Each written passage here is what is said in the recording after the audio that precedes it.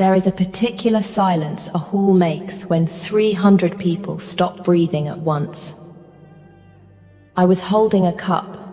It was warm through the pewter, which was wrong, because I had set it down cold an hour before, and I have never in my life been able to stop my hands from knowing a thing before my mouth catches up. Every torch in that hall was behind me. Every face in front of me was waiting to watch me hand it over. He was already reaching. He had that look he got when his body had decided something and his mind was arriving late, and I understood with terrible clarity that if I let him take it from me, he would drink it, because he trusted my hands more than he trusted his own. So I did the only thing left. I lifted the cup, and I drank first. It started 19 days before that, on a road, with a chicken. Her name was Bramble. She was the worst creature the goddess ever put breath into, and she had gotten out again. I was 23 that autumn, and I had spent most of it on my knees, in the dirt behind the still room. Which will tell you something about how my life was going. I had a place, and the place was small, and it was mine. Old Maud kept the still room for the village of Hollow Ash, and I kept Old Maud, which mostly meant grinding, straining, labeling, and being blamed for weather. In exchange, I had a cot, a shelf of my own, and one hen who had never once given me an egg without making me earn it in a foot race. That morning, she went straight up the bank and into the middle of the high road, and I went after her, because a hen in the road is a hen in somebody's pot. I heard hooves. I assumed it was a cart. I was wrong. Bramble went left. I went left. Bramble reversed with the tactical instinct of a creature who has never lost anything, and I came down hard on both knees in the road with a fistful of tail feathers and a mouth full of language Maud would have swatted me for. Behind me, somewhere far off, I registered that the village had gone quiet. Not market quiet. Not funeral quiet. The other kind, the kind where every shutter in a street closes at the same time and every hinge in the street is suddenly very well oiled. I did not look up. I had a hen to catch. I got two hands on her and stood and turned, and there was a horse. It was enormous and black and stopped, entirely stopped, in the middle of the road, perhaps 5 paces from me, and behind it were 9 mounted men in dark iron, also stopped, and none of them were looking at me. They were looking at the man on the black horse, and the man on the black horse was looking at me. I knew what he was before I knew who he was.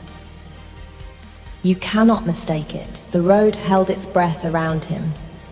Even the light seemed to be on its best behavior. He was perhaps 30, dark-haired, one old white line of a scar through his eyebrow, wearing nothing that announced rank, except the way 10 armed men arranged themselves around him without being told. He had one hand on the reins and one on the pommel of his sword, and he had not moved since I turned around. Bramble chose that moment to try to leave via my sleeve. I am sorry, I told the horse, because it seemed the safest party present. She is not usually like this. She is usually worse. Nobody answered. One of the men in iron made a small sound in his throat. The man on the black horse said nothing at all. He looked at me the way you look at a word in a language you used to speak. And then something came out of the trees. It came at a dead run, black as the horse and twice as unnecessary, and I want to be very clear that I had exactly enough time to think that is a wolf before it stopped in the road in front of me, sat down in the dust like a dog at a hearth, and thumped its tail once. Behind me, someone in the village screamed into what sounded like a folded apron. The wolf looked at the hen. The hen, showing the only good judgment of her life, went completely still. The wolf looked at me. It had eyes like the underside of ice. Then it stood, walked past me, took the entire hen out of my hands with terrifying delicacy, carried her 4 paces, and set her down at the boots of the man who had come down off the black horse without my noticing he had dismounted. There was a silence. "That," I said, "is my chicken." He looked at the hen. The hen looked at him. He had the expression of a man reading a battlefield report that has been written in verse. He crouched, one knee to the dirt in the middle of the road, and he picked up my hen with both hands like she was a helmet full of water, and he brought her back to me and held her out. I took her. Our hands did not touch. He made sure of it. I noticed that he made sure of it, and I noticed that his hand stayed exactly where it was for a moment after mine had gone, as if it had not been given the order to withdraw. "Your animal," he said. "Your animal," I said, and nodded at the wolf, who had lain down across the road as though it intended to stay there through the winter. His jaw moved once before he found anything. He does not do that. He seemed practiced. He has never done that. "You should tell him," I said. "He has clearly not been informed." There is a moment when a very powerful person decides how to take a thing, and everyone in earshot can hear the decision being made. The 9 men in iron had gone the particular kind of still that men go when they are about to have opinions later. He did not laugh, but something went through his face and did not come out the other side, and he turned it toward the trees to have it privately. "You are not afraid of me," he said. "I have been on my knees in a road for the last while, my lord. I have used up my dignity. Fear is expensive." "My lord," he repeated. Was that wrong? Behind him, the largest of the Iron Men cleared his throat and said, without any inflection whatsoever, "That is the king." Everything in me went very cold and very calm, which is what I do instead of sensible panic. I looked at the king of the Iron Territories, in the road, in the dirt on one knee of his trousers where he had crouched for a hen. "Then I apologize for my chicken," I said. "Do not." He said it too fast. He heard himself say it too fast. I watched him hear it. "She is. The road is public." "It is. You had every right to be in it." "I did." "Chasing a hen," he said, as though testing whether the sentence could hold weight. "She is a bad hen." "Yes," he said, "I could see that." He got back on the black horse. The wolf did not move. He had to say the animal's name twice, and the second time it stood with the specific slowness of a creature making a point. And it went to him. And it looked back at me once from the bend in the road, and then they were gone. And Hollow Ash opened its shutters, one at a time, to stare at me. Maud hit me with a cloth when I got back. Then she sat down. "Wren," she said, "do you know what you have done? Caught a chicken. You spoke to the king. He spoke first," I said. "Mostly he spoke second. It is difficult to say." 2 days later, a rider came from the fortress with an offer, and this is the part everyone gets wrong when they tell the story now. It was an offer. The king's household wanted a still-room hand for the winter. Maud's tinctures went up to the fortress twice a year, and someone had finally decided to keep the source closer. And I could say no. I asked the rider 3 times whether I could say no. He looked increasingly haunted and confirmed each time that I could. I thought about the cot and the shelf and the small good life on the edge of the road. I said yes, Nobody made me. I want that written down somewhere. Because of everything that came after, I chose the door, and I walked through it myself, and I took the hen. The fortress at Greywater sits on stone above a valley the color of wet iron, and inside, past all that grimness, there is a kitchen the size of a barn where it is always warm and always 4 in the afternoon. I liked it immediately, which felt like a moral failure. The king's second was the enormous silent one from the road. His name was Gunnar. He met me at the gate, looked at the crate under my arm, and did not ask. "That is a hen," I said. "I can see that it is a hen. She is not a gift. No one," Gunnar said, with feeling, "has suggested that she is a gift." The court found out about me by the end of the week. Because courts are made of ears, I was carrying a tray of dried yarrow across the back of the Great Hall on the 4th evening. The hall was full. The tables were down. The king was at the high seat listening to a man from the Eastern Holdings explain something about grain with the expression of a man being slowly buried in it, and the wolf came off the dais.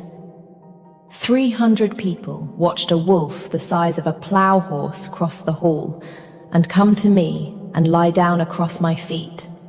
Not near my feet, across them. Full weight, a living hearthstone with opinions. I stood there with a tray of yarrow and a wolf on my boots, while the king of the Iron Territories closed his eyes very briefly, like a man asking the goddess for a favor he knew he had not earned. "He is," Halvar started. Everyone in the hall leaned forward to hear how that sentence ended. "Warm," I offered. "It is a cold hall. I do not blame him." Halvar looked at me down the length of that room, with something naked passing over his face, there and gone, and then Lady Dagny of Ashfell laughed the way you throw a stone. She was seated at his right hand, which told me everything about what she had been promised and by whom. Gold at her throat, 3 generations of grain treaties behind her, and the specific beauty of a woman who has never once had to be interesting. "How charming," she said to the hall. "The beast has found the kitchens." "The still room," I said. "I beg your pardon? I am from the still room, my lady." "The kitchens are through the other door." I shifted the tray. "It is an easy mistake if you have not been." I felt the hall take that in. I felt Gunnar, 20 feet away, stop breathing on purpose. I got out of there with my tray and my dignity, and a wolf following me the whole way to the still room door, where it lay down and stayed until nearly dawn. That was the first night something was left outside my door. If you want to know whether I survived my first winter in that court, whether the king ever managed to finish a sentence near me, and what his wolf did on the night of the naming feast, in front of everyone, stay with me and follow along so you do not lose the thread. It gets stranger from here. It gets much stranger before it gets kind. The gifts arrived like weather. A hare, first, laid out on the threshold with obscene pride. Then a boot. Not a pair. One boot, belonging to a knight who came looking for it at midday and could not meet my eyes.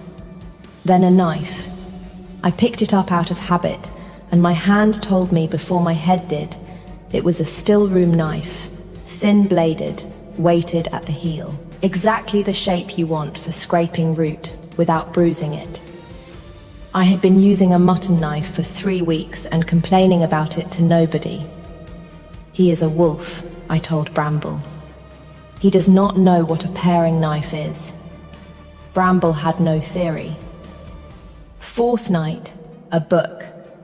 Herb Law, the good northern one, worth more than my mother's house. It smelled of ink, and there was a smudge of it fresh on the leather where a thumb had been. I told myself wolves live in libraries. I told myself a great many things that autumn. The king, meanwhile, had begun malfunctioning at close range. I do not mean he softened. In the hall, he was law itself. I watched him settle a blood dispute between two holdings in under a minute with 4 words and no visible effort. And I watched grown warriors go quiet when he came into a room the way water goes flat. And then he would turn around and find me holding a basket and set down a cup with such enormous care that it made a noise, and say something like, "The corridors are cold." They are. They have always been cold. That is often the way with corridors. Yes, he would say. And then stand there. And then leave. He left his library door open. Every night. A hand's width, light spilling into a corridor I had no business in, and I told myself for 11 days that it was a draft. On the 12th night I stopped in it. He did not look up from the map he was not reading. You may come in or you may go. The doorway is the coldest part of the room. I came in. That was my choice too. The library at Greywater smelled of pine resin and old paper, and the particular smoke a fire makes when it has been going all day. He had a chair. There was a second chair. The second chair had no dust on it, which I noticed and filed, and did not say, "May I ask you something no one asks you?" He set down the pen. "That is a great many things. Why is your door open?" The fire moved. He looked at it instead of me, which I was learning was the closest he came to flinching. "There was a year," he said, "when this room was very full. My father's council, my brother, men who are dead now. The door was shut so often, I stopped hearing it close." He turned the pen over. I found I did not like the sound of it, so I stopped making it. "That is not an answer about me." "No," he agreed. "It is not." And there it was, the pause where the next word should have been, held so long I could hear the fire eat through a log. "They say you do not sleep," I said, to give him somewhere to put it. "They say a great many things. They say your wolf has been leaving offerings at a still room door like a lovesick boy." His hand went still on the pen, entirely still, in the way a thing stills when it has been caught. "He is not," Halvar stopped. Started again. "He does not consult me. That must be difficult. You have no idea." He said it with such genuine exhaustion that I laughed out loud, and he looked up at the sound like a man who had heard a bell in a town he thought was empty. I left before I could ruin it, but I stopped in the doorway, because I am not a good enough person to have gone straight out. "My lord." The knife was well chosen. "I will tell him," he said. 3 days later I found out what he meant by that. I was in his study fetching the ledger of stores, sent by Gunnar, entirely permitted. And the wind took the door, and the wind took a page. And I picked up off the floor a list of names. The naming feast comes at the turn of the year, and every household of the Iron Territories sends its daughters to be presented. And the king's household writes the list of who will be received. It is the oldest ordinary cruelty in the territories. Rank decides. Ash Fell heads it. A still room hand from Hollow Ash does not appear on it at all. My name was on it. My name was on it, crossed out and written in again beneath. And crossed out. And written in again beneath that. 4 times down the margin in the same hand. Harder each time. The last one carved so deep the quill had gone through the paper. It was not a scribe's hand. It was the hand from the smudge on the book. I stood in that study for a long time. and I thought about a knife with the right weight in it, which no animal alive has an opinion about. I thought about a book of northern herb lore that answered a thing I had said aloud to a hen. I thought about a door that had been open for 11 nights, and a chair with no dust on it. I thought about a man who could end a blood feud in 4 words, and could not tell me the corridor was cold without needing 2 attempts. It had never been the wolf. It had been him. Every time.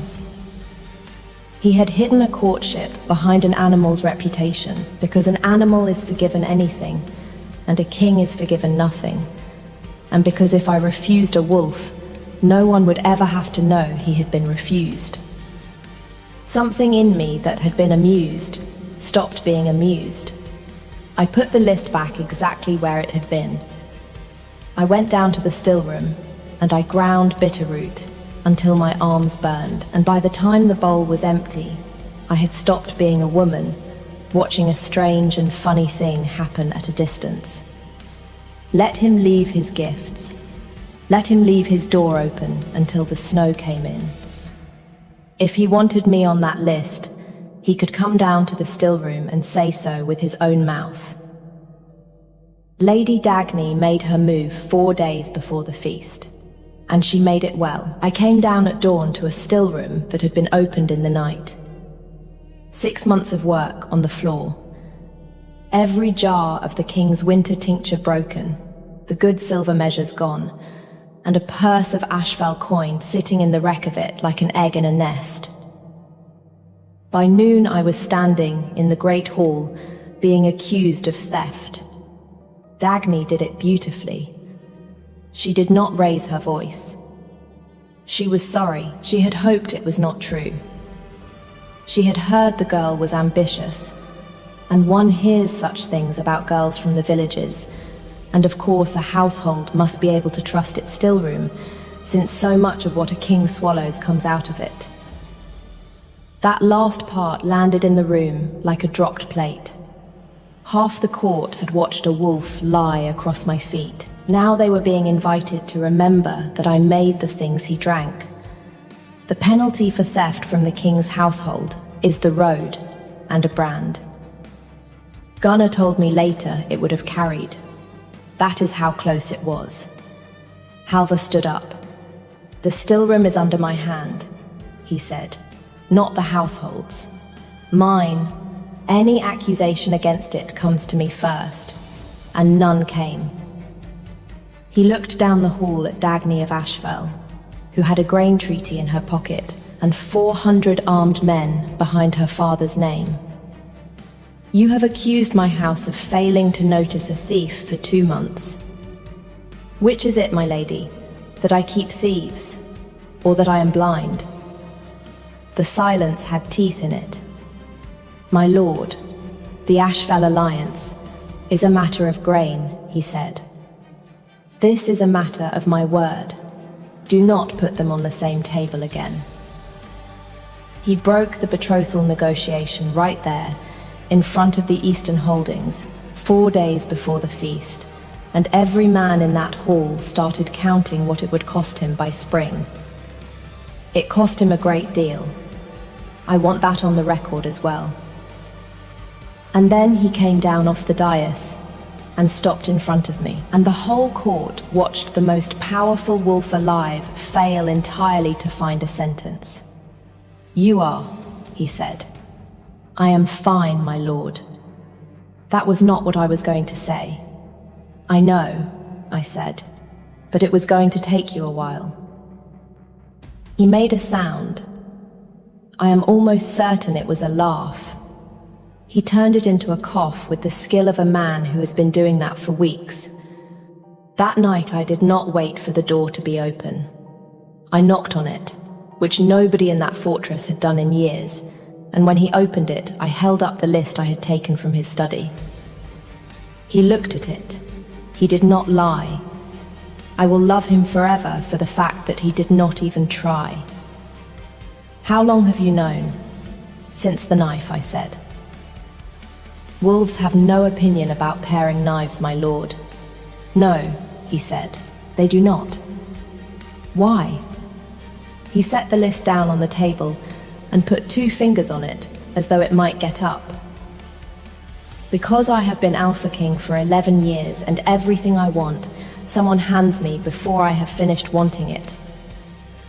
He looked at the fire. You cannot ask a woman with no rank if she wishes to be looked at by the man who owns the road she stands on. There is no honest answer to that question. So I let him do it. His hand moved once on the table. He wants what I want. He simply has no shame about it. And if you had swept the hair off your threshold and shut the door, I would have known, and no one would have had to watch me be refused. Coward, I said. Yes, he agreed, entirely calm. You put my name on that list 4 times. I took it off 4 times. Why did you take it off? Because the feast is a market, he said, and I would not have you stand in it. And because the last name I wrote on a list of mine was my brother's, for a border ride that I ordered, and he did not come back from it. He stopped. The fire ate through another log. I have not been certain since then that wanting a thing near me is a kindness to it. 3 sentences, and a life in them. I had asked for one true thing, and he had put it on the table between us like a blade he was done carrying. Ask me, I said. Ren, you have spent 19 days asking me through a wolf. Ask me with your own mouth, and I will give you an honest answer, and you will have to stand there and hear it. He crossed the room. He stopped 3 paces away, which was 2 paces further than he needed and exactly as far as he could manage, and the space between us sat there being the loudest thing in the room. Come to the feast, he said, not as the still room. Come as yourself, where they can all see you, and let me stand up in front of the territories and be what I have been for weeks, which is a man who cannot think straight in a corridor. Yes, I said. He closed his eyes. That was quick. I have had 19 days, I said. You are the slow one. The naming feast filled the hall to the walls. Every household of the Iron Territories, every daughter, every banner, and me in a borrowed green dress that Maud had wept over and Gunnar had personally carried up the hill. I made the king's tincture that afternoon, as I had every week since I came. Bitter root and yarrow for the old wound under his ribs that stiffened in cold weather, and he took it after the first course, publicly, every time. Because a king who is seen taking medicine is a king nobody is poisoning quietly. I brought the cup out myself. Dagny of Ashfell had planned that too, I think. The girl from the village carrying the cup up the length of the hall in front of everyone, so that when he fell, 300 people would already know whose hands it came from. There is a particular silence a hall makes when 300 people stop breathing at once. I felt it through the pewter. It was warm. I had set that cup down cold on the sideboard an hour before, and warm meant opened, and opened meant added to, and my hands knew it 2 full steps before my head did. Moonsbane goes in warm. It will not dissolve otherwise. He was already reaching for it. That look on his face, the one where his body had decided and his mind was arriving late, and he trusted my hands more than his own, and he would have drunk it in front of everyone, and been dead before the second course. I could have thrown it down. Then it would have been my word against Ashfell's, a wet floor, and nothing proved. So I lifted the cup, and I drank first, and I did not stop until I had taken enough that no one in that hall could ever say it was theatre. Then I put it down and said, "Into the silence. That is Moonsbane." It was added after I made it, I have just taken enough of it to prove that, and I would like the sideboard searched before anyone leaves this room. Moonsbane does not burn. That is the trick of it. It goes in like well water, and then the cold starts, and it starts in the bones. It came up through me in a wave, and it did not stop coming. I got one hand onto the edge of the table. I remember thinking, with great irritation, that I was going to ruin Maud's dress. I remember the sound the hall made when the King of the Iron Territories came over the high table. He got there before I went down. I heard him say my name, and it was not a king's voice at all. It was a young man's. And then the wolf was there, off the dice, through the crowd, scattering 300 people like grain, and it put itself down beside me and howled in a way I hope never to hear again. The cold went for my heart, and I fought it. I want that understood. I did not lie there and get rescued. I lay on the floor of the great hall, with my hands shut around a broken measure of pewter, until there was blood in it, and my own voice going out of me in pieces. And I said, "Sideboard." The cup was warm. Somebody put a hand on it, and it was not mine, until Gunnar had 5 men at the sideboard, and one of Ashvel's women had run 3 steps toward the north door and been caught by her sleeve. Then Halvar's arm was behind my shoulders, and he was saying something, and I was cold all the way through. And the last thing I got out was, "You are not as cold as you think you are, my lord." And I did not hear his answer, because I was gone. I did not die. Maud had taught me what Moonsbane takes and how much, and I had drunk enough to prove it, and stopped one swallow short of enough to finish it. And that swallow was the only calculation I made all evening. I lost 4 days. I lost feeling in 2 fingers for a season. There is a thin white line across my palm where the pewter went in that has never gone away and never will. I woke in a room that was not the still room, with a fire built too high, and a wolf asleep across the whole foot of the bed like a fallen wall. And the door was open. Halvar was in the chair beside it, and had been, Gunnar told me, for the better part of 4 days, hearing petitions in a doorway because he would not go further from the room than that. He did not make a speech.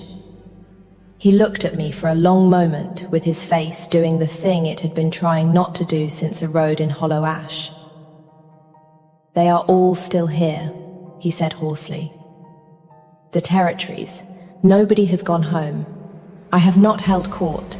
You must hold court." "I know. Halvar, you said my name." "I did."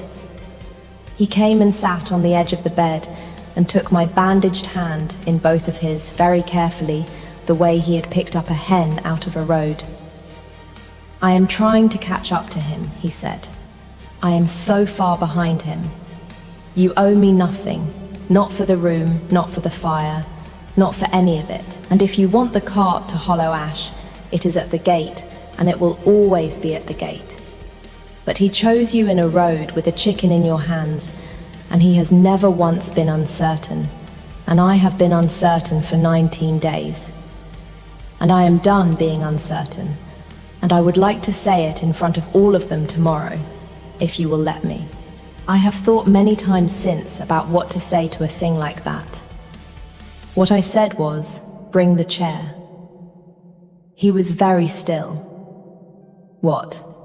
'The one in your library with no dust on it,' I said. 'You have been keeping it for someone for 11 years. Bring it down to the hall and put it beside yours, and I will sit in it, and then you will not have to make a speech at all.' The kiss came before the hall, not after. It was brief, and it was not what I expected, which is that nothing in me caught fire. Something in me set down. 11 years of a stranger's wait, and 23 years of my own put down on a floor at the same time. And the quiet after it was the loudest thing I have ever heard. Then, he went and got the chair himself. He carried it the length of the great hall in front of the assembled territories and set it beside the wolf throne, and did not explain himself to anyone. Lady Dagny of Ashfell was not exiled. Halvar did something colder. He sent her home with her father's grain treaty intact and every one of her family's court appointments stripped, and had the sideboard testimony read aloud in each of the 5 holdings, so that she would live a long life in a house where everyone knew. Her woman confessed and took the road. Ashfell has sent no daughters to a naming feast since. It was not clean afterward. I will not pretend it was. 2 of the Eastern holdings sat out the spring muster to see whether a king who put a still-room hand beside him could still hold a border. He could. Gunnar handled the first one, and Halvar handled the second personally, and I am told the second holding has been extremely agreeable ever since. There are still men in that hall who look at my hands before they look at my face. There are women who came to me for a headache tincture in the first month, specifically, to see whether I would flinch, and I did not, and they come now for real ones. A year on, this is what my life is. The still room is mine, and has 3 girls in it, and one of them is better than I was, which is a hard and good thing to learn about yourself. The library door does not get closed. There is a hen named Bramble who lives in a fortress and has an opinion about the wolf throne. And there is a wolf the size of a plough horse who catches her twice a week and brings her back to me with insufferable pride. And a king who has stopped apologizing for him. A letter came from Hollow Ash in the spring. Old Maud, 4 lines, no greeting. I hear you are Luna. I hope you are still labeling your jars. The road is fine. Send Yarrow. I sent Yarrow. Last night I came up the corridor late with cold hands and found the light lying across the stones the way it has every night for a year. A hand's width of it. Waiting. He was at the map table pretending to read. He did not look up. You may come in, he said, or you may go. The doorway is the coldest part of the room. I did not go. I never do. He knows that. He leaves it open anyway, and that, if you want the truth of the whole thing, is the entire story of how the most feared man alive came to be married to a woman who was, on the day he met her, losing a fight to a chicken. So tell me this, because the court is still divided on it, and I would like to settle a wager, do you think he truly meant to hide behind that wolf, or was he hoping, every single night, that I would notice the ink on the book? Tell me your theory below. And if you want to know what happened the winter Ashfell's brother came to Greywater with an old claim and a very short temper, comment the wolf. And stay with me, Halvar and I are not finished yet. Follow along and I will tell you that one too. Where are you listening from tonight? Wherever it is, I hope your door is open. I do not remember deciding to move. One moment the cup was in his hand, small, silver, warm with spiced milk, and the next it was on the floor. And he was in my arms. And the room had gone the particular silence that comes right before every grown man in it starts shouting at once. Someone was screaming for the healer. Someone was screaming my name like an accusation. And underneath it, so quiet only I could have heard it, a voice I had learned better than my own said one word, and it was not the child's name. It was mine. I would like to say I was brave. I was not.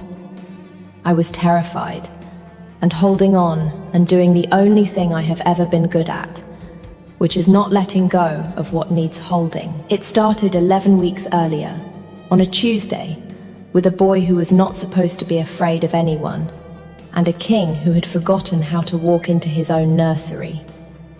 My name is Wren, and before any of this I was nobody in particular. 23 winters old, laundry rough hands, the kind of face servants have, forgettable on purpose.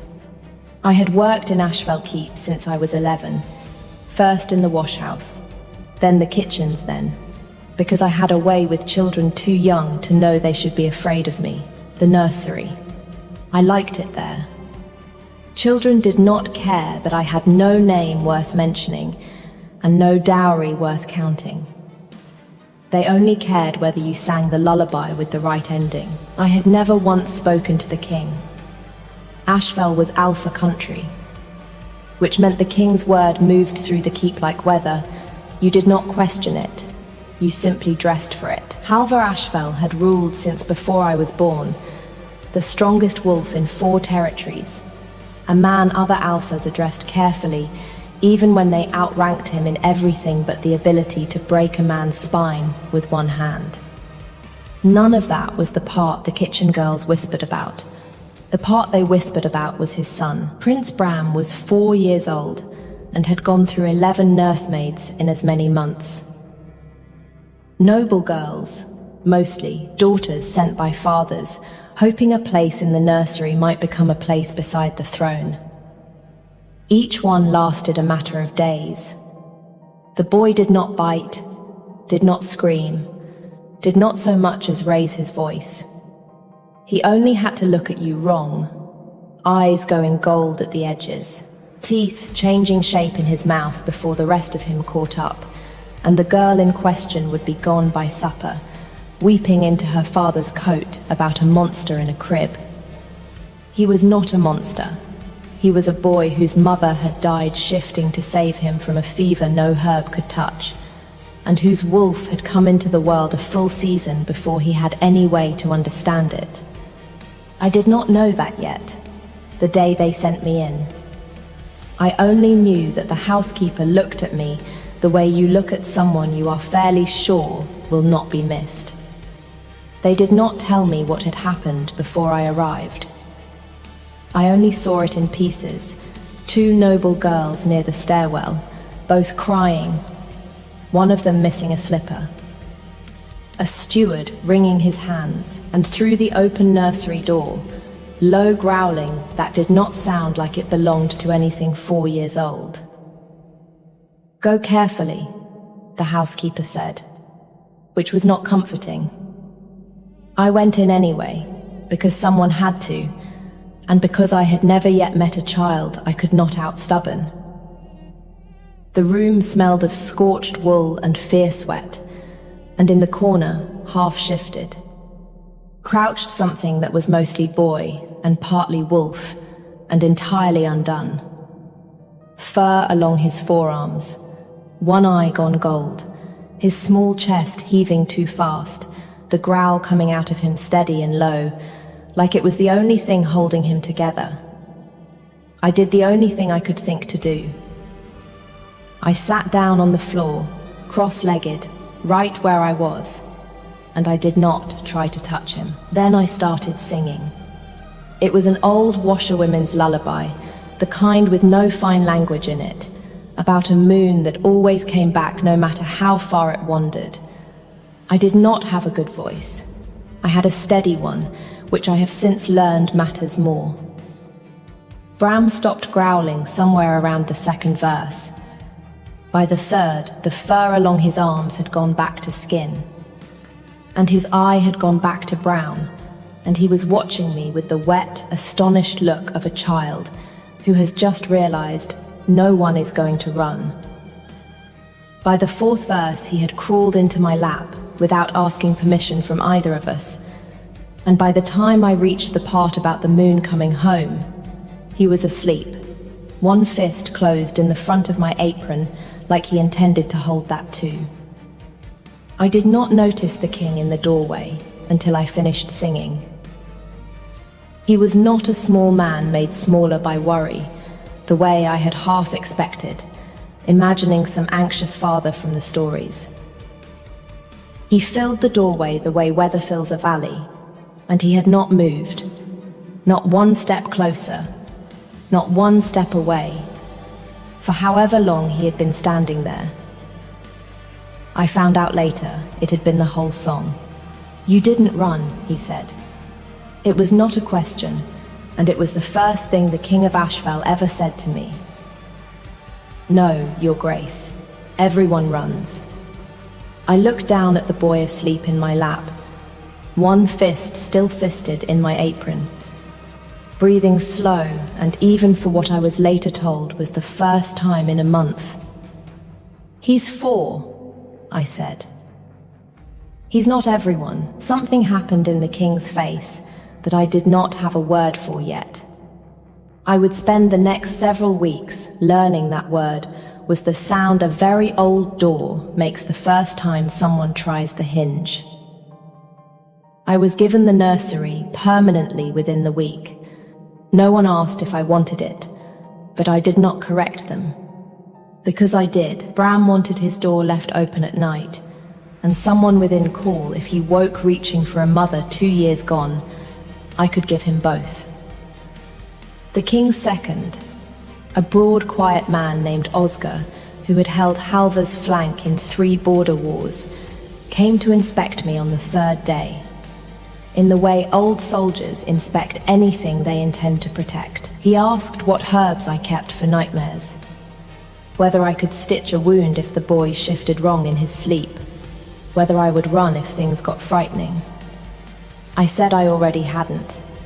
He nodded once, like a man closing a ledger, and after that he brought me tea from the kitchens most evenings, unasked. And I thought, for longer than I should have, that this meant he was on my side, lower in the pack. Everyone still knew where I belonged, and it was not standing close enough to the Alpha's heir to matter. Ashval's hierarchy ran the same as every pack's. The king at the top, his second below him, ranked warriors, the pack proper, and then the ones like me, who existed mostly to make the ranked comfortable. A laundry girl with her hand in the crown prince's future was not a story. It was a scandal, waiting for a reason. Lady Odessa Vantry gave it one within a month. She arrived from the Eastern Territories with 3 trunks and the settled confidence of a woman who had been told her whole life she would one day be Luna. She had very nearly been. 2 winters before Astrid. Before the king's heart had been spoken for elsewhere, and Odessa's family had swallowed the insult and waited, the way families like hers always do, for the world to circle back around to what they were owed. She found me in the corridor outside the Great Hall the day of the autumn gathering, Bram's small hand in mine, and she looked at the 2 of us the way you look at a stain you intend to have someone else remove. "How touching," she said to the 3 ladies flanking her rather than to me. The kitchen girl playing nursemaid to the whole future of the territory. I do wonder what the king imagines he's teaching his son, being raised by someone who empties his chamber pots. Bram's hand tightened in mine. I felt the small tremor start up his arm, the one that meant his wolf was listening too. "I don't empty his chamber pots," I said, pleasant as anything. "I have a girl for that. I only handle the parts of him that matter." One of her ladies laughed before she could stop herself. Odessa did not. The king found me in the library 3 nights later, which I would come to learn was where he went when the crown got too heavy to wear in front of anyone else. I was there returning a book Bram had insisted on, despite being 4 and unable to read, and I did not expect the King of Ashval to be sitting in the dark with no candle lit, a cup of something untouched at his elbow. "You don't have to make excuses to my second in command," he said without turning around. "Osgar reports everything to me. I know what Lady Vantry said in the corridor. I wasn't making excuses, Your Grace. I meant it. I know you did. A pause where the next word should have been. That's rather the problem. I did not ask what he meant. I have found that people tell you the true thing faster if you let the silence do the asking instead of your mouth. My son has not slept a full night since his mother died, he said finally. 2 years, 11 nursemaids. I had begun to think it was permanent, that I had a son who would grow up half a wolf with no one able to reach the boy underneath it, because I could not reach him either, not since Astrid. His hand closed slowly around the untouched cup. And then a laundry girl sat down on my floor and sang to him like it was nothing at all. It wasn't nothing, I said. It's a very good lullaby. That surprised a sound out of him that was almost a laugh. The first I had heard, low and rusted, like a hinge that had not moved in some time. Why does he trust you? He asked. Everyone else, he smells the fear on. Why not you? I thought about lying or being clever and decided against both. Because I'm not afraid of him, I said. I don't think anyone's told him that's possible. He looked at me for a long moment in the dark. The kind of look that in a bawdier story would have ended in something neither of us could take back. He did not close the distance between us. Neither did I. He set his cup down instead, gently, the way you set down something you have decided not to break yet, and wished me good night. The days after that fell into a shape I had not let myself want. Bram found reasons to be wherever I was, insisted his lessons happen in the kitchen so I could listen, brought me things from the gardens with the fierce seriousness only a 4-year-old can manage. A stone shaped like an egg, a feather, once an alarming beetle he clearly expected me to keep. Twice I found him asleep outside my door, instead of his own, and both times it was Halva who carried him back, and both times he lingered a moment too long in my doorway before he left. The nursery door itself had been locked every night for 2 years before I came, I learned from one of the older maids. Locked from the inside, by the king's own order, the year Astrid died. I did not ask why. I only noticed that somewhere in my 2nd month, it had stopped being locked at all. I did not know yet that a king's grief and a king's advisor can look identical from the outside, both quiet, both careful, both watching.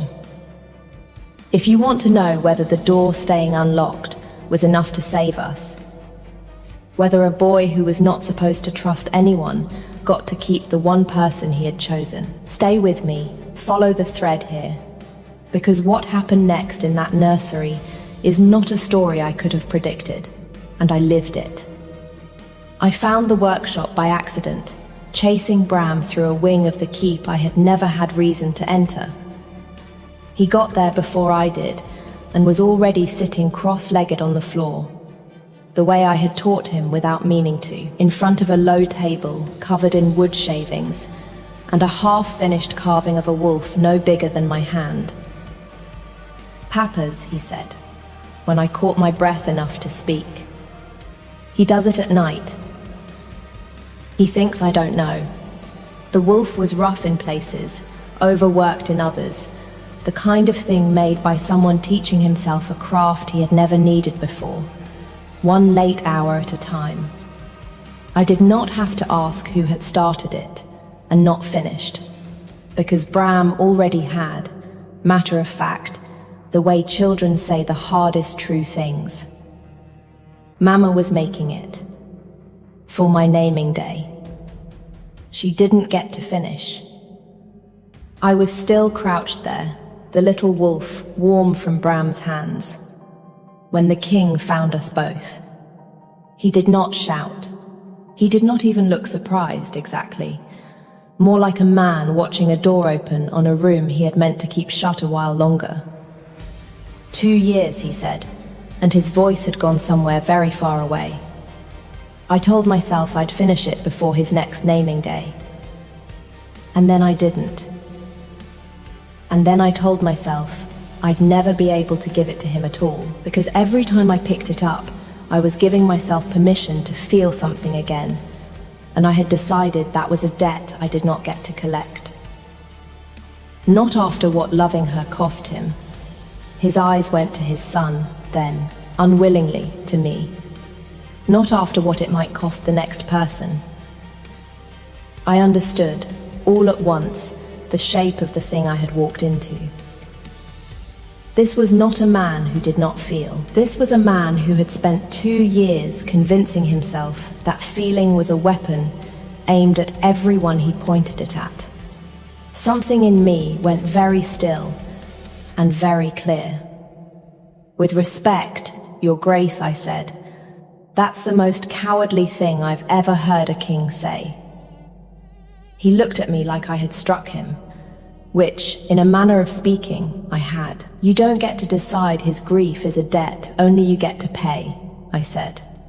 And I did not soften it, because I was done softening things for people who outranked me. He is 4 years old, and he has already learned that love disappears if he holds it too tightly. You are teaching him that lesson twice, once when his mother died, and again every single day you refuse to finish that carving out of some idea that wanting things is dangerous. I don't care what it costs you. Finish it. He needs his father back, more than the pack needs you protected. I had never spoken to anyone that way in my life, let alone a king. A month earlier, I would not have dared. He did not answer for a long moment. Then he crossed the room, picked up the half-finished wolf, and set it in his son's open hands.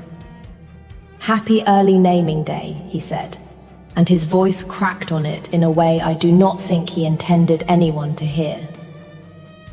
Bram threw both arms around the carving like it might run off, and then unexpectedly around his father's neck, and Halvar knelt there on the workshop floor holding his son with a wooden wolf caught between them, and I stood in the doorway of a room I had not been invited into, and understood that I had just watched something come back from the dead that was not Astrid, and never could be, but was real all the same.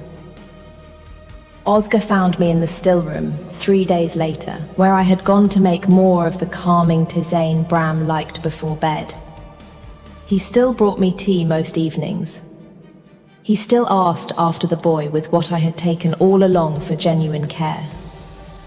The border lords are asking questions, he said, without preamble, about why the crown prince's closest attachment in the world is a laundry maid with no house behind her name, about what it means, that the king has not so much as looked at a marriage contract in 2 years, and now suddenly looks settled and content, and everyone in this keep knows exactly why. Is there a question in there, or just a complaint? The question is whether you understand what you're standing in the middle of. His voice was not unkind. That was almost worse. This isn't a story about a boy and a lullaby anymore, Ren. It's a succession. Ashvel needs an alliance in the east before winter, or the border lords start wondering if a king without a Luna is a king worth testing.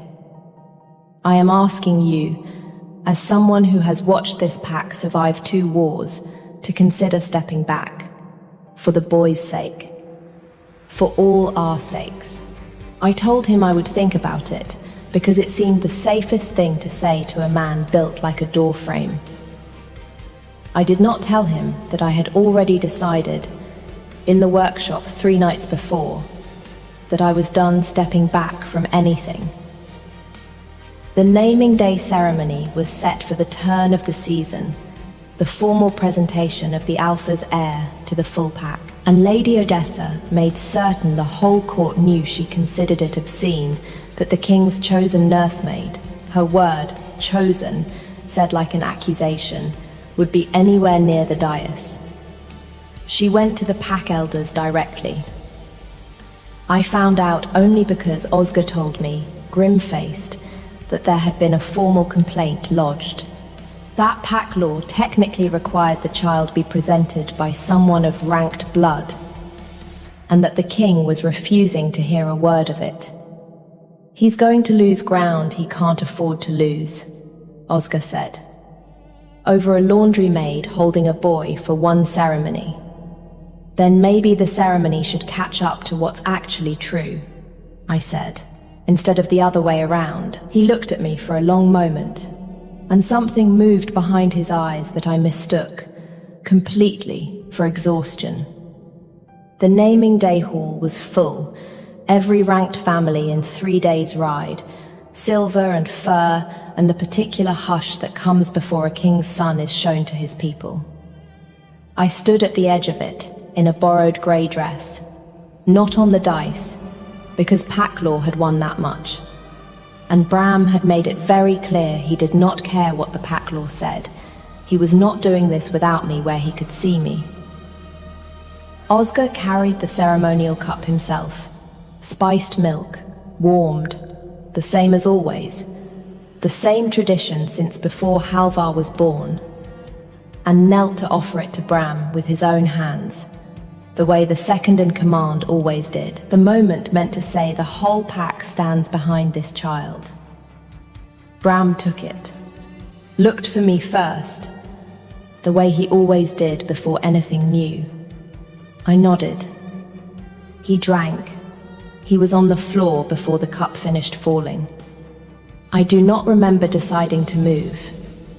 One moment the cup was in his hand, and the next it was on the floor, and he was in my arms, and the room had gone the particular silence that comes right before every grown man in it starts shouting at once. I could smell it on him before the healer arrived, underneath the milk, a bitter green thread of wolfsbane root, enough to drop a grown man for an hour, and nearly enough to stop a 4-year-old's heart outright. I got 2 fingers into his mouth and made him bring it back up before it went any further down. Because I had spent 12 years in a still room, and I knew exactly what I was smelling, and exactly what came next if I didn't. The root burned going in either direction. By the time the healer reached us, my hand was blistered, where his sickness had run over it, and I did not feel it yet. And Bram was breathing, shallow but breathing, and someone was screaming for the healer, and someone was screaming my name like an accusation. It was Oscar. She did this, he was saying to anyone who would listen, to the whole silvered hall. She had access. She had the herbs. She, Ren, just my name, Lo, and not an accusation. Halvar was on his knees beside us before I had registered him crossing the hall, one hand checking his son's breathing, the other closing, briefly, hard, around my blistered one. She saved him, he said, not loud, but the kind of quiet a room full of wolves cannot help but hear. You are standing in front of me accusing the one person in this hall who acted before the rest of you finished screaming. It was, of all people, Lady Odessa who said it first. He carried the cup himself, her voice cut clean through the noise, and every head in the hall turned, because it was the last voice anyone expected to speak in my defense. I watched him do it. No one else touched that cup between the kitchens and the dais but Oscar. Her eyes, when they found mine, held nothing warm in them, and also, for the first time, nothing cruel. I do not like you, girl. I have never pretended to. But I know what I saw, and I am not in the business of letting a man poison a child and call it someone else's crime. Oscar did not run, and he did not deny it long. Something in his face had already given up the fight before his mouth caught up. I would not have let it kill him, he said low, like that made it a smaller crime. Enough to frighten. Enough that the whole hall would see this keep is not safe, with a commoner running its nursery. Enough that you would finally hear reason about the alliance, before the border lords lost patience entirely. I have bled for this pack twice over, Halvar.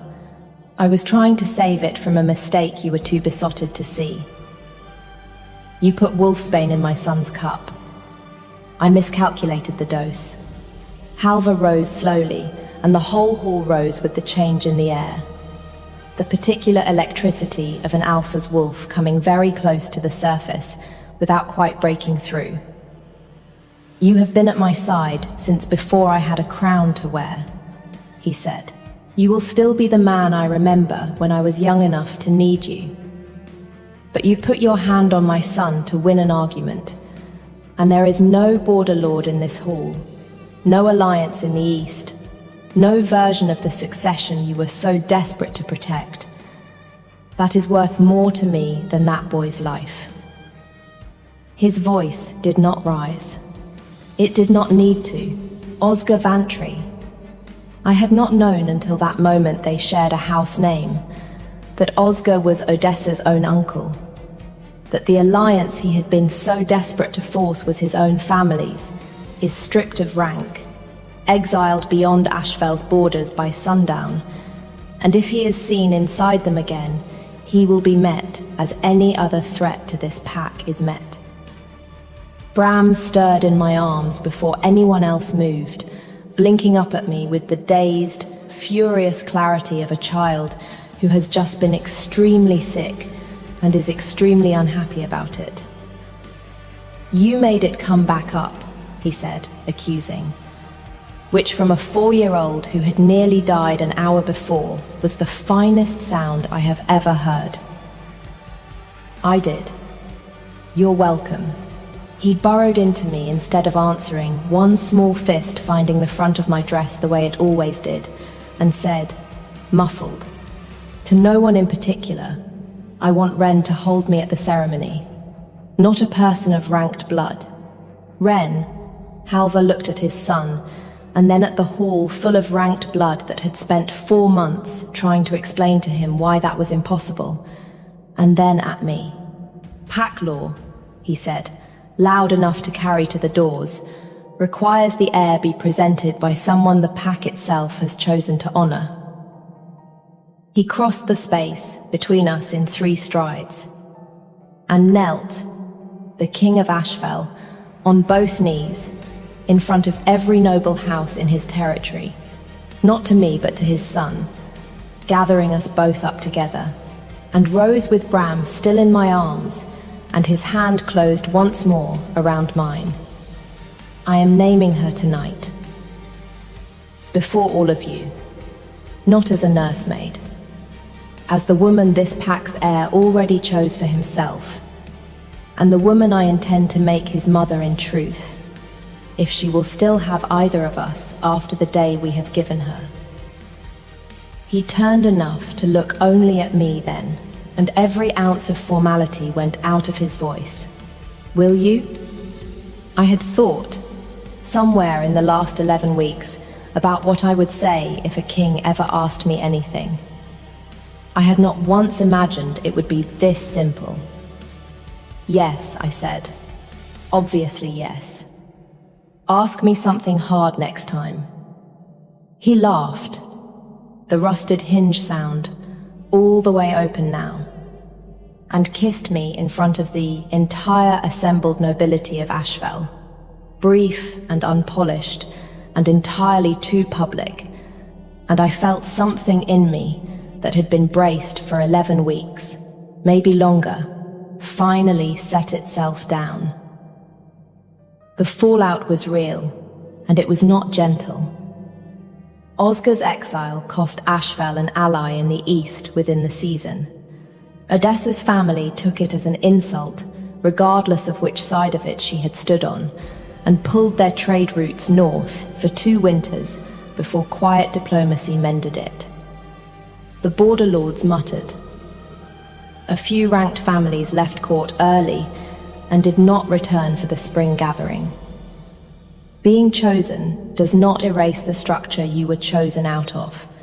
It only means you spend the rest of your life a little bit argued about, and I have found I do not mind that nearly as much as I expected to. Odessa, for her part, did not become my friend. She became something stranger, an ally who disliked me on principle and defended me on evidence, which I have come to think is rarer and more honest than most friendships I have had. 6 months later, the nursery door stands open day and night, because no one in this keep has needed it locked in a long while. The wooden wolf sits finished on Bram's windowsill. Halvar sanded the last rough edge himself, the week after the ceremony, and did not let anyone else touch it. Bram has stopped shifting when he is frightened, and started shifting when he is delighted instead, which the healer tells me is the more usual order of things. Last week, a letter came from the wash-house woman who trained me at 11 years old, half in disbelief that the girl who used to scrub sheets in her yard was now, of all things, expected to be called Luna by autumn. I wrote back that I could hardly believe it either, and that she should come to the wedding, and that yes, I would still remember how she took her tea. I still sing Bram the same lullaby most nights, though he tells me now that he is nearly 5 and far too old for lullabies. And then he asks for it twice more before he will close his eyes. I think about the day I sat down on a nursery floor with no plan beyond not running, and I think, sometimes, that the whole of my life since has been the world quietly rewarding the one thing I have always been stubborn about, refusing to leave, when leaving is the easy thing to do. Halvar says I saved his son twice. I only ever meant to save him once. I have decided not to correct him. A king should be allowed to be wrong about something, every now and then, especially when it means I get the credit twice. I still wonder, some nights, what would have happened if Osgar's dose had been a little more precise, or if Odessa had chosen her family over the truth in that hall. I do not like where that thought ends, so I do not finish it. But I wonder about you, too. Whether you saw Odessa coming, or whether she surprised you as much as she surprised me. Tell me your theory in the comments. Comment the wolf if you want to hear what Bram says the day he finally meets a sibling. And if you want more nights like this one, a king learning how to be brave in the small ways, a boy learning that love does not have to disappear, a girl who never once ran, stay close. There is more of Ashval left to tell, and I would rather tell it with you listening. Where are you tonight, while you are listening to this? The 4th time I packed that bag, nobody stopped me. I want you to understand what that meant. After everything, no wolf at the gate, no enormous grey shadow materializing out of the dark to take the strap in his teeth and haul 4 days of my dignity back up the stairs. The gate simply opened, and the road simply lay there in the moonlight, and for the first time in 4 days, I got to walk through it exactly as I had been demanding to. I made it about a mile before I understood that I had not won anything. There were 3 men on that road who had no business being on it, and they were not surprised to see me, and one of them said my name, out loud, on an empty road at midnight, like a man reading it off a list, and I finally understood why the wolf had never once let me reach that gate. 11 weeks earlier, I had arrived at Carrow Keep owing a dead man's debt, and I had counted every single day until I could leave it. My name is Linnea, and I break horses, which is a trade people find charming until they watch me do it and realize it mostly involves being thrown into a fence by something that weighs 800 pounds and has opinions. I was 24 that spring, stable-born, no house, no rank, no dowry beyond a good hand with a difficult animal. My father died owing the crown 90 silver he could not pay, and in Carrow a debt does not die with the man. It passes down. So it passed to me, and I came to the king's stables to work it off the only way I knew how. And for 2 years I broke the crown's horses and counted my days, and did not once let myself think of that place as anything but a sentence I was serving. Carrow was Alpha country, which meant the king's word was weather and the king's debts were law. King Dacian ruled from the keep, the strongest wolf in the northern reaches, and in 2 years I had spoken to him precisely never, because a woman working off a dead man's debt does not chat with the man who holds it. That is the part everyone gets wrong when they tell this story. They tell it like a romance. It started as a ledger. The day my term ended, the debt master signed my release, and I walked out of that office lighter than I had been in 2 years, and I went straight to my room over the stables and packed my bag. It was not much of a bag. Everything I owned fit in it, with room left over, which tells you most of what you need to know about my 2 years at Carrow. A change of clothes, my father's knife, a coil of good rope, the whole of my life, and it did not even strain the strap. I carried it to the west gate at dusk. I got perhaps 9 steps past the gatehouse before something very large came out of the dark.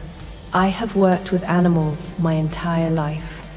I know exactly how a predator moves when it intends harm, and this was not that. The king's wolf, and there was no mistaking whose he was. The thing was the size of a plough horse and had eyes like a struck match, walked out of the shadows, sat down directly in my path, and looked at me. Then he took the strap of my bag in his teeth, quite gently, and pulled. "Let go," I said. He did not let go. He pulled, with the patient, unhurried certainty of a creature who has all night and knows you don't. And my bag came out of my hand, and he turned around and carried it back through the gate. I want to be clear that I followed him, not because I had decided anything, because he had my father's knife. He carried that bag up 2 flights of stairs into the room I had just emptied and dropped it on the bed. Then he sat down next to it, tail curled around his paws, and looked at me with an expression of enormous personal satisfaction. "That's stealing," I told him. He yawned. I packed it again the next morning. He took it off me at the same gate, at the same 9 steps, and carried it back to the same bed. I tried the east gate on the 3rd day, because I am not stupid, and discovered that he was apparently capable of being at the east gate too, and that he found my attempt at strategy so delightful that he brought the bag back at something close to a trot. By the 4th day, the entire stable yard had started placing bets, which is how I ended up in the king's own study, 4 days into the most humiliating standoff of my life. Demanding an audience, I had no standing whatsoever to demand. Your Grace. I dropped the bag on the floor between us, which I am told is not how one addresses an Alpha King, and which I could not at that moment be made to care about. Your wolf has stolen my luggage 4 times in 4 days.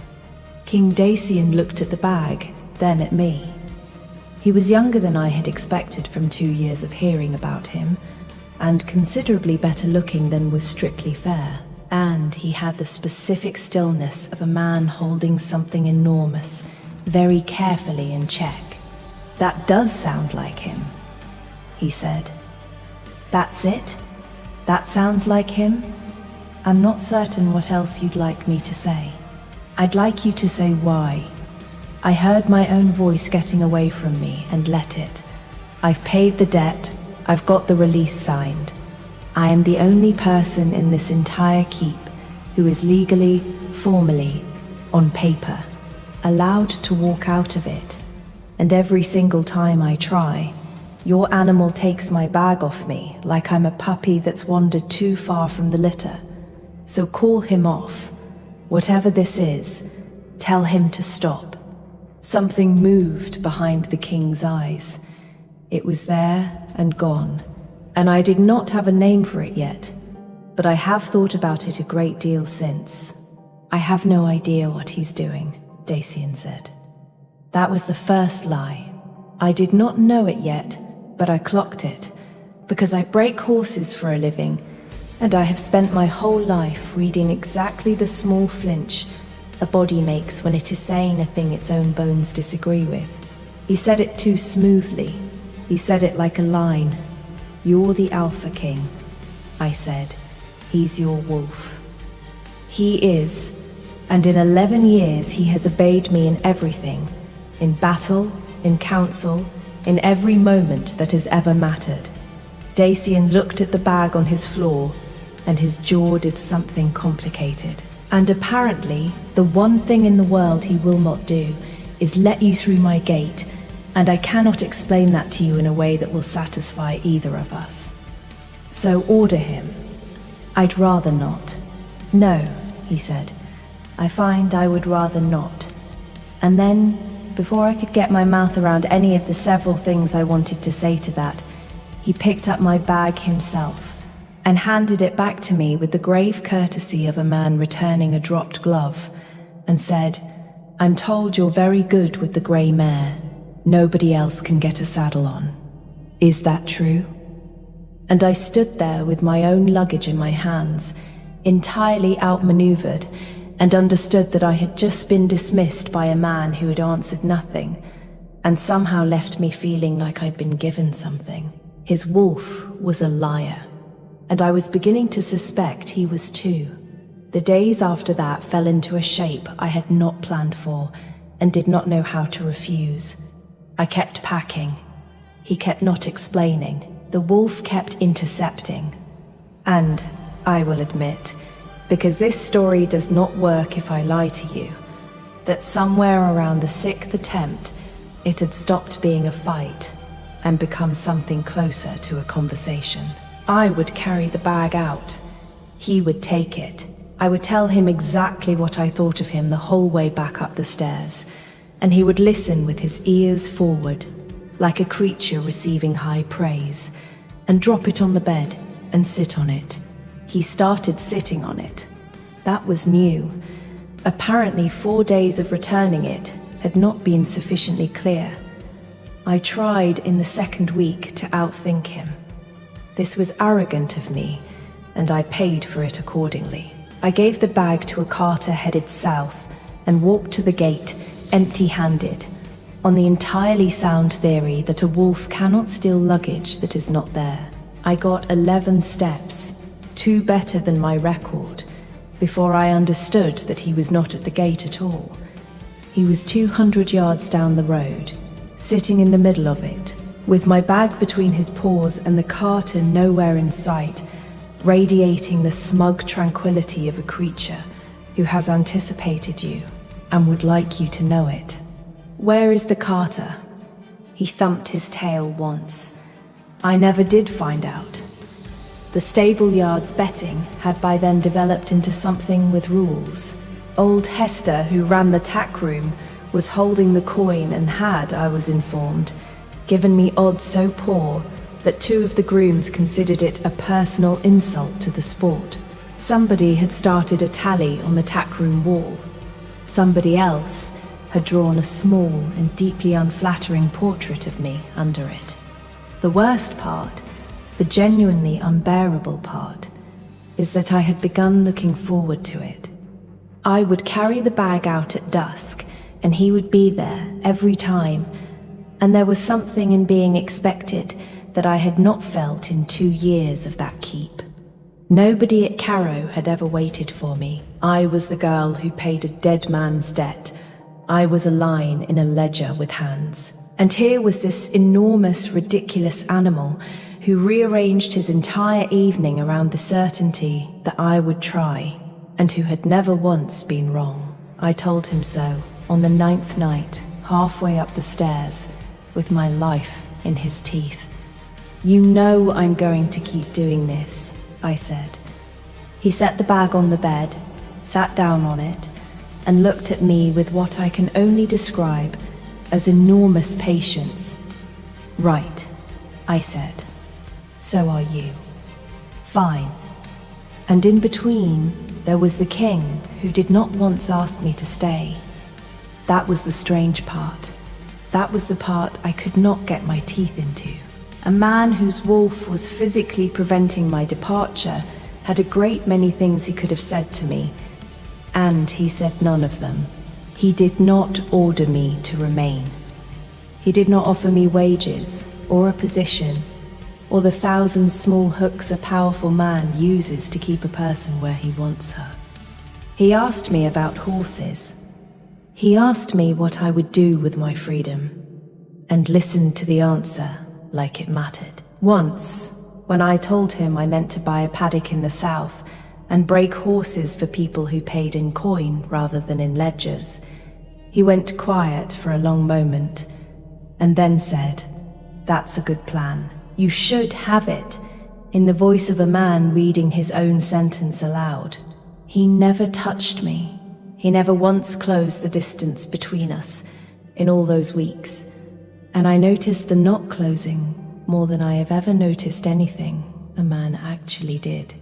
Master Ferren was the only person in that entire keep who seemed to be on my side. He was the crown's debt master, a mild, apologetic little man with ink on his fingers who had signed my release himself. And he sought me out in the stable yard in my 2nd week of the standoff, wearing an expression of genuine concern. "This has gone on long enough," he said. "It isn't right. You've paid what you owed. I signed it. I have the record. A free woman being kept in this keep by an animal. Whatever the king says about not controlling it. If you'd like, I can arrange things quietly. Papers, a horse, a route the gate watch won't be looking at. You'd be gone before anyone noticed." I could have cried, honestly. 2 weeks of an entire keep treating my life like the stable yard's favorite comedy. And here was one small ink-stained man treating it like an injustice. Why would you do that for me?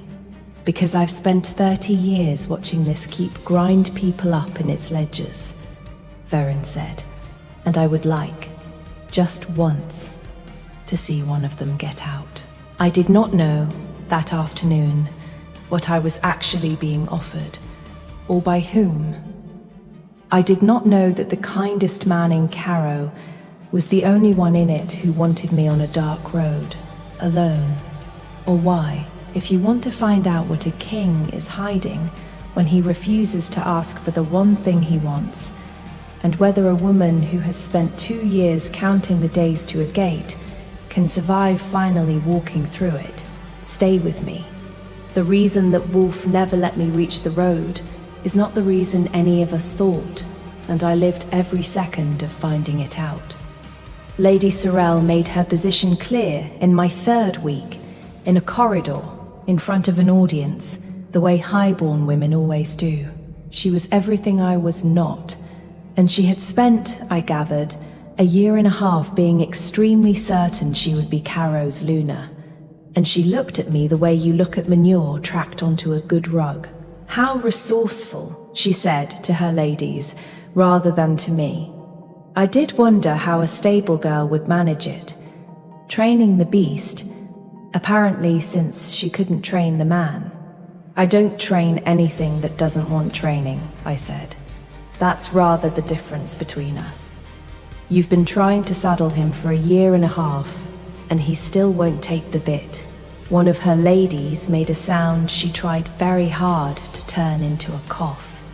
Sorrel's face went the color of a bad wine, and I thought, walking away, that I had just met the person who would end up being my problem. I was wrong about that, and it very nearly cost me everything.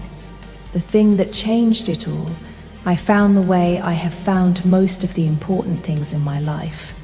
By being somewhere I had no business being, on an errand nobody had given me. Orin sent me to the king's study with a report on the grey mare, because Orin was the king's second, and had apparently decided somewhere in the third week that the stable girl was going to be a permanent feature, and might as well be useful. Dacian was not there. His desk was, and on his desk, weighted under an inkwell, was a document with my name on it. I read it. I am not sorry. It was a writ of free passage signed and sealed by the king himself.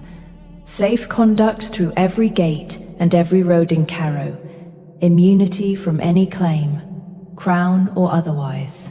Beneath it, a deed, a paddock. 40 acres in the south, good grazing, bought outright and held in my name, with a purse attached sufficient to stock it with the kind of horses I had told him once, in an unguarded moment, that I meant to spend my life breaking. Everything I had ever said I wanted, all of it, bought, signed, and sitting on his desk. Dated 11 weeks ago, the same week I first tried to leave. He had been sitting on it for 11 weeks. He had never sent it. And I stood there in his study, holding proof that the man whose wolf would not let me through the gate had, that very same week, quietly bought me a life I would never need to come back from. You weren't meant to see that. He was in the doorway. I do not know how long he had been there. 11 weeks, I said. You've had this 11 weeks. You could have handed it to me the first night, and I'd have been gone before the frost. Why is it still on your desk? And Dacian, who had lied to me smoothly and easily for 11 weeks about a wolf we both knew perfectly well, was doing exactly what he was told not to, finally stopped. Because if I hand it to you, you go, he said. And if I ask you to stay, you stay. And I will never know for the rest of my life whether you stayed because you wanted to, or because a king asked you to. You came here owing me 90 silver.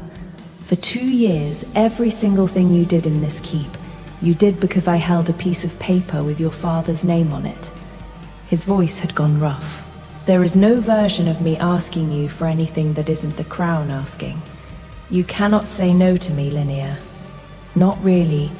Not in a way either of us could ever trust. So I decided the only honest thing I could do was buy you the means to leave, and say nothing, and let you go.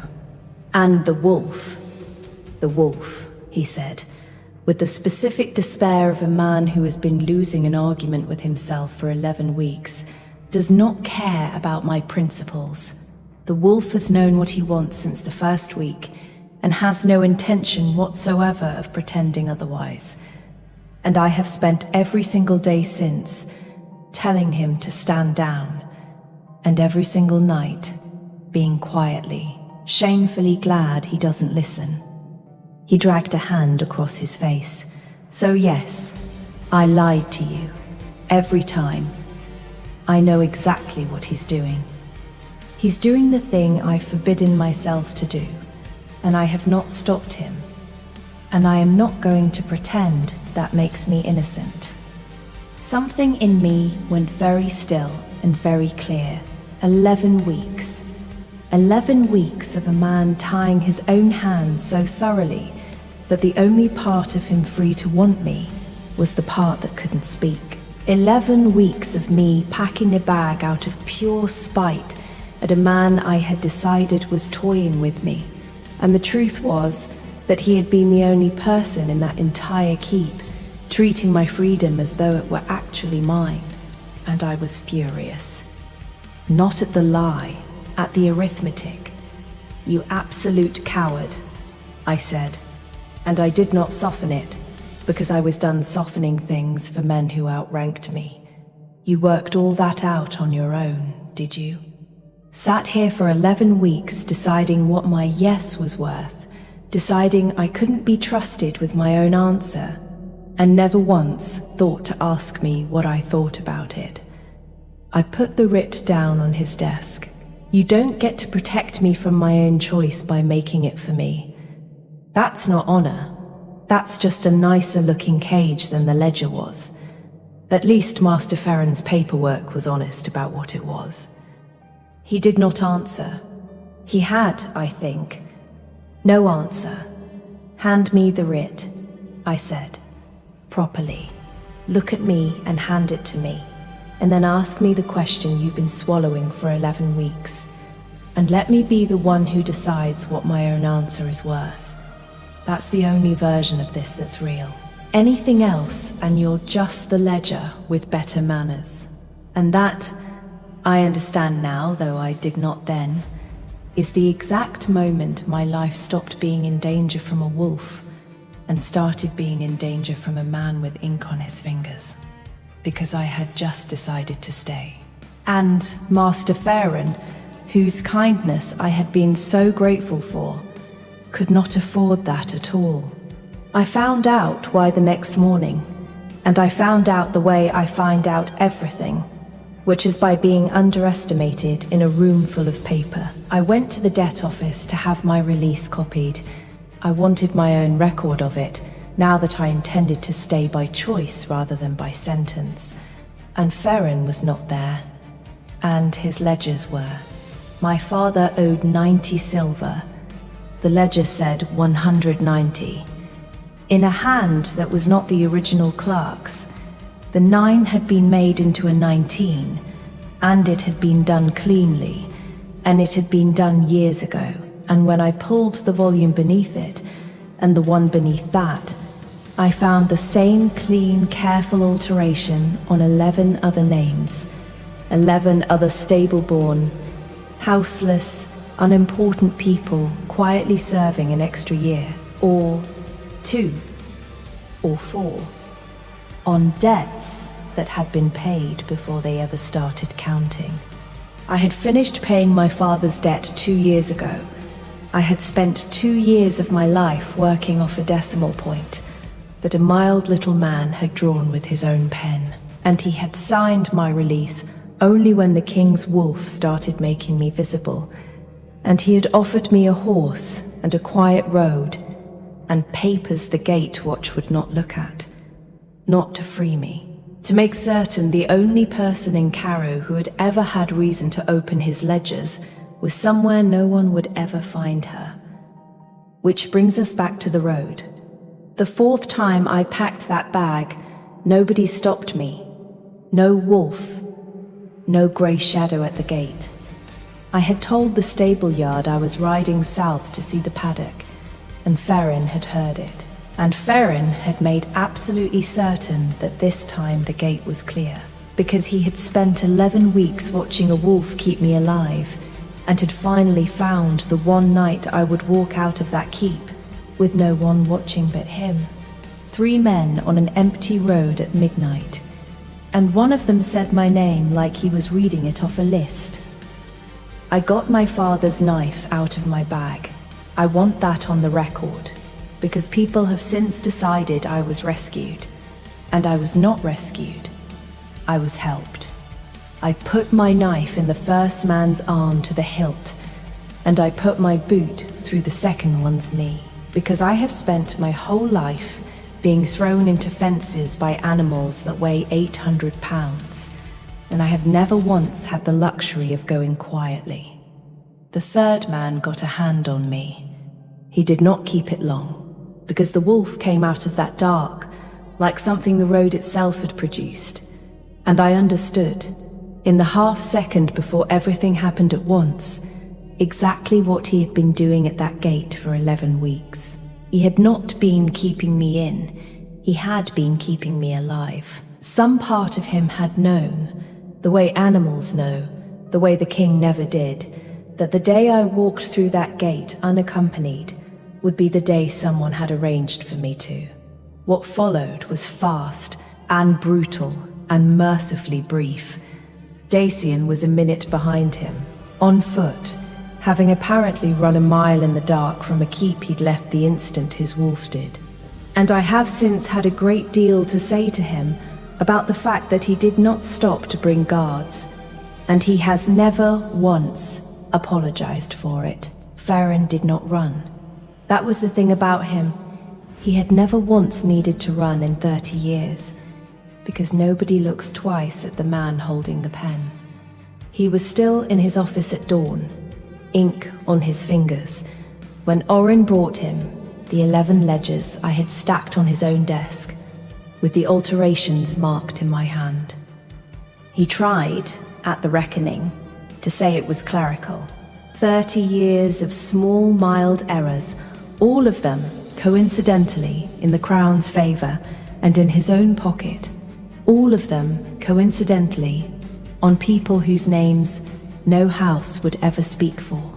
It did not work.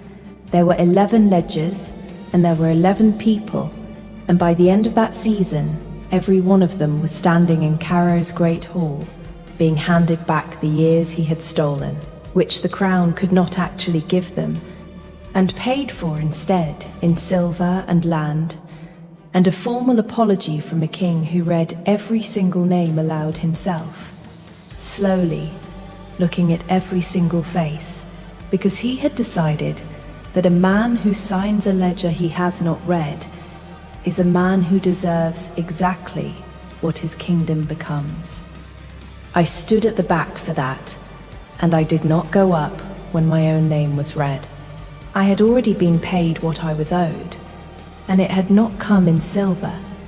It had come 11 weeks earlier, from an animal who had decided the girl in the ledger was worth 2 flights of stairs a night, at a time when not one person in that keep, including the man who signed her release, including the king himself, including, if I am honest, the girl, had thought she was worth anything at all. Orin found me at the back of that hall and stood beside me without saying anything for a while, which I have come to understand is how that man says a great deal. He wanted to read yours first, Orin said eventually. I told him not to. Told him you'd hate it. I'd have hated it. That's what I said. He watched Dacian work down the list, name by name, face by face. 11 weeks I watched that man sit on a writ he'd bought you and say nothing. I thought he was a fool. I've served him 11 years, and I've never once thought that before. And I told him so, twice. Orin's mouth moved, barely. He said he'd rather be a fool than a man who'd taken a yes that wasn't free. I didn't understand it at the time. Watching him read those names, I think I do. 11 other people spent years in a cage nobody checked, I said, because everyone was too busy being frightened of the king to bother reading what they were signing for him. Orin nodded slowly, and now he reads everything. Every ledger, every order, every name. It's made him unbearable to work for and considerably better at his job. He glanced at me. You did that, not the wolf. You. Lady Sorrel, I should say, had nothing to do with any of it. She disliked me thoroughly and honestly, and to my face for 1.5 years. And it turned out that was the most trustworthy relationship I had in that keep, because at least I always knew exactly where her knife was. It was the man who brought me tea and called my situation an injustice who put me on that road. I have thought about that a great deal since. The people who tell you plainly that they want you gone are almost never the ones who arrange it. They stitched my arm in the king's own study, and the healer told me it would scar. And I decided I did not mind.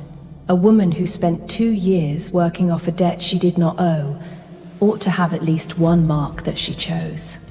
Dacian did not leave while they worked. When it was done, he took the writ of free passage off his desk. 11 weeks of a man's cowardice, sealed and signed, and he knelt in front of my chair, and he handed it to me, properly, looking at me. "There," he said. "It's yours, the road, the paddock, the 40 acres, all of it.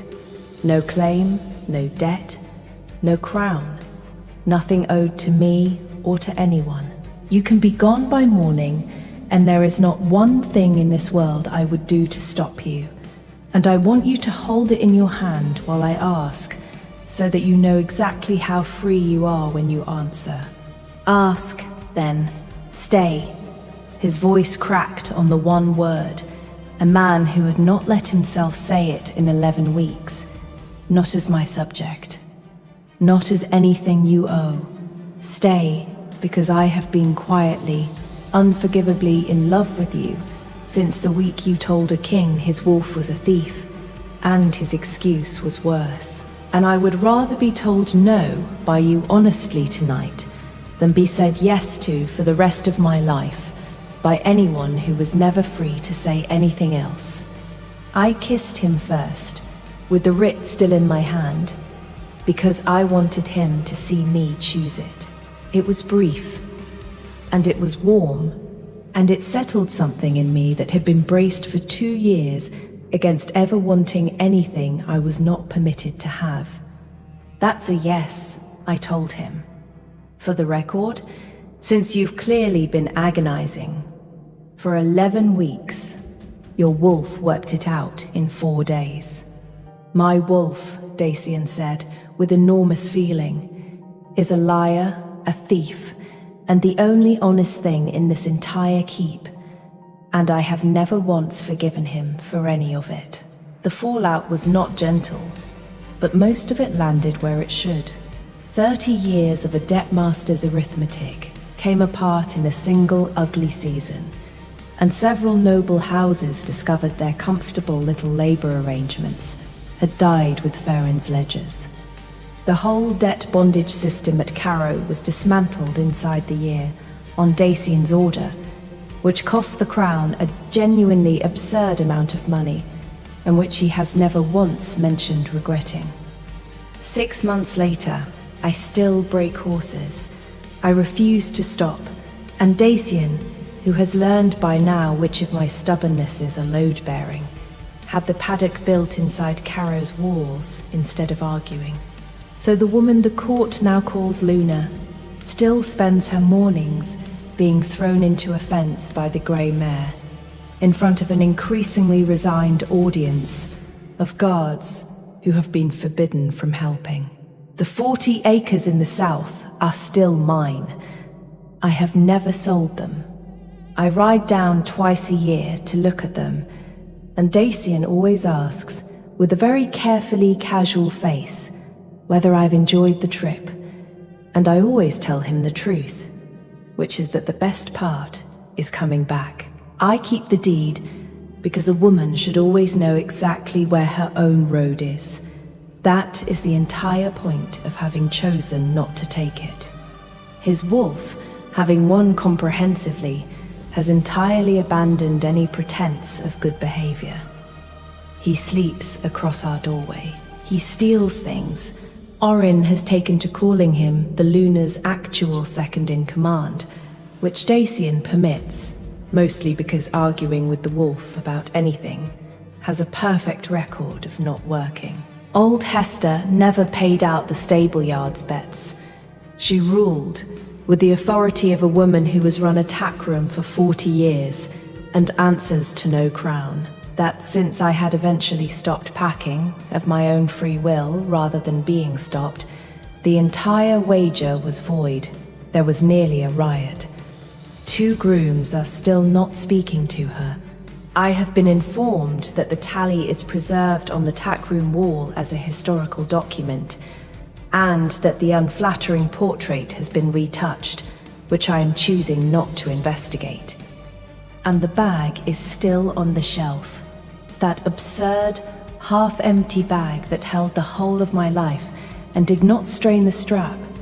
I never unpacked it, not properly. I keep it up there where I can see it, because for 4 days, it was the only argument I had. And because a wolf with better sense than either of us carried it up 2 flights of stairs every time I was wrong about where I belonged. I still wonder what would have happened if Farron had been a little less kind to me, or if I'd taken his horse and his quiet road the first week he offered. I do not like where that thought ends, so I do not finish it. But I wonder about you. Did you see Farron coming, or did you spend as long as I did, being certain the danger was the woman who insulted me in the corridor? Tell me your theory in the comments. Comment the bag if you want to hear about the first time Dacian tried to help me with the grey mare and ended up in the water trough in front of his entire war council. And if you want more nights like this, one, a king who tied his own hands rather than take a yes he hadn't earned, a woman who packed the same bag 9 times out of spite, and a wolf with no principles whatsoever and considerably better instincts than either of them. Stay close. There is more of Caro left to tell. Where are you listening from tonight? I would love to know. Everyone in that hall knew which door not to open. I was the only one who hadn't been warned. But that is not where I want to start. I want to start with the night the whole court went silent. He was on his knees on the dais, and the cup was already falling. I remember the sound it did not make, no clatter, because I caught it against my palm before it struck stone, and the wine that should have been in his blood by morning ran down my wrist instead. 100 faces, his among them, looking up at me with an expression I had no name for yet. Lady Sorrel's voice, high and certain, saying the word witch. And the king's wolf, enormous and gold-eyed, stepping between me and every blade in the room before its own master could rise. I did not know, in that moment, whether I had just saved his life or ended mine.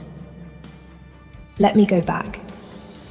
It started 3 weeks before any of that, with a door I was told to sweep past and did not. I had been in the king's household 4 days when they sent me to the wrong wing.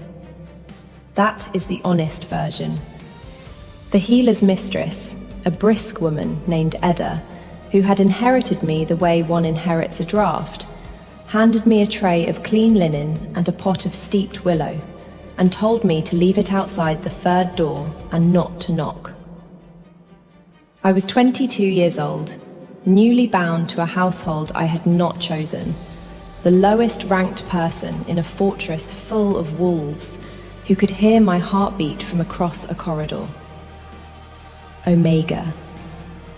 The word followed me like a smell I could not wash off. In the village I came from, it meant gentle hands and a soft throat. Here, it meant last to eat and first to be forgotten. I had made peace with that. Peace is cheaper than pride, and I could not afford pride. What I could not make peace with was a wound left to rot behind a closed door because everyone was too frightened to tend it.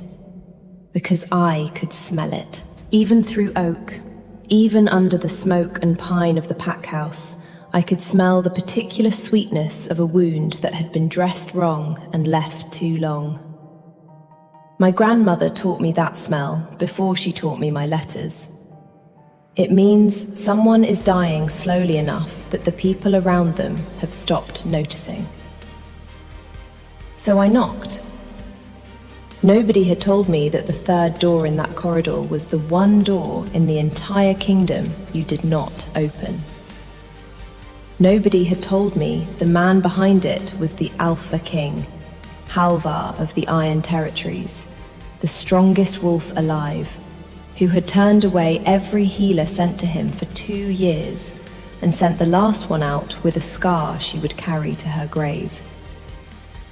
Nobody had told me he did not permit anyone to see him weak, because a weak alpha is a dead alpha, and a dead alpha is a leaderless pack, and a leaderless pack is a war. I knew none of it. I knocked, and when no one answered, I went in. The room was dark and cold as a cellar. The fire burned down to sullen orange, and in the bed, propped against the headboard like a felled tree someone had leaned upright, was the largest man I had ever seen, watching me with eyes the color of a coin held to a flame. "You are not Edda," he said. "No," I agreed. I set the tray down. "Edda is afraid of you. I don't have the seniority to be afraid of you yet. Give me a week." I did not know he was the king. I want that understood. I thought he was some old warrior the household kept out of sight, some uncle too proud to die politely. If I had known, I would still have gone in, but I would not have said that, and he knew it. And I think that was the first thing about me that he could not put down. He did not laugh, but something moved at the corner of his mouth that had clearly forgotten how. "The wound on your side is killing you," I said, because there was no point being delicate about a smell that filled the room. "May I look at it?" It was not a question. He noticed that too. His jaw worked. No one looks at it. Then no one has been doing their job. I was already rolling my sleeves. I'm new. I haven't learned yet which jobs I'm allowed to refuse. There is a particular silence a powerful man makes when he has forgotten what it is like to be spoken to as though he is simply a person with a problem that has a solution. I have come to know that silence very well. That night, it was only a stranger's silence, and I filled it with the practical noise of a healer at work, unstopping the willow, tearing linen, asking him to turn toward the light. And here is the thing I have never told anyone.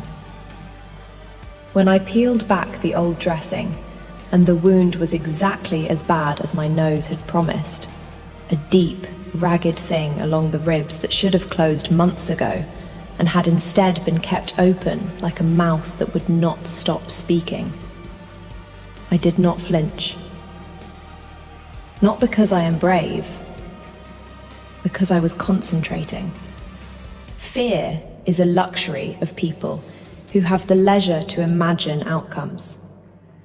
I had a wound in front of me and 2 hands, and the 2 occupy the whole of a person if you let them. He watched me not flinch, and something in the room, something that was not the man, went very still and very attentive. The way a wolf goes still when it has heard a sound it has been waiting years to hear. I would learn what that stillness was soon enough. I cleaned it, I packed it. I told him it would have to be reopened properly and drained, and that it would hurt, and that I would not lie to him about the hurting, because people who lie to you about pain cannot be trusted about anything. He listened. When I finished and stood to go, he spoke to my back. "What is your name?" "Ren." "Ren." He said it the way you test the weight of a blade you did not expect to like. "You truly do not know who I am." "You're the man in the 3rd room," I said, "who is going to let me back in tomorrow. Because your side is going to feel worse before it feels better, and you're going to want the one healer who isn't scared of your temper." I paused at the door. "Whoever you are." I found out who he was the next morning, when Edda saw where I had come from and dropped an entire tray of tinctures. The whole household knew by midday. the Omega, the new one, the one who walked into the king's sick room and walked back out with all her skin. They looked at me in the corridors the way you look at someone standing on thin ice who does not appear to know it. Osric found me by the well before noon, the king's second, a broad, quiet man with a scar through one eyebrow and the wary patience of someone who has spent years managing a grief he is not permitted to name. "You went into the third room," he said. "I did. Do you understand what you did?" "I dressed a wound that 6 of your healers were too frightened to touch," I said. "And I'm going back this afternoon to do it again, because it is going to kill him inside the month if someone does not, and I would rather it not be on the week I arrived." I hauled my bucket up. "Is there a reason you'd prefer he die tidily behind a closed door? Because I've met men like that, and I've never understood them." Osric looked at me for a long moment. Whatever he had come to warn me away from, he set it down. "He let you back in," he said, half to himself. "He has not let anyone back in since." He stopped. That stop had a shape to it, a person-shaped hole. I noticed it and filed it away, the way I file away everything I am not yet meant to understand. "Since who?" I said. "Come to the hall tonight," Osric said instead. "The king takes his meal there when he is well enough to sit. He has not been well enough in some time. If he is tonight, it will be because of you, and the court will need to see who did it." A grim flicker. "Wear something you don't mind being looked at in." I owned 2 dresses. I wore the less patched one, and I told myself I was not nervous, which is the particular lie you tell yourself right before you learn how nervous you are. The Great Hall of the Iron Territories is built to make you feel small, and it succeeds. Stone the colour of a storm cloud, a fire pit you could roast an ox in, and at the head of it, a throne carved into the shape of a rising wolf, so that whoever sat there sat in the jaws of it. Long tables, 100 wolves who had all heard the story of the Omega and had all come to look at her. And on the table, at the king's right hand, beside his own cup, a second cup, empty, turned very slightly inward, the way you set a place for someone. No one touched it. No one filled it. No one looked at it. Which is how I knew everyone in that hall was always looking at it. I did not know whose it was. I would. The king came in on his own feet, which I gathered was a thing that had not happened in weeks. And I watched a room of hardened warriors try to hide their shock behind their cups. He was pale and moving like a man carrying something heavy and invisible. But he was upright, and his eyes found me at the low end of the hall before he had taken 3 steps. That was mistake enough. An Alpha King does not look for the lowest ranked person in the room. But it was not the king who disgraced us both. It was his wolf. The scar begins at the corner of Draven's jaw and ends just below his left ear.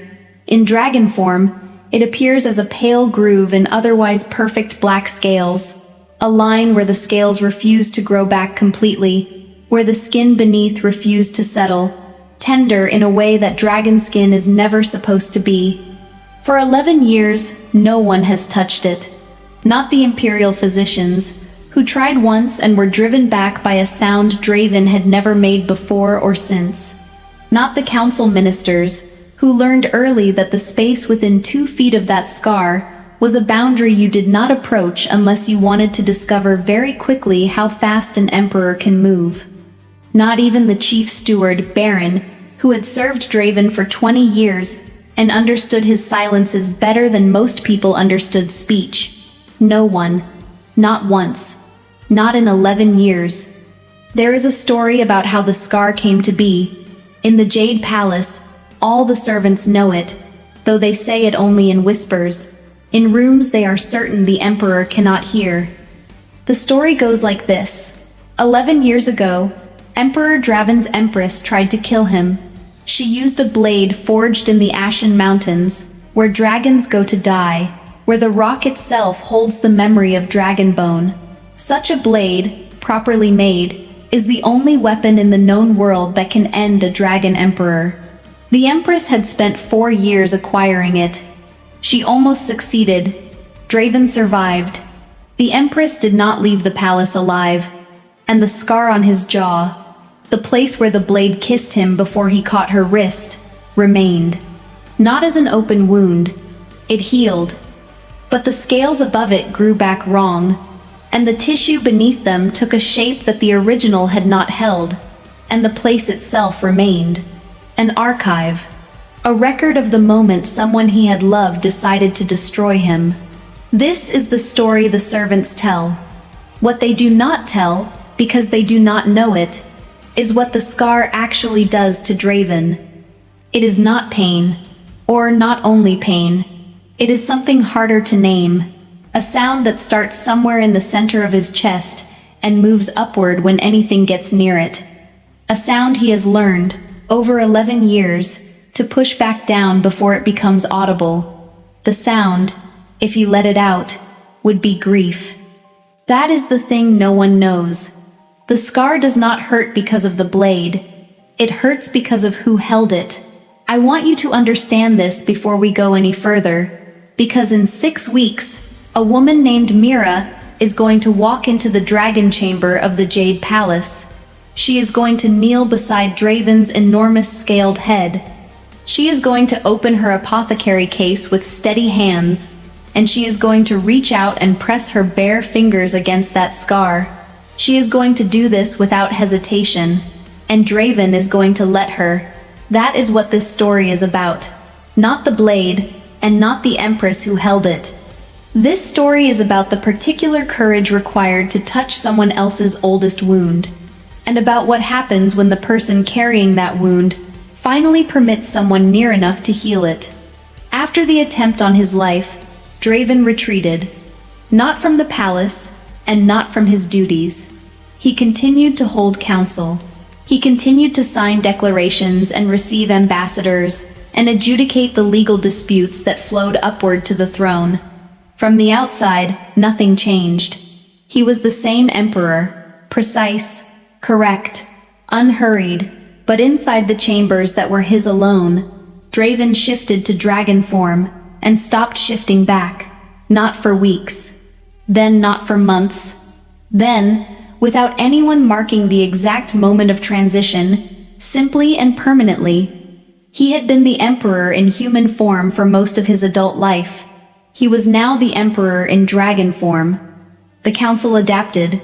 They built a chamber large enough to hold him. They acquired furniture scaled to his dimensions. They learned to read a dragon's face, because a dragon's face, if you study it long enough, is as readable as a human one. What they could not do was reach him. There is a difference between understanding a face and understanding a person. Draven's council understood his expressions very well. They did not understand what was happening behind them. They did not know that the reason he stopped shifting was not preference, or convenience, or even grief, exactly. It was protection. In dragon form, Draven was harder, scaled. The parts of him that could be touched were further from the surface. In dragon form, a person has to work much harder to reach him. In human form, he is afraid of being reached and not surviving what someone finds when they get there. The imperial physician had attempted to treat the scar 3 times in the first year after the empress died. The first time, Draven moved away. The second time, he made the sound. The third time, the physician entered the chamber, found Draven with his back to the wall, and his head turned so that the scarred side faced away from the door, and understood without a word being spoken that this treatment was finished. The physician filed a report. The scar showed no signs of active infection. It appeared stable. He recommended monitoring. He did not record that he had no intention of monitoring it himself. For 11 years, no one approached the scar. There was no formal prohibition. There did not need to be. The emperor had communicated his wishes through 11 years of consistent, unmistakable refusal. The court learned to work around it. The palace learned to look away. And Draven continued to govern from inside his scaled form, untouched, unasked, unreachable. Until the supply convoy from the Vale of Rue arrived carrying, among its other cargo, an apothecary named Mira, who had not received the part of the briefing that explained why it might be better to look away. Mira was 26 years old, and had been treating wounds since she was 14. She had learned the work from her mother, who had learned it from her grandmother, who had established the only apothecary practice in the Vale of Rue, through sheer stubbornness and a memory for botanical compounds that bordered on the remarkable. Mira had inherited the memory. She had also inherited the stubbornness, which her mother called a gift, and most of her patients called a minor inconvenience, usually on the days when they wanted to stop a treatment early, and Mira calmly told them why they were going to continue. She was not the kind of beautiful that court painters made women beautiful. She was precise, which is a different quality. Her hands were always clean and always moving. She kept notes in a shorthand she had developed herself because she wrote faster than she could transcribe standard characters, and had stopped apologizing for the fact that her records were unreadable to everyone except her. She looked at wounds the way other people looked at familiar roads, with full attention and without alarm.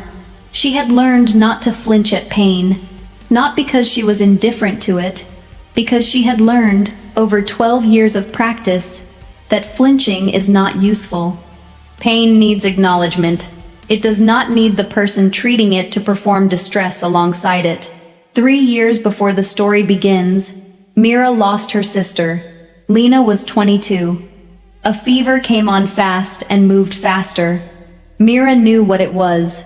She had the compound that might have helped. She did not have enough of the primary ingredient, because the Vale of Rue was a small place with seasonal supply routes, and she had used the last of her fever bane 3 weeks earlier on an elderly patient whose fever had resolved. Lena died on a Tuesday morning. Mira was sitting beside her, holding her hand, watching. What Mira took from this was not guilt in the way people expect guilt to look. She had done everything she could. She knew that.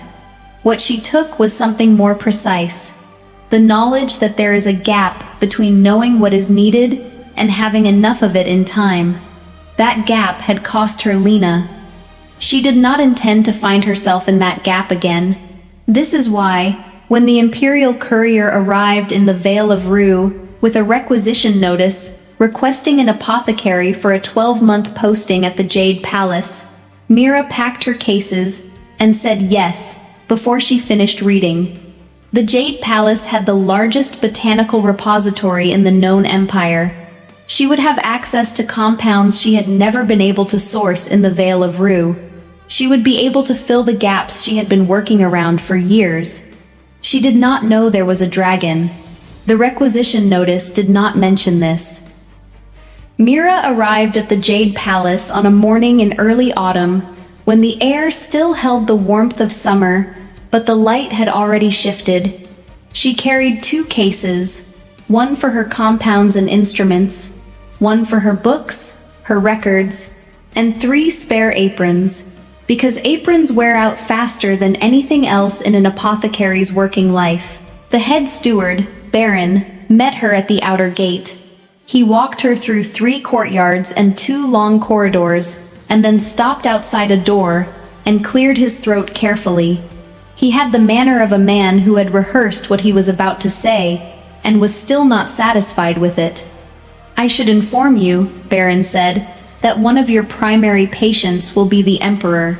Mira waited. This was not unusual. Imperial apothecaries served the full court, which included the throne. His Imperial Majesty, Baron continued carefully, is currently residing in his dragon chamber. Mira looked at him. The Emperor is a dragon?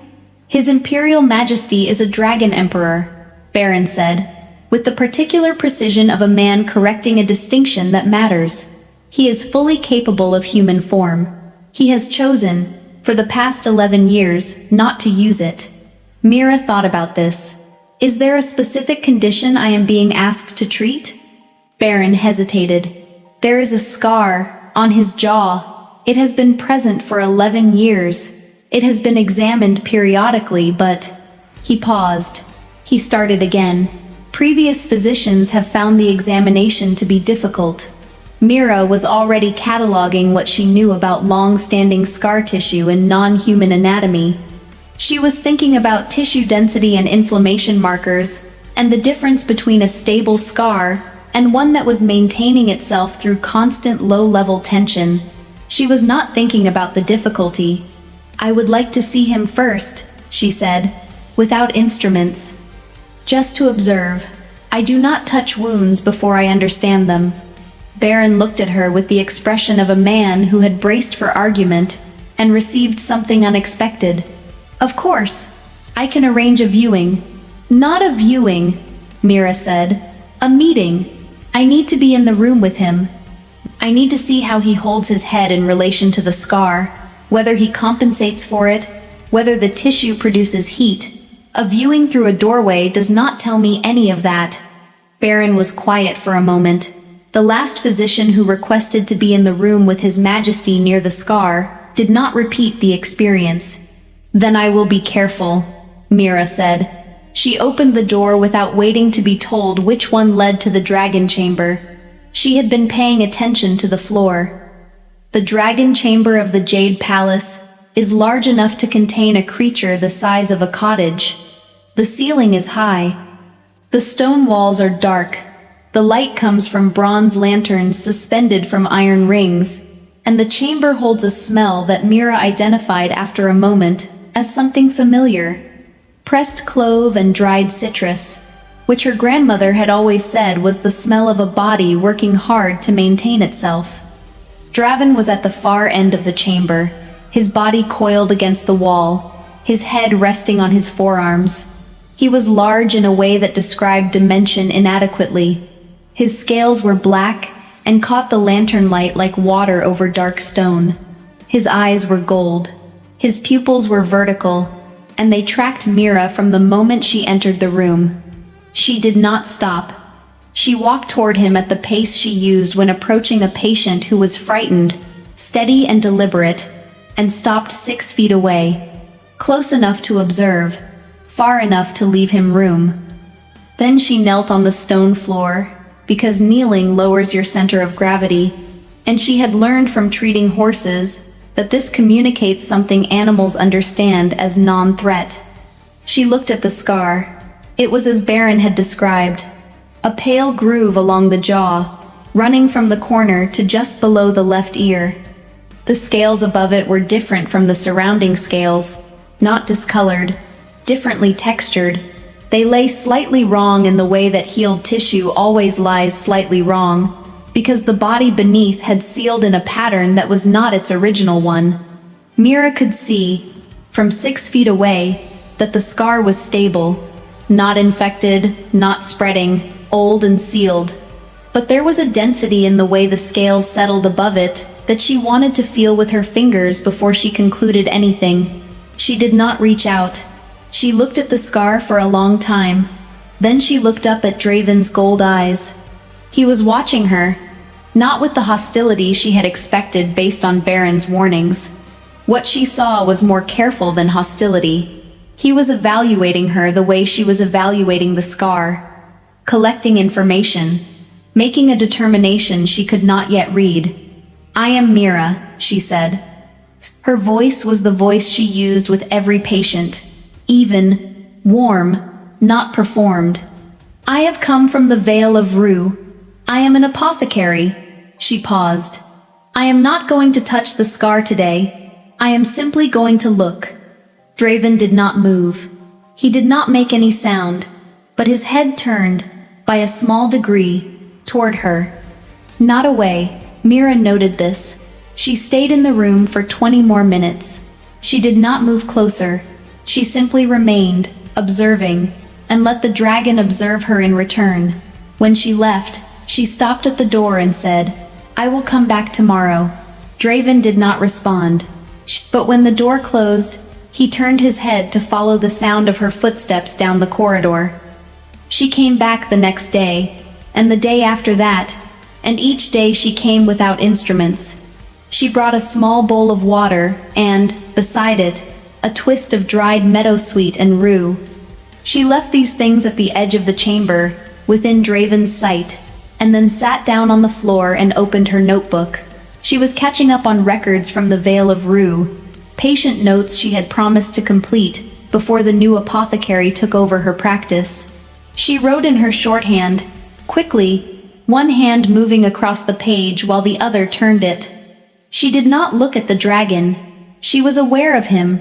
She was aware of every small shift in the chamber, when Draven adjusted his weight, when his breathing changed rhythm, when his tail moved slightly and then stilled.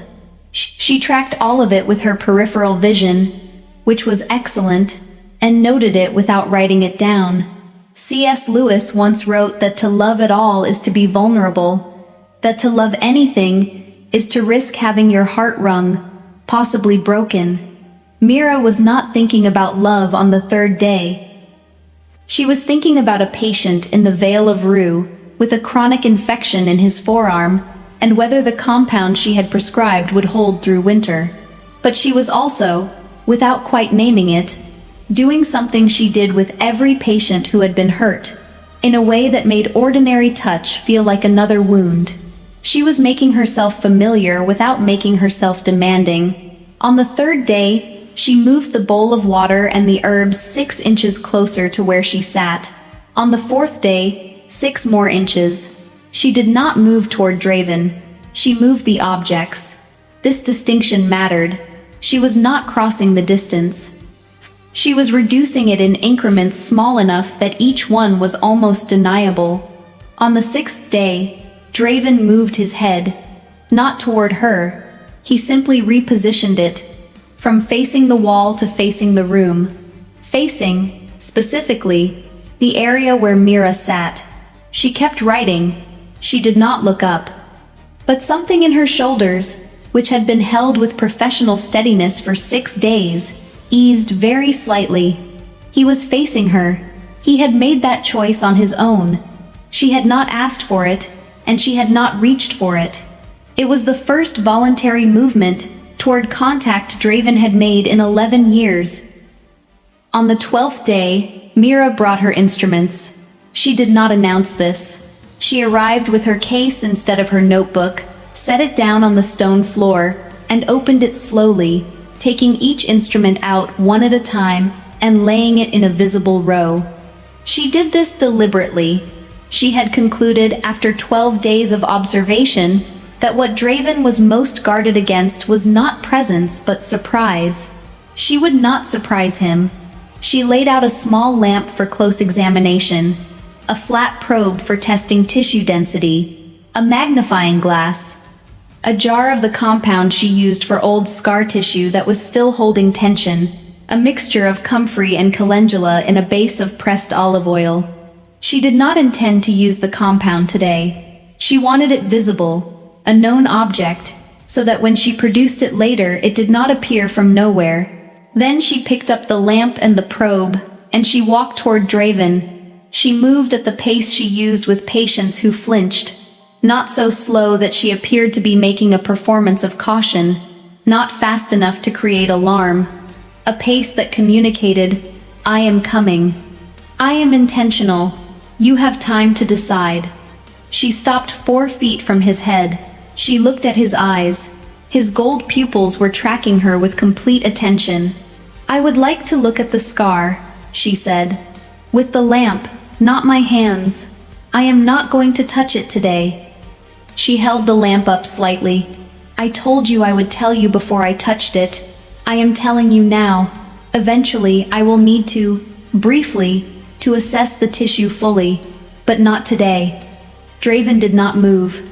She raised the lamp and angled it toward the jaw, close enough now to see the way the scales settled differently above the wound, close enough to see the texture of what lay beneath, tissue that had sealed in a compressed pattern, the kind that did not cause clinical problems but that created a constant, low-level awareness. Not pain, exactly. Presence.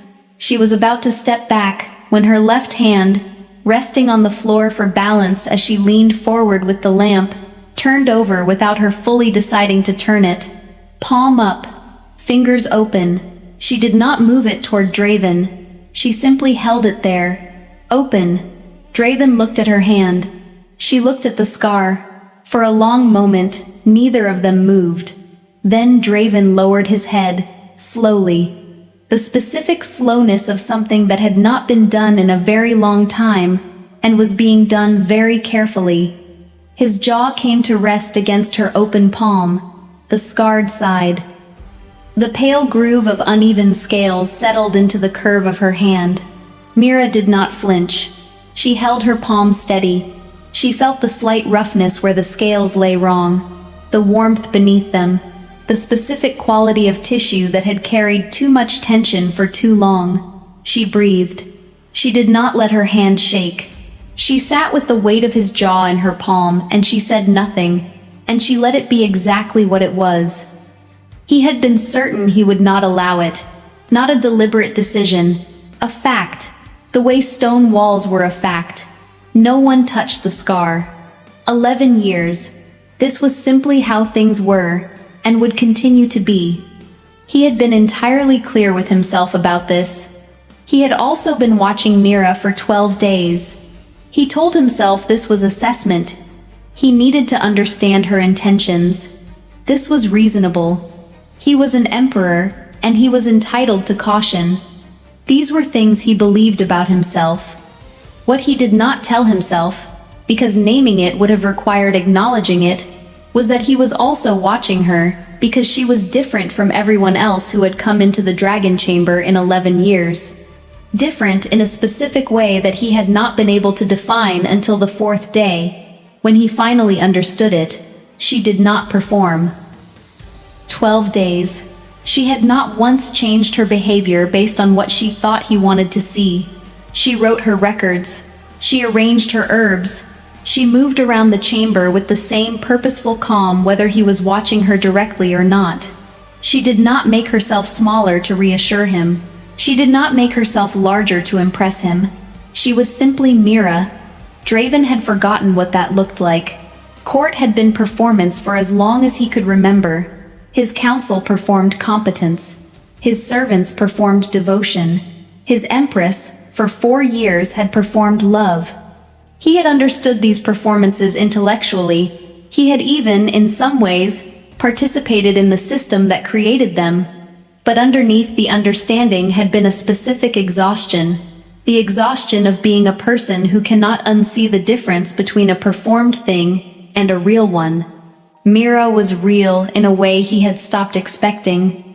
When her palm had opened on the floor beside his jaw, he understood what she was offering without needing it explained.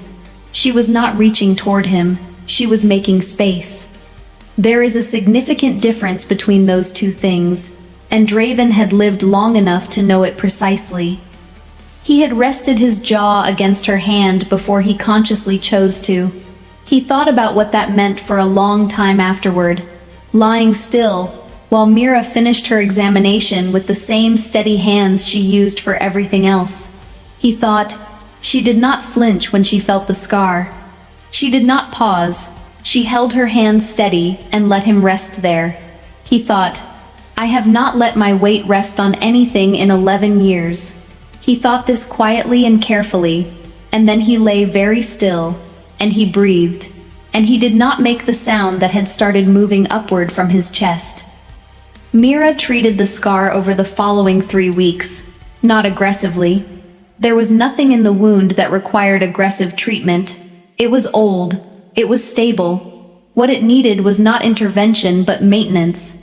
A regular application of compound to keep the tissue from holding its compressed pattern permanently. She applied the comfrey mixture twice a week. working it between the scales with her fingers, using enough pressure to reach the tissue beneath, without enough force to cause discomfort. The first time she applied it fully, Draven made a sound, low and back in the throat. Not a growl, not a warning, something closer to the sound a person makes when pressure hits a place that has been holding tension so long it has forgotten what release is. Mira kept working. She did not ask him about the scar. This was deliberate. She had learned, over years of treating wounds that had also been traumas, that asking about the origin often does more harm than the treatment itself. People tell the story in the context of the worst moment. The worst moment is not always what a wound needs to revisit. What a wound needs is care. The story can come later, if the person carrying it wants to tell it. She could read some of it anyway, in the tissue. The scar was from a blade. She could tell from the angle of the cut, and the way the tissue had sealed. A single clean stroke, deliberate, from a weapon made with purpose. She could smell trace residue in the scales even after 11 years. Faint, but recognizable. She knew what compounds were used in the blades forged in the Ashen Mountains. She had studied them, because she needed to know what to counter. She kept this knowledge to herself. What she also kept to herself was what she felt beneath her hands during treatment. There was the physical tissue, the mechanics of the wound, all of which she understood.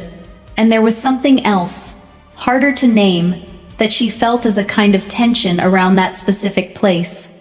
Not in the scales, in the air near them, as though the scar remembered being made, as though the body had learned to hold itself differently in that spot, more tightly, because once the spot had been open, and someone had used the opening deliberately, she had seen this pattern before, not in dragons, in people who had been hurt in a specific, targeted way by someone they had trusted completely.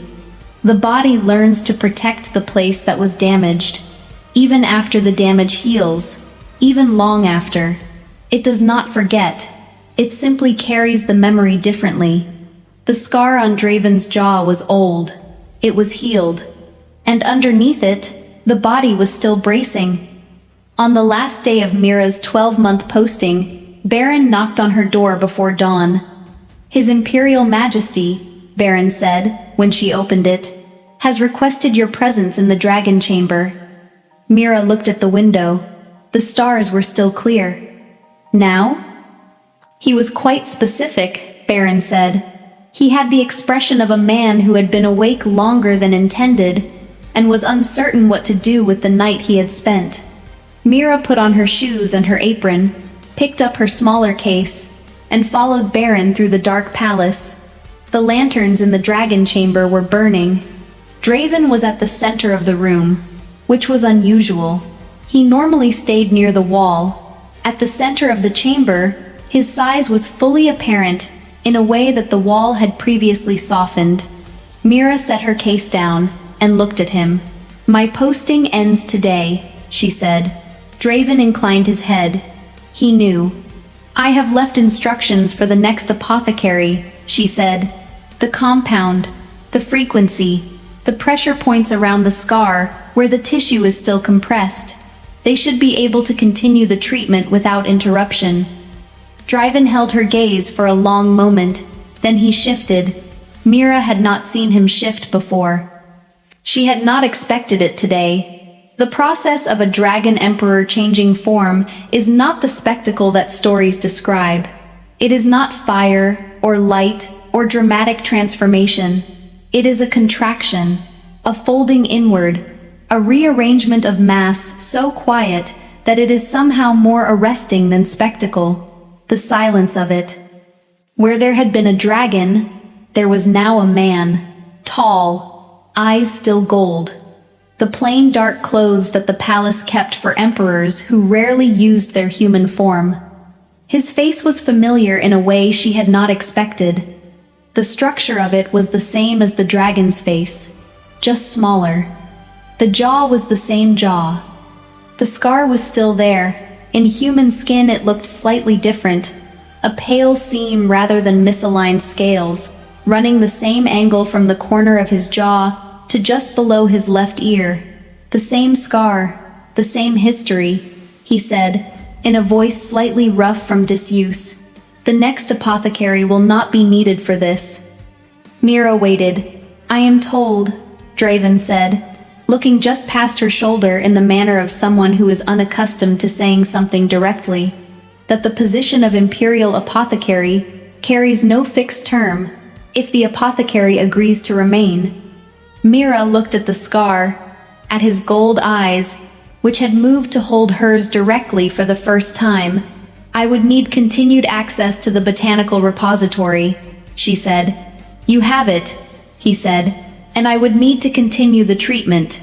He was quiet for a moment, long enough that she could hear the palace beginning to stir outside the chamber door.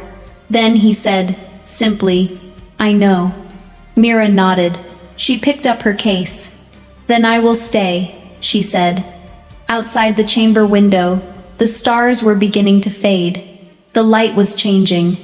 The year was turning, and inside the dragon chamber of the Jade Palace, the Emperor was still standing at the center of the room, watching the door through which Mira had just walked, with the careful, unhurried expression of a person who has decided to let something in.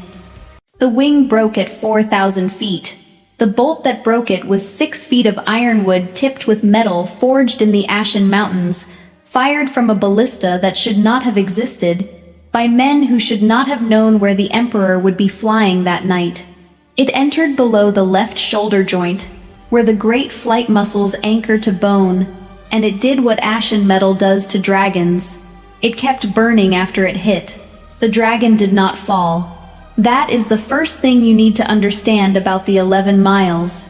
A creature the size of a warship took a wound that would have dropped a lesser dragon out of the sky like a stone, and it did not fall. It descended. There is a difference. And the difference is will. Below him, the Empire scrolled past in the dark. The dragon knew every light. There, to the east, the Jade Palace, his own walls, his own guards, his own physicians sworn to his service. He turned away from it. There, along the river, 3 garrison forts, each with signal fires and dragon grounds, and men who would have emptied the armory to defend him. He passed over all 3. There, in the foothills, the healing temple at Doran's Cross, where the sisters kept dragon salve in jars the size of barrels for wounds exactly like this one. He passed it, losing height the whole time, the broken wing folded against his side like a snapped mast, flying on one wing in fury. The Emperor of everything below him passed every place that existed to receive him. Because here is the thing the men with the ballista could not have known. A dragon in mortal danger does not fly toward power. It flies toward safety, and those are not the same place. The palace had physicians, and the palace was where someone had learned his flight path well enough to put a ballista under it. The garrisons had soldiers, and soldiers talk. And somewhere between the garrisons and the council chamber was a mouth that had sold his sky to his enemies. Power was compromised. Power is always compromised. So the dragon reached for the one memory that smelled like safety, and it was 11 miles away, up where the pines thin out and the mountain turns to bare granite, and it was a door. He did not make the last 2 miles in the air. He made them on the ground, in the dark, dragging a wing that screamed against the frozen scree, leaving a furrow in the mountainside that hunters would find in the spring and never explain. He climbed with 3 legs and his chin, and the stubbornness that had kept his family on the throne for 900 years. I want to be honest with you about what he was by the time he reached the hut. He was not majestic. He was a dying animal at the end of his strength, and the last thing he saw before the dark took him was a thin line of firelight under a wooden door. He put his head against that door, and he stopped. Senna Voss heard the mountain go quiet. Not silence. Mountains are never silent. She heard the specific quiet of every living thing in a 5-mile radius, deciding at the same moment to stop making noise. which is a sound of its own if you have lived alone high enough for long enough. And Senna had 3 winters alone since Toman died, long enough to know the mountain's moods like a second marriage. She was at her table when it happened, and her hands did not stop working, because her hands were holding a hawk's wing and the wing was half set. You should see what I see when I look at this woman, because the dragon outside her door had seen it once already, 2 years before, and it is the reason he was outside her door, and not bleeding out on a palace floor surrounded by men he could not trust. 31 years old, knuckles scarred by beaks and talons. A kitchen that was half apothecary. Rows of jars, willow bark and comfrey and wound moss. Hanging bundles of yarrow gone papery in the roof beams. On her table, splints in 8 sizes, none of them made for anything human. Senna Voss set wings. Hawks that fishermen brought up from the valley with fouled feathers. Owls stunned by wires. Once, an eagle so big the farmer who carried it up the mountain wept with fear the whole way, and she had taken it out of his arms like a loaf of bread. Toman had been the one who started it, years ago, a broken-winged kestrel in a barley field. But Toman had been gone 3 winters, taken by the same rock slide that took half the north pasture, and Senna had kept setting wings, because grief needs work to carry it, and because up here, the only things that knocked on her door were things that could not knock. The fire popped. The hawk on the table made its thin, furious sound. "Hold still," Senna said. "You are not the worst thing that has happened to me this week." Then the door shook. Once. A single blow, enormous and soft at the same time, like a mountain leaning its forehead against her house, and every jar on every shelf chimed together, and the hawk went rigid under her hands. Senna Voss sat still for the space of 3 breaths. Then she tied off the splint, set the hawk in its box, took the lamp, and opened the door. There are things the mind refuses at first delivery. The lamp showed her scales, and her mind said serpent, and then the lamp showed her more scales, and more, going up and out and back past the reach of any light she owned, and her mind stopped offering suggestions. A dragon lay against her doorstep with its head on her threshold stone. Not a dragon as the valley people drew them on tavern signs. Fat lizards with bat wings. This was the real thing, the thing that shakes the air over the capital on coronation days, black as a hole in the night, 1 wing folded right and 1 wing wrong. Very wrong. Even by lamplight, even knowing nothing, Senna could read that wing the way you can read a sentence with the words in the wrong order. The long bone between shoulder and wrist had a bend where no joint lived. 6 feet of ironwood shaft stood out of the joint itself, and the flesh around it was not bleeding so much as burning, a slow char that spread from the wound like frost grows on glass, and the smell of it was wrong in a way that made her back teeth ache. The dragon's eye was open.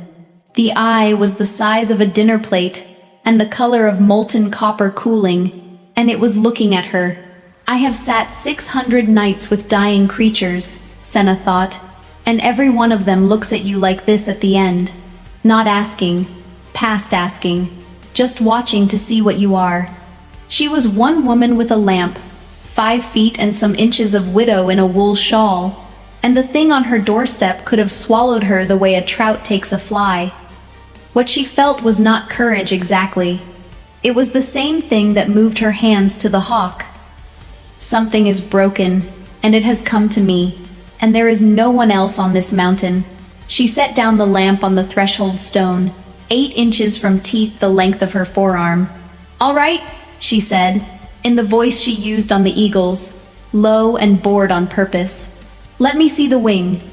The copper eye watched her walk the length of its body, and when her hands came to rest on the burning joint, gentle as snow landing, the dragon that had passed a palace, 3 garrisons, and a temple to reach this door, made a sound no living person had ever heard it make.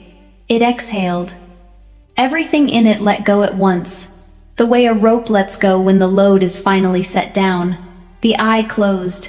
The emperor of the 9 provinces went under, on her doorstep, in the dark.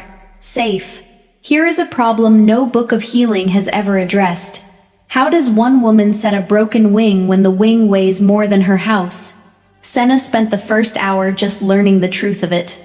The bolt had to come out. That was certain. She had seen char wounds before. A logger with an infected axe cut. And this was that horror at 50 times the scale, spreading while she watched. The wing bone had to be drawn straight and held. And the creature it was attached to could not be moved by anything smaller than a road crew. So the work would happen here, in the frozen yard, in the wind.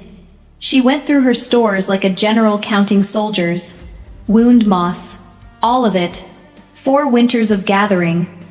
Comfrey, boiled to paste in her biggest kettle. Every strip of linen in the house. And when those ran out, her own bed sheets. And when those ran out, Toman's shirts from the cedar chest, which she took out one at a time and did not let herself think about. The splint defeated her, until she looked up.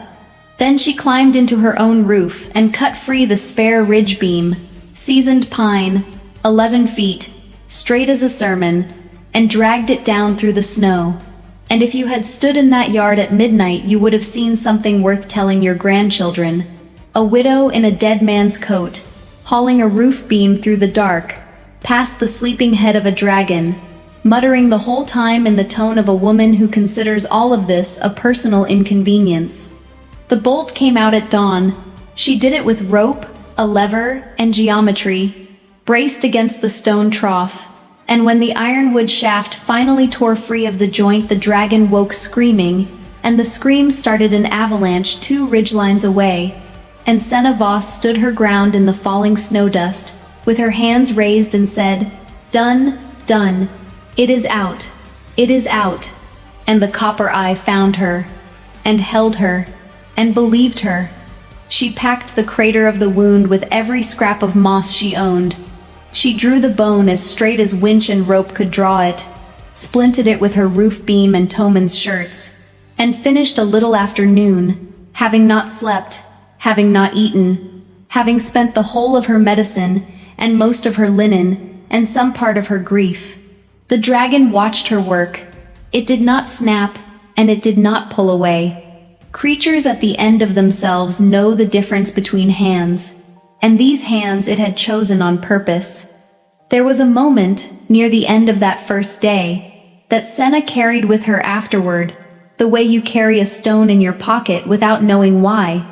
She had been binding the last of the splint, standing between the wing and the great wall of his ribs, close enough to feel the furnace heat coming off the scales, and exhaustion finally caught her mid-knot. Her knees went. Not a faint, just a stumble. 3 winters of alone and 30 hours of awake arriving all at once, and before her hand could find the trough to catch herself, something caught her first. The wing. The broken one. He had moved it. The wing she had just splinted. The wing that must have cost him a white sheet of pain to move at all.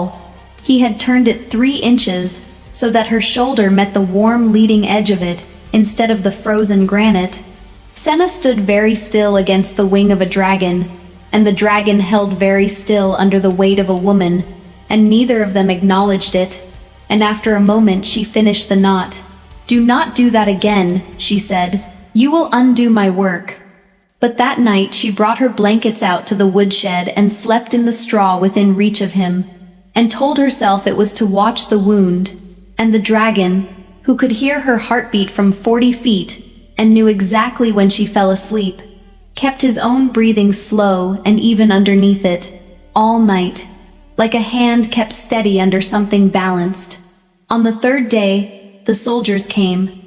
6 riders, imperial green, laboring up the drove road on horses that did not want to come.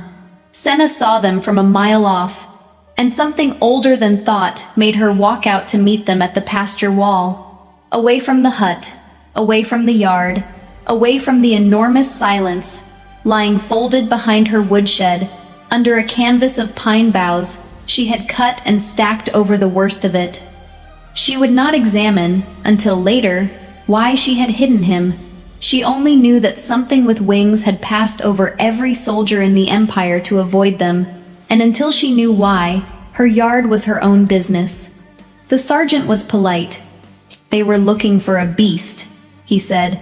"A large beast, wounded, seen falling toward these mountains 4 nights past. There was a reward. There was also," he said, watching her face, "a punishment for concealment. But surely that would not concern an honest woman." "I heard something come down in the night," Senna said, which was true. Rocks fell 2 ridges east, which was also true, and her level look while saying it was the same look she gave the eagles, and it worked on sergeants too. They watered their horses at her trough.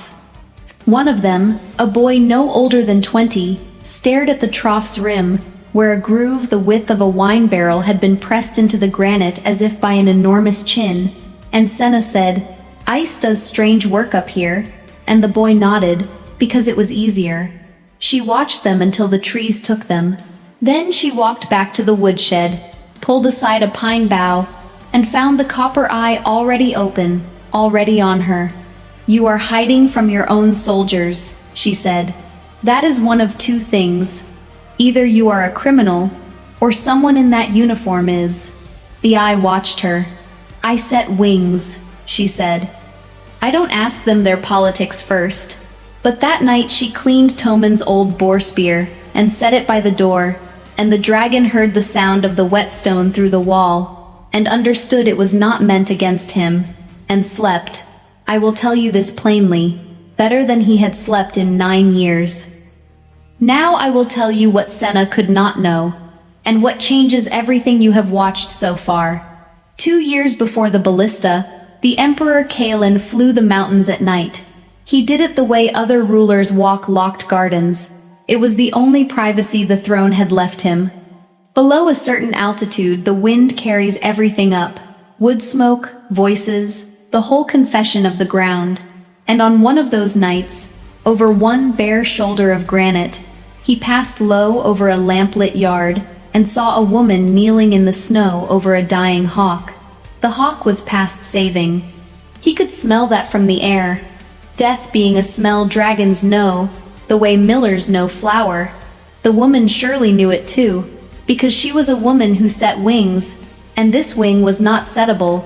The bird was finished, and no audience watched, and no reward waited, and it was bitterly cold. She stayed anyway. That was all. That is the entire event. She crouched in the snow for the better part of an hour, so that a hawk would not die alone on the ice, and she kept one finger on its breast the whole time, so the last thing it felt going out was warmth.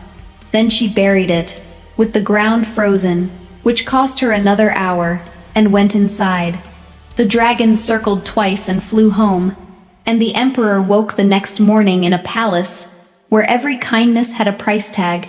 Every hand that touched him wanted something, and every physician who bowed to him would have sold his flight path for the right sum, as one of them eventually did. He never spoke to anyone about the yard, but dragons file memories by scent, and that yard smelled like the one thing his empire could not manufacture, and 2 years later, falling out of the sky with ashen fire in his wing and treachery behind him, the animal in him did not debate. 11 miles, past the palace, past the garrisons, past the temple. "There," said the animal, "the woman who stays." The wing healed the way mountains heal, slowly and on its own calendar, and the 2 of them settled into something neither had a word for. She talked to him. It began as the professional patter she gave the hawks, and became, over the weeks, something else. She told him about the rock slide, about Toman, who used to sing off-key on purpose because it made her laugh, and how the silence after him had a texture, and how work was the only thing that held its shape inside it. She told him things she had told no living person, precisely because he was not a person, and the dragon lay in her yard with his chin in the granite groove he had pressed into her trough, and listened with an attention no one in 9 provinces would have believed the emperor possessed. He earned his keep as he mended, She woke one morning to find the winter's deadfall along her pasture wall, crushed into stove lengths. A season of firewood, snapped like kindling by something that had done it in the night with one foreleg. Another morning, the wolf tracks that had circled her sheep pen for years simply stopped appearing, and never appeared again. The hawks were the strangest part, and I want you to picture this, because no court painter will ever be allowed to. The farmers kept bringing birds up the mountain all winter. They did not know about her other patient. The yard was screened by the shed and the pine boughs, and so all that season, broken hawks convalesced in wooden boxes not 30 feet from the largest predator on the continent. By rights, they should have beaten themselves to pieces against the slats in terror.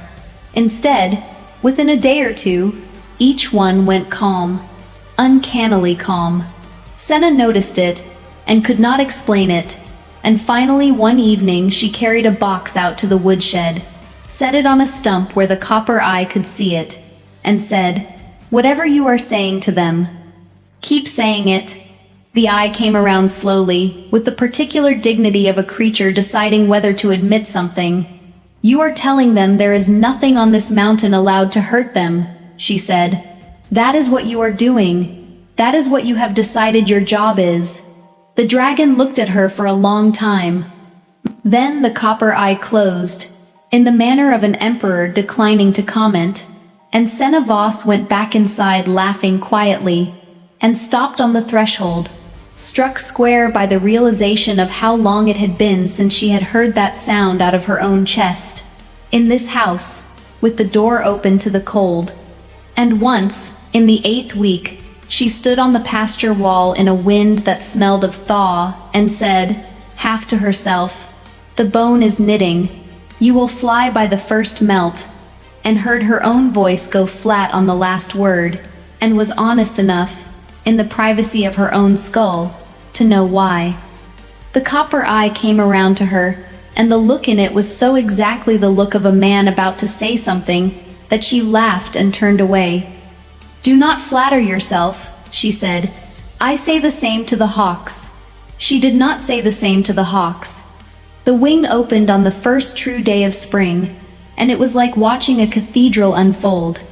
Senna stood in the yard while 40 feet of mended flight rose off her handiwork, roof beam and all, the splint dropping away into the mud, and the dragon turned into the wind, and spread the whole dark map of himself against the sky, and held it, and the joint held, and the long bone held, and everything she had built out of moss and geometry, and a dead man's shirts held. He beat the wing once, and the yard went white with driven snow. And then, instead of rising, he folded it. He came back down. He lowered the great head until the copper eye was level with her whole body, and he looked at her for a long moment, and Senna Voss, who was no fool, and who had spent a winter noticing that her patient understood grammar, said quietly, "You have somewhere to be. Whoever aimed at you is still out there aiming. Go on." The dragon did not go on.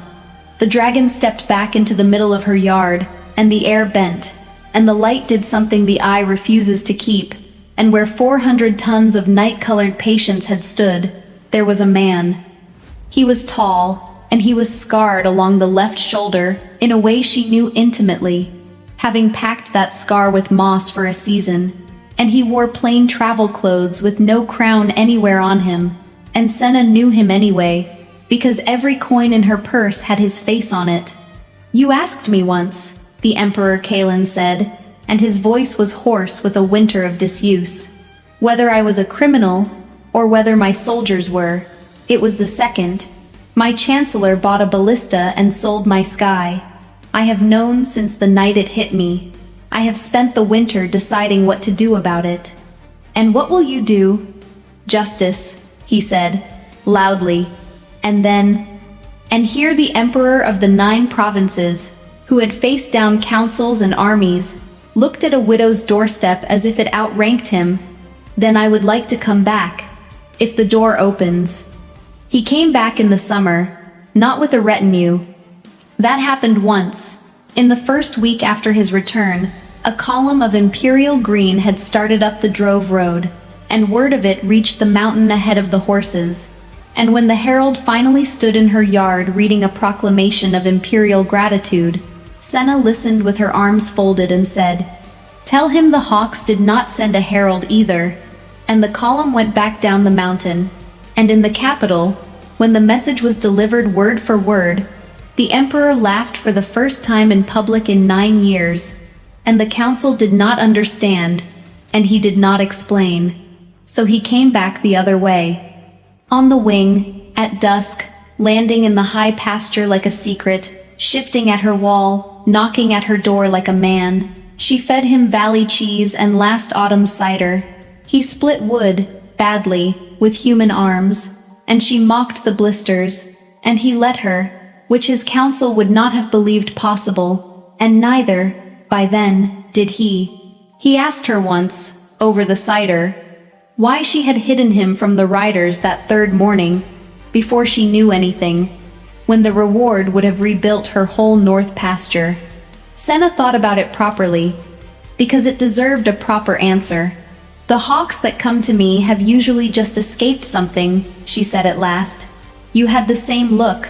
I have never once handed a hawk back to the thing it escaped from." The emperor set down his cup and did not speak for a while, and she let him not speak, which was its own kind of answer between them by then. There is a schoolmaster in the valley who owns a shelf of books from over the sea, and one of them says a thing Senna had copied out years ago and pinned over her workbench, back when the rock slide was new and the house was silent. The emperor found it there one evening, a scrap of paper gone soft with age, and read it, and stood very still. Ernest Hemingway wrote, "The world breaks everyone, and afterward, many are strong at the broken places." "That is the business of this house," Senna said from the doorway. "Broken places, you may have noticed. The chancellor was tried in the autumn.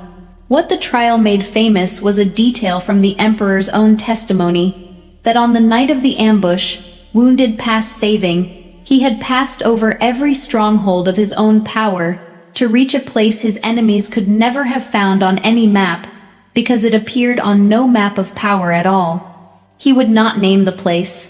The court poets went mad inventing it. None of them invented a woodshed. You want to know how it ends, and I will tell you, but you already know, because you watched it happen the whole way through. It did not happen in the yard in spring, or at the door in summer. It happened in the dark of the first night, when a dying animal chose an 11-mile agony over every throne-sworn healer in the empire, because it had once watched a stranger keep her finger on a dying hawk so the going out would be warm. She married him in the Valley Chapel, in the spring of the following year, in front of 11 witnesses and no poets. The empire got its empress the way the mountain gets its weather, without being consulted, and survived it just as well. She kept the hut. Emperors have summer palaces. This empress had a stone room full of splints, and every year when the first snow closed the passes, the court knew better than to schedule anything at all, because the imperial couple was elsewhere, up where the pines thin out, in a house with a mended roof beam, and the empress was setting wings, and the emperor, this is true, the servants who winter up there will swear to it, the emperor holds the birds. The scar on the wing never faded. In dragon form it shows as a pale seam along the left wing's long bone, and the flight masters will tell you that wing is now the stronger of the two, that the mended bone carries more than the whole one, and if you ask them how that can be, they shrug and say it is a known thing. It is simply how the beast heals. The world breaks everyone. Afterward, some are strong at the broken places, and some, if they are very stubborn and very lucky, and have dragged themselves 11 miles in the dark toward a thin line of firelight, some are strong precisely there, at the exact point of the break, where a widow on a mountain packed the wound with everything she had left, and held it straight, and it held. It held. The dragon had been following the scent for 4 provinces, and the scent was bread. I know how that sounds. Hold it a moment. And let me tell you about the dragon, because the whole story lives inside this one strangeness. The dragon was the Emperor Darius, and he was 38 years old, and for 2 years, since the death of the last person who remembered him as anything but a throne, he had been going up in dragon form on the long evenings, and flying nowhere, in wide, joyless, weatherless circles, the way a man paces a house after a funeral. The court physicians had a careful phrase for it. The flight master, who was old and had no career left to protect, had a plainer one. The emperor is looking for something, and he does not know what it is, and neither do I, and it is not in the sky. But the sky is where he looks for it. He was the son of the Empress Corvina, who had ruled 40 years like winter rules a mountain, magnificently, unarguably, and without a single warm afternoon. What warmth young Darius had found in the frozen machinery of her palace had come, all of it, from one place, the third kitchen, the small one, the one that existed because an empress must eat, even when she will not dine, and specifically, from the third kitchen's underbaker, a broad-handed southern woman named Isolde Milne. Are you paying attention to that name? The story pays it back. For 9 years, between the ages of 4 and 13, between one tutor's death and another's arrival, the heir of the 9 provinces had escaped his schedule almost daily by a route involving 2 laundries and a coal chute, and had sat on a flour barrel in the third kitchen, and had been fed, not banqueted, fed, heel crusts with honey, failed loaves, which he was solemnly informed it was his imperial duty to make disappear. And above all, on the good days, the bread she called hearth bread, a dark, dense, seeded southern loaf, baked from a recipe she guarded with theatrical ferocity in a handwritten book of measures, a recipe she would tell no one whole, and of which she used to say, flowering his hair with one broad hand, "This one is not for the palace, little majesty. This one is from home. This one I am saving for my daughter, when I have her." When he was 13, the empress reorganized the household, the way winter reorganizes a garden. The third kitchen was found inefficient and closed. Isolde Milne was paid out and gone south before he was told, and the heir of 9 provinces stood in the cold new efficiency where the ovens had been, and did not cry, because by 13 the training had taken and he had stopped knowing how. He never found her. Understand that he could have, later, crowned. He had clerks enough to find one baker in an empire, and he never let them look. And if you have ever guarded a wound by refusing to know its edges, you understand him. The kitchen went where lost warm things go. He ruled. His mother died. The circles in the evening sky began. And then, on an ordinary flight over an unimportant province on the first cold evening of autumn, at 4,000 feet, the wind brought him, impossibly, unmistakably, out of the whole scent map of the world below, one thread of dark, dense, seeded southern hearth bread, and the emperor of 9 provinces went around in the sky like a compass needle finding north. Dragons file memories by scent. You know this by now. These stories have taught you. What you must add tonight is its terrible corollary. A scent is a key that opens the room where the memory lives. All of it. At once. Unbargained with. The flour barrel, the honey, the broad hand in his hair, little majesty, and the Emperor Darius. 2 years circling and not knowing what for, knew in one breath exactly what he had been looking for, and followed the thread down through 4,000 feet of evening, losing it, finding it, quartering the darkening country like a hound, night after night, province after province, in what the flight master's log recorded simply as, "The Emperor is hunting. Object unknown. He will not come down." The thread ran out in a river valley, in a small town called Harrowmere, at mid-morning, at a bakery on the market square. Market day in Harrowmere, mid-morning, first cold week of autumn. 400 people in the square, apples on the stalls, geese complaining, the week's gossip changing hands at the well, and then a shadow crossed the square the size of the square, and the world ended, the way it does in small towns, locally and completely. The dragon came down out of the low autumn sun with a wingspan that unroofed the market of its light, and it landed in the center of everything, scattering stalls with the wind of it, geese detonating in all directions. Vast, black, absolute, its folded wings crowding the shopfronts on both sides, and Harrowmere, which had never in its recorded history been visited by anything larger than a tax assessor, achieved in 11 seconds the most complete evacuation in the annals of the province. They ran everywhere and anywhere, into cellars, into the church, into other people's houses, upstream along the river with the geese. The miller's cart was abandoned mid-square, with the mule still in the traces.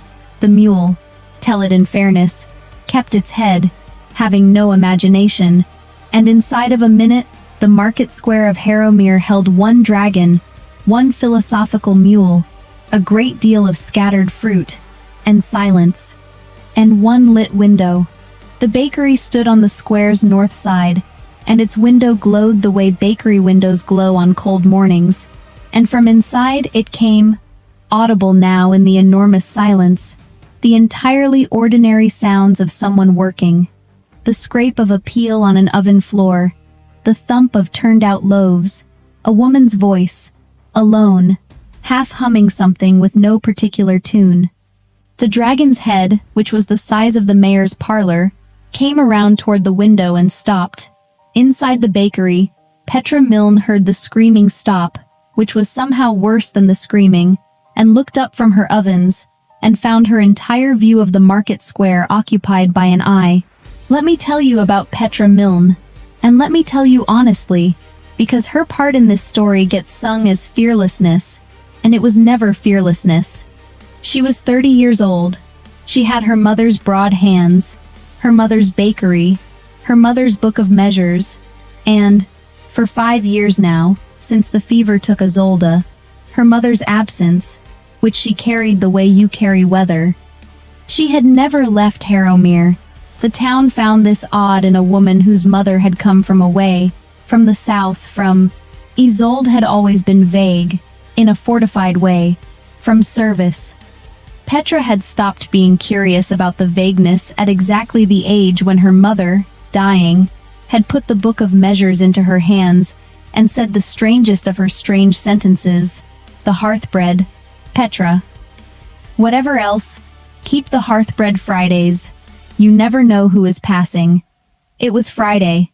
The hearthbread, dark, dense, seeded, its scent going up the chimney like a signal since before dawn, was in the oven. 4 loaves in, 6 proofing, and the timing of bread is a tyranny that does not recognize emergencies. The 4 in the oven had 9 minutes, and 9 minutes is 9 minutes. So when the light died and the square emptied and the eye arrived at her window, an eye the size of her door, amber, unblinking, fixed on her with an attention total enough to have a temperature, Petra Milne did the arithmetic of her situation with her mother's practicality, and the arithmetic came out like this. If it wants me, the door is no argument, and running will only mean dying tired. And the loaves have 9 minutes. Well, she said to the eye, out loud, because talking to herself was the family failing, you are not a customer I have had before. And she kept baking. That is the fact of it, the fact the ballads got right. She turned back to her work, turned her back, though her hands, be it noted, were not entirely steady, and she floured them twice to hide it from herself.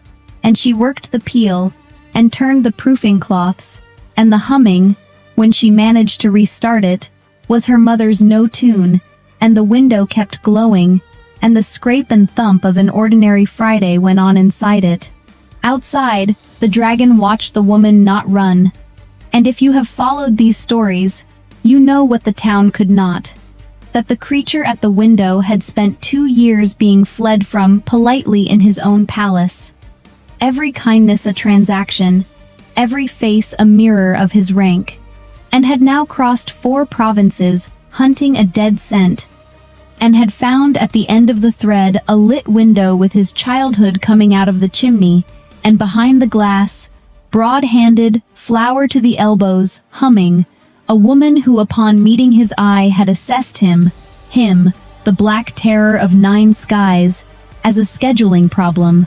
The dragon sat down in the market square to wait. It sat the way cats sit at mouse holes, with the folded completeness of the very patient, its tail curling around the abandoned miller's cart, its eye at the window, and the mule, after some reflection, went back to sleep.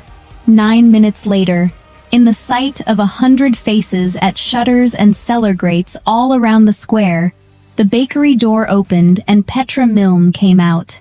She came out carrying, the shutters could not believe it, the church, watching through its keyhole, forgot to pray, a loaf of hearthbread on a wooden peel, held out before her like a small dark offering, still ticking with heat. "I will tell you how it is," she said to the dragon, and her voice went out over the silent square, steady in the way of a voice being held steady on purpose. "My mother said the hearthbread bakes Fridays, because you never know who is passing. 25 years I have watched that superstition eat good flour. And here you are, passing." She set the loaf down on the boards of the miller's cart, stepped back 1 step, and put her floured hands on her hips. "So it will be yours, I suppose. But I will need the square eventually, and the geese will want their dignity back. Eat and be on your way." The dragon looked at the loaf. What happened next was seen by 100 witnesses, and is told 100 ways. But the mule was closest, and I hold with the mule's version. The great head came down slowly, past the loaf, ignoring the loaf, and stopped level with the woman, close enough that her apron moved with its breath, and the amber eye searched her face the way you search a room you used to live in. The broad hands, the no-tune hum still hanging about her, the set of the chin. "Milne," said the sign over the door, in fresh painted letters, "E.S.T. Isolde, kept by her daughter. Her daughter. This one I am saving for my daughter, when I have her."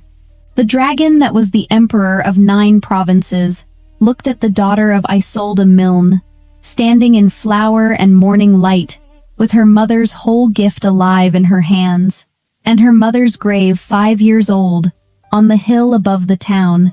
He could read all of it. The scent map hid nothing.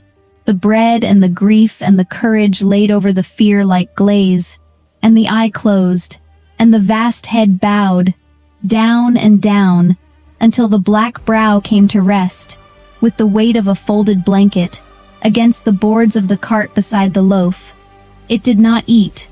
It laid its head down by the bread, and it stayed there, and the sound it made was low and enormous, and had nothing of threat in it at all.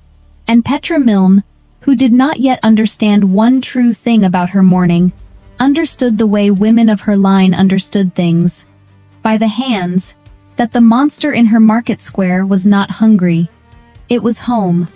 The children came back first, as children do.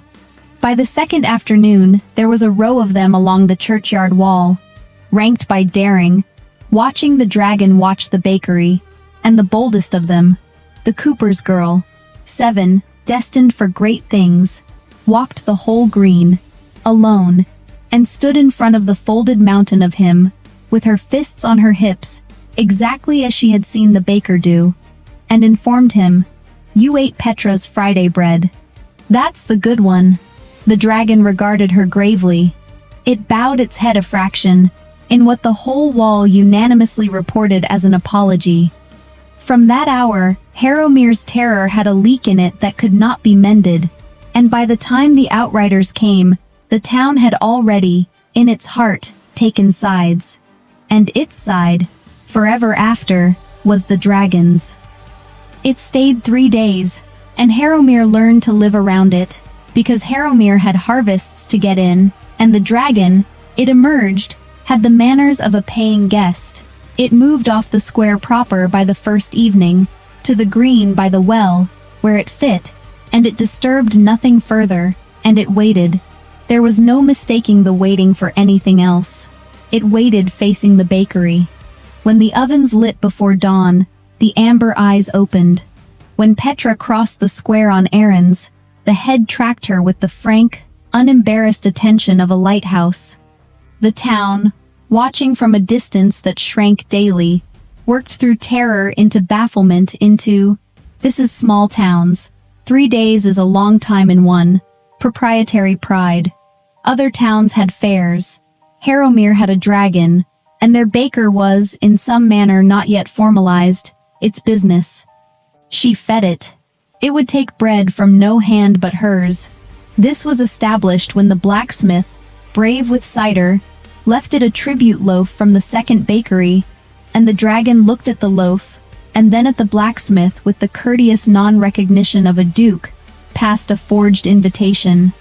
But each morning Petra brought the hearthbread out to the green, one dark loaf on the wooden peel, and set it down, and each morning the dragon ate it, slowly, with its eyes closed, in the manner of a creature not eating but remembering, and each morning she stayed a little longer afterward, hands on hips studying it.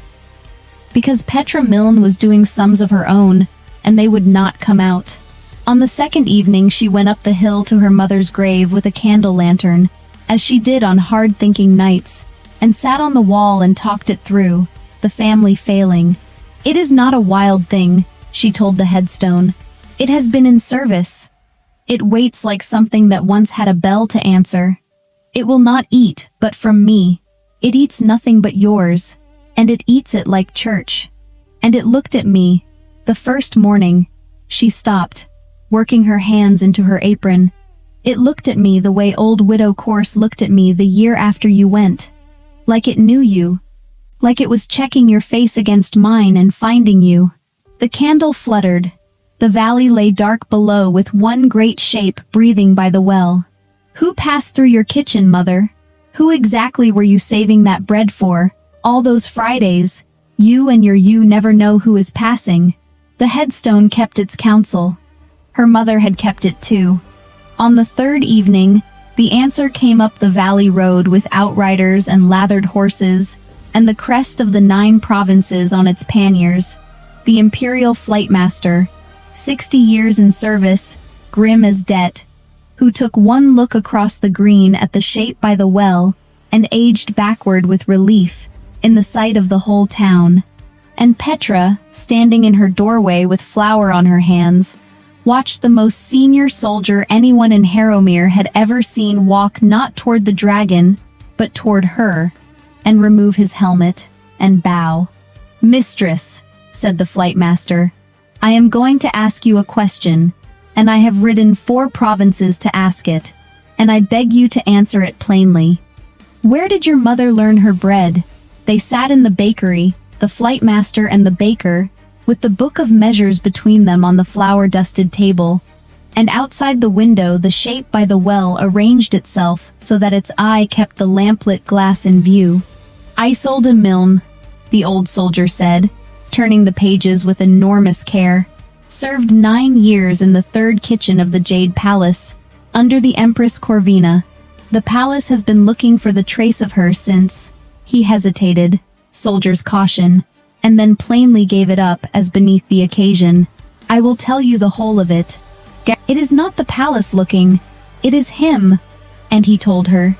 The frozen court, and the warm kitchen, the coal chute, the flour barrel, the heel crusts and the failed loaves, it had been an imperial duty to make disappear. The Empress's reorganization, the closed kitchen, the boy of 13 standing in the cold efficiency where the ovens had been. Petra listened with her hands flat on the table, and at a certain point, the flowering of the hair, little majesty, she turned her face away to the window, and the great waiting eye beyond it, and did not turn it back until she had command of it. "That is the Emperor," she said. "On my green, by my well, 3 days eating my bread with his eyes shut. That is the Emperor," the flightmaster agreed. 2 years the court has watched him circle the evenings like a ghost, and none of us could name what he was hunting, himself least of all. Then one night over the eastern hills the wind brought him something, and he went off the map. The old man's voice did a thing it had not done in 40 years of dispatches. I have known him since he was 4, mistress. I taught him falconry. His mother required it be joyless, and we failed her together twice a week. In all that palace there was one room where anyone was kind to that child for free. Your mother never knew what she was worth. Or, he touched the book's cover, where Isolde's careful stitching still held it square. Or she knew exactly, and kept it, the way she kept everything, in measures.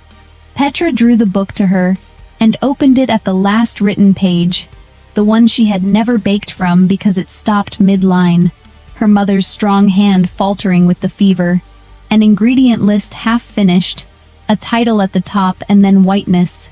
She turned it toward the flight master. The title said, "For the little majesty, if he is ever passing." The old soldier looked at that line for a long moment, and then he stood, and went to the window, and signaled through the glass to his emperor, "Found." The dragon became a man at first light on the 4th day, in the empty market square, with the whole town at the shutters and no one breathing. Petra came out to him as she had come out the first morning, through the bakery door, carrying bread. He stood by the miller's cart in plain travel clothes, tall, gray-eyed, 38, with 2 years of circling, and 4 provinces of hunting, and 25 years of a closed kitchen in his face. And she recognized him from the coin, and found the coin had lied. It gave him his mother's jaw, and none of the flour barrel boy the flight master had ridden 4 provinces describing. "Majesty," said Petra Milne, and did not bow, because her hands were full, and because some part of her, her mother's part, had assessed the situation, and ruled that what this man needed walking toward him across a market square, this morning, of all the mornings of his reign, was not one more bent neck. "She called me that," he said, his first human words in 4 provinces. His voice was rusty with the wing. "Little Majesty, I have never heard it since without—" And then he stopped, because Petra had reached the cart, and set down the peel, and what stood ticking on the boards between them was not the hearth bread. It was the last page. She had been up since midnight with the book of measures, and her mother's faltering half-line, and she had done the thing bakers of her line did in place of weeping. She had finished the recipe, guessed her way down the whiteness measure by measure, her mother's logic in her hands where it had always lived, and baked, at first light, for the first time in the history of the world, the loaf Isolde Milne had been composing for the flour barrel boy when the fever took her pen. "She left it unfinished," Petra said. "Page says it was for you. I have finished it, on my own judgment, which she trained. So you will tell me if I have got it wrong, but I will warn you first." And her voice, which had held steady in front of a dragon the size of the square, did not entirely hold now. "I do not think either of us believes I have got it wrong." The emperor of 9 provinces broke bread in the market square of Harrowmere, with the flour still on the crust warming his hands, and ate, and it was not wrong. It was the 3rd kitchen. It was the flour barrel, and the honey light, and the broad hand in his hair, and everything the coal chute had ever led down to, alive and finished and handed to him across a cart by a woman with her mother's hands. And Darius, first of that name, who had stopped knowing how at 13, stood in front of 100 shutters and wept. And Petra Milne, who knew exactly what to do with weeping, her trade dealt in it daily, bread and funerals are old colleagues, came around the cart and stood beside him, and put one floured, broad, entirely unauthorized hand on the imperial shoulder, and said the thing her mother used to say over the failed loaves. "There now. It came out better than it went in. That is all we ask of an oven." He did not leave. That is the scandal and the whole rest of the story. The empire's business relocated itself, piece by piece and against every precedent, to a river valley in an unimportant province, because the emperor had discovered that he could not, having found it, leave the window lit. Formally, it was a progress. The court invented reasons the way courts do. In fact, for one autumn, the 9 provinces were governed from the upper room of the Harrowmere Inn, and every morning, early, before the clerks and the couriers got at him, the Emperor of Everything walked across the market square to the bakery and sat on a flour barrel. She found him a flour barrel. It was among her first acts of state, and was fed heel crusts with honey, failed loaves, solemnly assigned, and they talked, the way she had talked to the headstone, and he had talked to no one at all, about Isolde, mostly, at first, trading her back and forth, his 9 years for Petra's 25, each of them owning chapters the other had never read, and then, as the autumn went on, about everything a frozen palace and a small town could between them hold. The court despaired. The flight master smiled into his beard. The town of Harrowmere, proprietary from the first, considered the whole match its own arrangement, and has never since been talked out of it. He asked her at midwinter, on the green, by the well, with frost on the world and the ovens breathing gold behind her, and he asked it in the third kitchen's language, because it was the only language his best self had ever been taught. I spent 2 years circling the sky, and did not know what for. It was never the bread, Petra. The bread was the thread. It was the kitchen. It was the one room where the door was open for free. You are the room. You have been the room since the morning you came out that door with your hands full, and refused to bow. Marry me. I am asking with nothing in my hands. I have checked them. He held them up, palms out, a man displaying honest emptiness. And everything I have is somewhat frozen, and needs a warm room very badly. Mother had a saying pinned over the ovens, Petra said, when she could say things. A southern writer, Radmacher, courage does not always roar. Sometimes courage is the quiet voice at the end of the day saying, I will try again tomorrow. She took his upturned empty hands in her floured ones and turned them over, inspecting them, the way she candled eggs, thoroughly, and against the light. She kept the hearthbread going every Friday of my life on the strength of that sentence.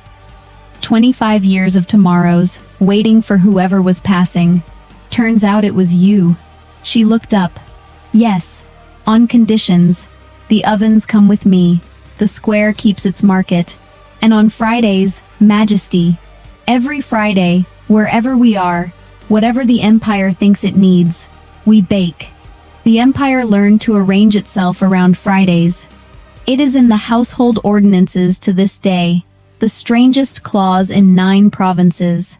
The imperial kitchens keep one small room, third along the east passage, with a flour barrel by the window, and no servant enters it on Fridays, because on Fridays, the Empress bakes hearthbread with her own hands, dark and dense and seated, and the Emperor of the 9 provinces sits on the barrel and disposes, solemnly, of the failed loaves, of which, the kitchen clerks record with some puzzlement, there is always at least one, however flawless the batch appears to them at the window.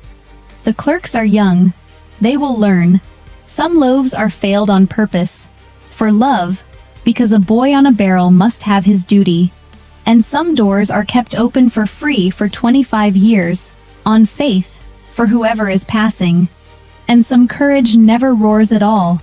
It just lights the ovens before dawn, and keeps the window glowing while the whole world runs, and says, to the enormous dark arriving in the square outside, you are not a customer I have had before, but the bread has 9 minutes, and I am not going anywhere. She kept baking. It waited. It is waiting there still, in every telling. The great head at the lit window, the flower-white hands refusing to shake, the moment the whole empire knows by heart. The morning the loneliest creature in 9 provinces followed the last warm thread of its childhood, 4 provinces upwind, and found, at the end of it, glowing in an emptied square, the one door in the world that did not close. On the morning of the 4th day, The door to the dragon's lair opened from the inside. The two guards stationed at the entrance had been told, very clearly, that this was not possible. The door could only be opened from the outside. The latch was a drop bar, placed above the frame by someone who had given serious thought to the question of whether a dragon could reach it. The prisoner had been given nothing when she was put inside. There was no mechanism by which the door opened from the inside. The door opened from the inside. And then Kaylee walked out. She was upright. Her coat was intact. Her face was composed. She had a small scrape on her left palm that she had evidently acquired in the first few hours, before she mapped the floor plan of the space in the dark, and she had stopped bleeding well before the end of the first night. She was not limping. She was not shaking. She was the same woman who had been dragged through that door 3 days earlier, except that her posture was, if anything, more settled than it had been when she went in. Behind her came the dragon. Kale's dragon was the size of a war tent. Its scales were the gray-blue of deep river stone, and its eyes were pale as winter sky. This was a creature that had not willingly approached any person in 6 years, a creature that the entire palace had learned to navigate around rather than through. It did not come when called. It did not leave its lair except at its own determination. It was, to describe the matter plainly, a dragon that had decided the world outside its chamber was not worth engaging with. It walked out of its own lair 2 paces behind Kaylee, not because she commanded it, not because she held a lead or a chain or a handle of any kind. She was simply walking, and the dragon was simply following, the way something follows another something, when the following is entirely its own choice and requires no further justification. The guards looked at the dragon. The guards looked at Kaylee. The guards looked at each other, and then back at the dragon, and then back at each other, because the guards were sensible men who had worked through the obvious explanations and found them all insufficient. Kaylee looked at neither of them. She looked at the corridor ahead and said, in a perfectly even voice, "I would like to speak to whoever holds the charge against me." The bookkeeping record that Lord Varick cited was corrected 11 months ago. The correction is on file with the Trade Registry in the 3rd District. I have documentation. She paused. I have also been in there for 3 days. I would like some water. T.S. Eliot once wrote that what we call the beginning is often the end, and to make an end is to make a beginning, that the end is where we start from. The beginning of Kaylee's story in the Jade Palace was her dragged entry through a door she had no say in. But the story that mattered, the story that changed things, began the moment she walked back out with the dragon behind her. What follows is the account of what happened in between. 3 days before the walkout, Kaylee had arrived at the Jade Palace in chains. This was Lord Varick's arrangement, specifically. Lord Varick was a man who understood that the law, applied with sufficient speed and confidence, could resolve inconvenient situations before they became sustained problems. Kaylee had become an inconvenient situation when she testified before a provincial magistrate in a trade dispute. Her testimony had included specifics about letters she had carried on behalf of a merchant named Pole, letters that Pole had described as routine business correspondence. The magistrate had found, in reviewing the letters, that the correspondence contained embedded agreements of a nature that was not entirely legal.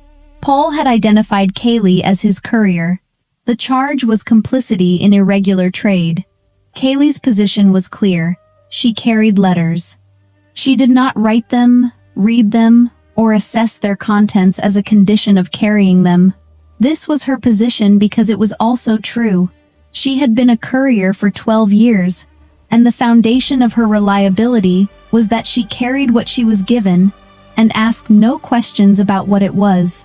Lord Varick's counterposition was that ignorance of cargo was not a legal defense for couriers in the 3rd District, which was also technically accurate, though the provision had not been applied to a courier in 30 years.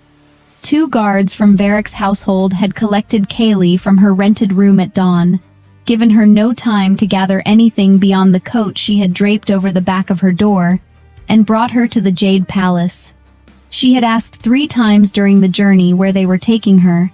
The guards did not answer. When they reached the palace, she had addressed the question to the palace steward who came to receive the prisoner. The steward had looked at his record and said, with the expression of a man reading a document he would have preferred not to, "The Dragon's Lair, by His Majesty's provision for charges of this classification." Kaylee had looked at the door. She had grown up in the limestone hill country, in a settlement built inside a system of caves. Enclosed spaces were familiar to her, in the way that roads were familiar, not comfortable exactly, but known. She understood the rules of them. Before the guards pushed her through, she thought, "I am primarily annoyed." She held on to this. Annoyance, she had found over 12 years of difficult journeys, was a significantly more useful state than fear. The dragon's lair was dark. Not entirely. There was a thin line of pale light under the far door, and a faint luminescence from the dragon itself, the way some large creatures carry a low light in the deep. Kale's dragon lay in the far corner. Kaylee could see it as a shape against the wall. Enormous. Still. Its eyes were half closed, and they tracked her from the moment the door shut behind her. The dragon had been alone in this chamber for 6 years. In 6 years, it had been brought food, water, and twice an attempt at grooming by a handler who had not returned after the second visit. It had accepted food when it chose to accept it. It had accepted very little else. What the dragon had learned, over 6 years of solitude, was a reliable taxonomy of the things that came through the door. Management. Those arrived with equipment, with purpose-built tools, with the body language of people who had been briefed. Management was to be discouraged, firmly, but without damaging anyone permanently. Fear. Those arrived upright and became small very quickly, pressing themselves against the near wall, making sounds. Fear was not interesting. Fear only wanted to leave. The dragon looked at Kaylee and performed its assessment.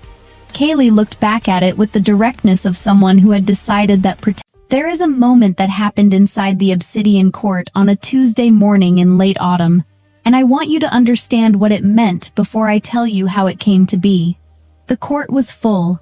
It was a formal session, one of the quarterly proceedings in which Emperor Valdric reviewed the petitions of the outer provinces.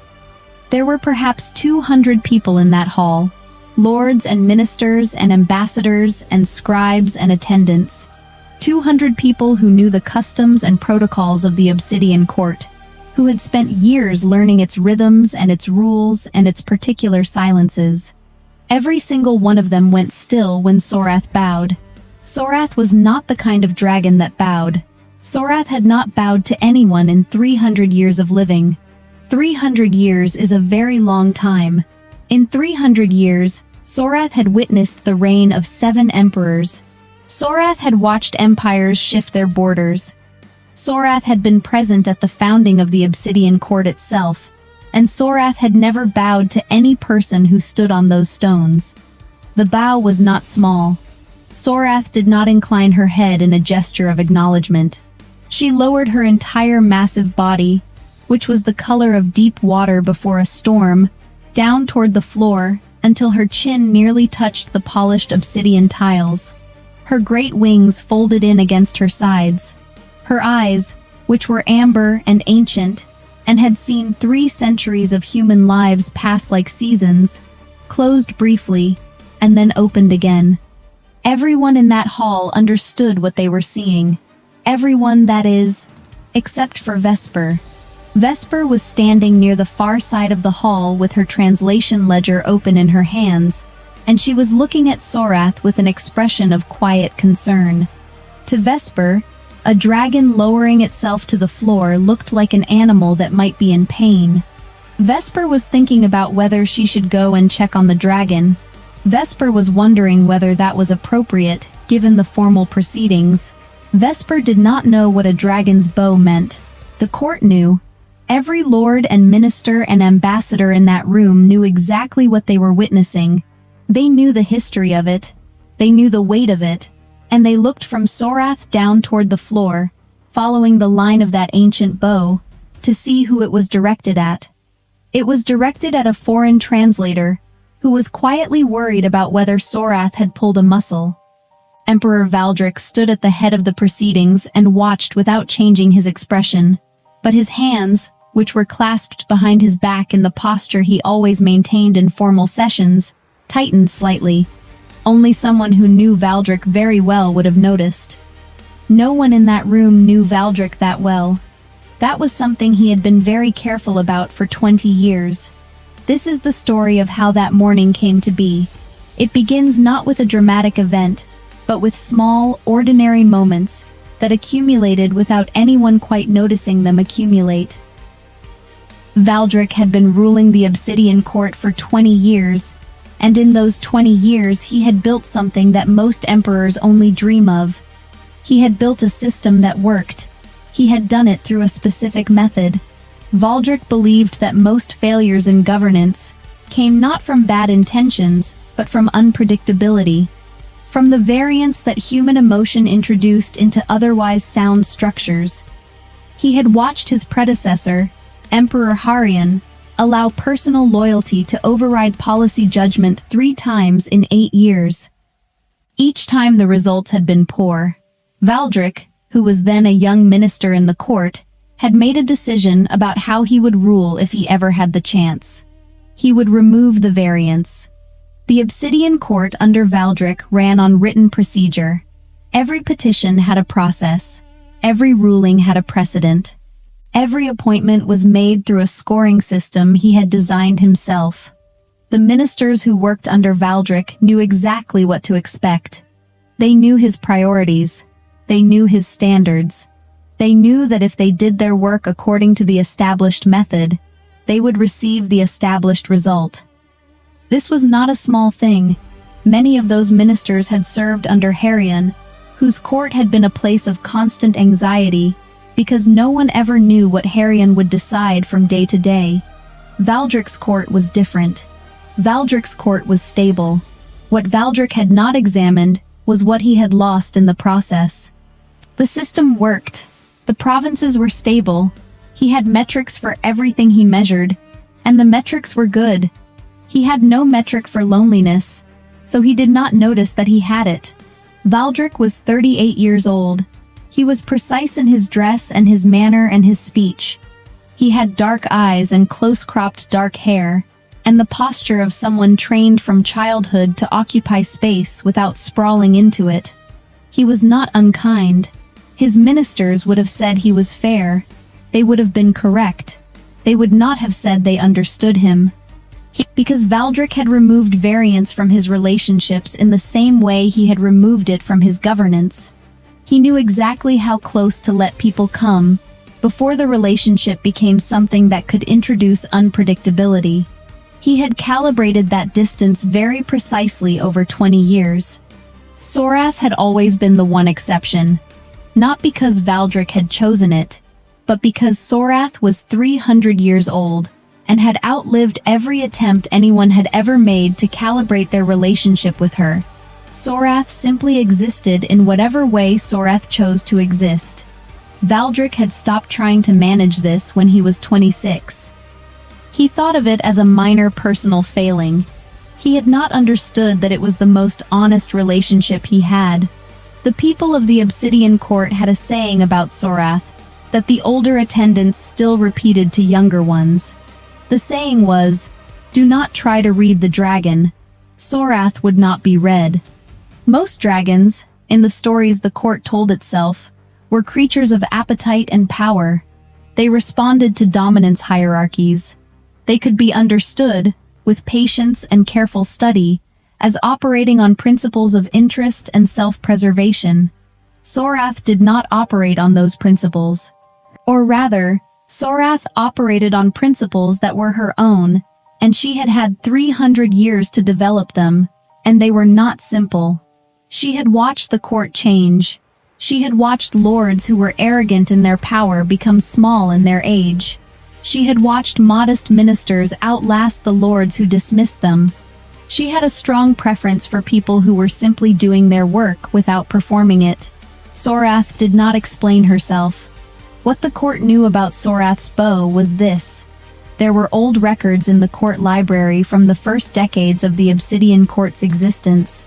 In those records, there were 2 documented instances of Sorath bowing. The first was at the funeral of a stable attendant named Paris, who had cared for the court's horses for 40 years, and who had also, without ever making a point of it, left food and water for Sorath at consistent intervals throughout her service. Sorath had lowered herself to the ground at the funeral and held the position until the ceremony was complete.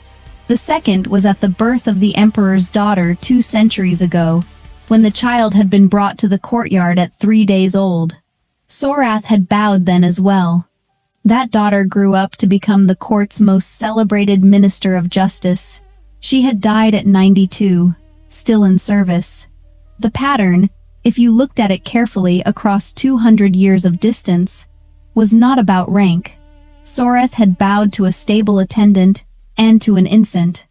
The records offered no analysis. And what the court also knew, and what Vesper did not know, was that Sorath's bow constituted a formal recognition. By ancient treaty and custom, it meant that Sorath found this person worthy of her attention, worthy of her protection. In the old tradition, it meant that Sorath was placing this person under the court's highest guarantee of safety. No emperor had ever overruled it. No emperor had ever tried. The bow had not happened in 300 years. Until a Tuesday morning in late autumn. Until Vesper. Vesper had come to the Obsidian Court 3 years ago as a junior translator, and in 3 years, she had become something that courts are very good at producing. A person who is necessary but invisible. She was 29. She had grown up in the monastery of the White Ledge, a place of learning and manuscripts and 11 resident scholars who between them spoke 14 languages. Vesper had been left at the monastery at the age of 4 by parents who were traveling merchants and who had not returned for her. The scholars had not particularly known what to do with a child, but they had known what to do with an eager reader. They had treated her as a student, and she had learned what there was to learn. By the time she was 19, she had mastered 5 languages: the court's common tongue, the southern coastal dialect, the formal written language of the eastern provinces, the old mountain tongue of the border regions, and the formal diplomatic script of the northern nations. She was developing a 6th when the monastery burned. The fire started in the night. It moved fast. Vesper had gotten out with the clothes she was sleeping in and her personal journal, which she had grabbed by instinct because she had always slept with it nearby. She had lost the manuscripts. She had lost the library. She had lost 4 of the 11 scholars. What Vesper did in the years after was what she called reconstruction. She sat down, in whatever shelter was available, and wrote down everything she could remember, every text she had studied, every grammatical rule, every vocabulary list. She worked from memory for 4 years, writing and rewriting, because the act of writing consolidated the memory, and reviewing what she had written identified the gaps. She ended up with 31 journals. When she arrived at the Obsidian Court with those journals, and her 5 languages, and her translator's certificate, she was told she would be starting at the most junior level. She said that was fine. She was assigned to the overflow translation desk. She worked efficiently and accurately. She was promoted, quietly, twice. She was now the senior junior translator, which meant she was trusted but not yet important. At court, translators were furniture. This was not a cruel arrangement. It was a practical one.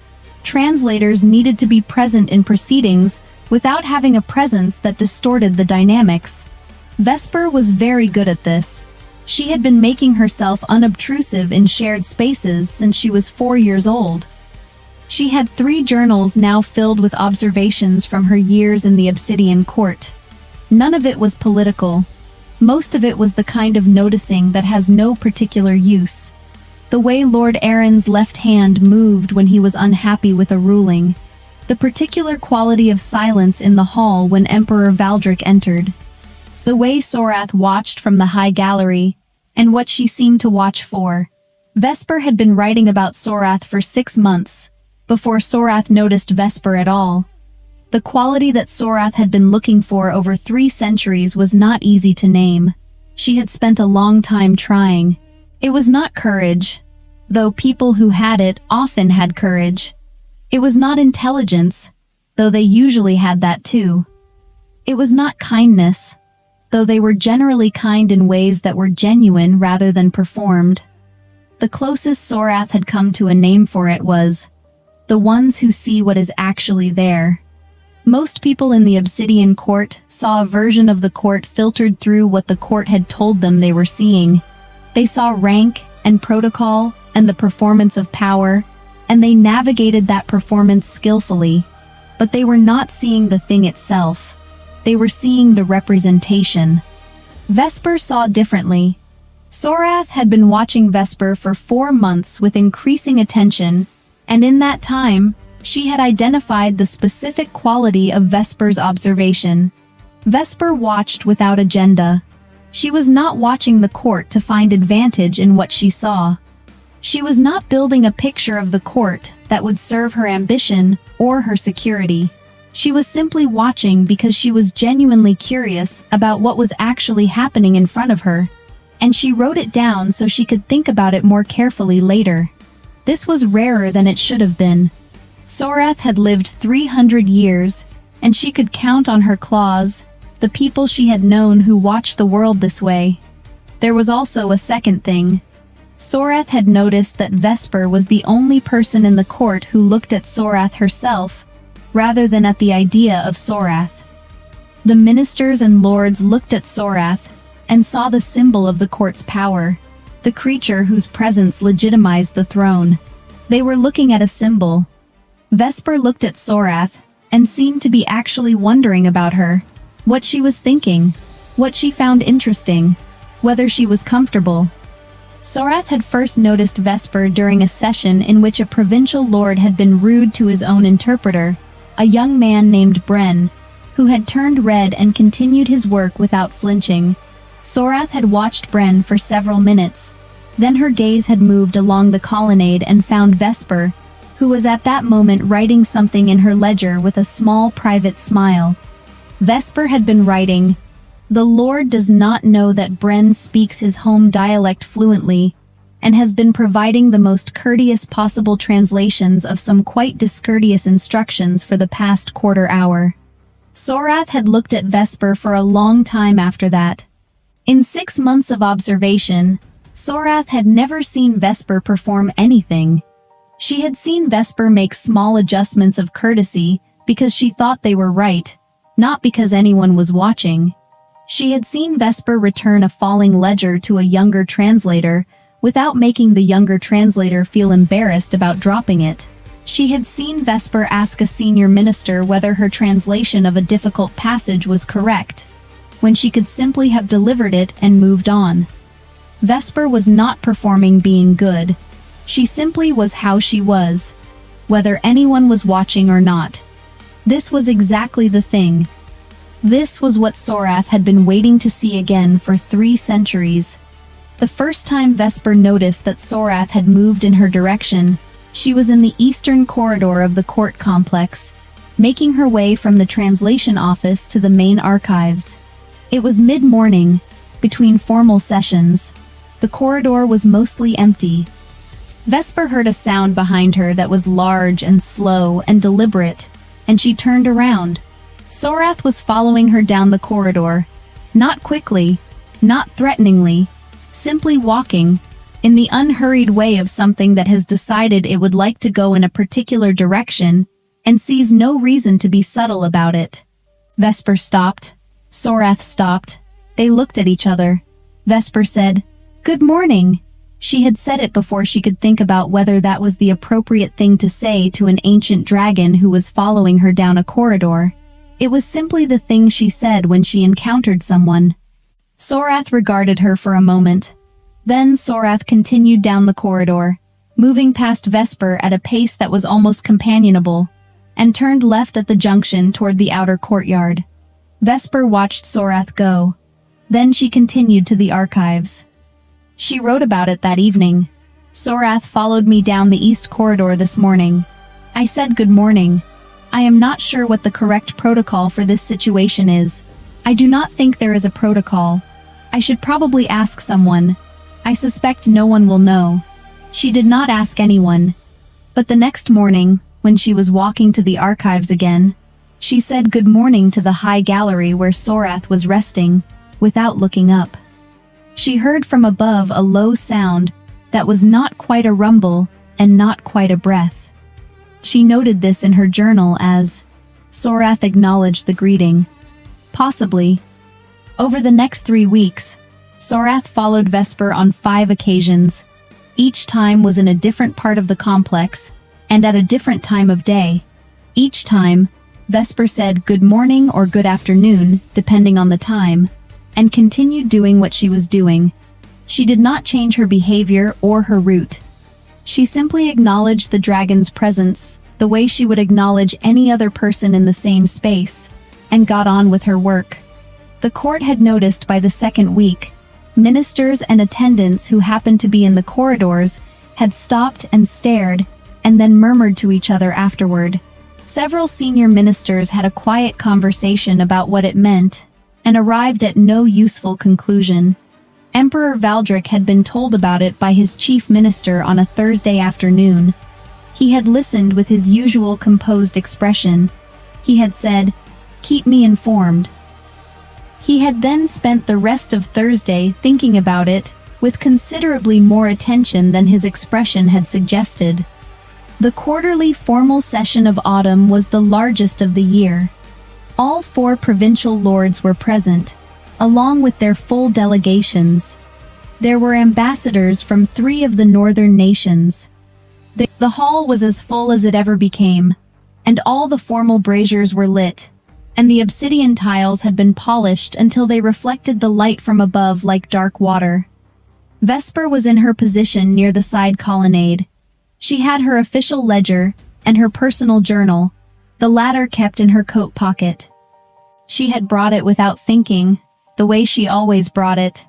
The session began at the 9th hour. Emperor Valdric presided from the high dais, standing with his hands clasped behind him, and his expression clear and unreadable. The first 3 petitions were from southern provinces, and required no translation. Vesper watched and wrote small notes. Sorath was in the high gallery. Vesper could see her if she looked up at a particular angle. Vesper looked up at that angle perhaps once every quarter hour, as she always did. This was not a conscious habit. It had become automatic. The 4th petition was from a northern ambassador, and it required translation. Vesper's supervisor signaled her forward. She moved from the colonnade to the center of the floor, where the ambassador stood, and positioned herself at the appropriate distance to render the translation clearly to both the ambassador and the emperor. The ambassador presented his petition in the northern formal register, which was elaborate and indirect, full of honorifics and conditional phrasing that had to be carefully rendered into the court's direct language without losing the political texture underneath. Vesper translated.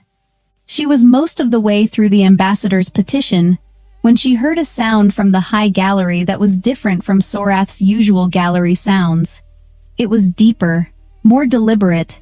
She finished the sentence she was translating before she looked up.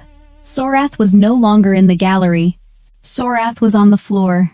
She had descended the gallery stairs and was now walking, slowly and with great deliberateness, toward the center of the floor where Vesper was standing.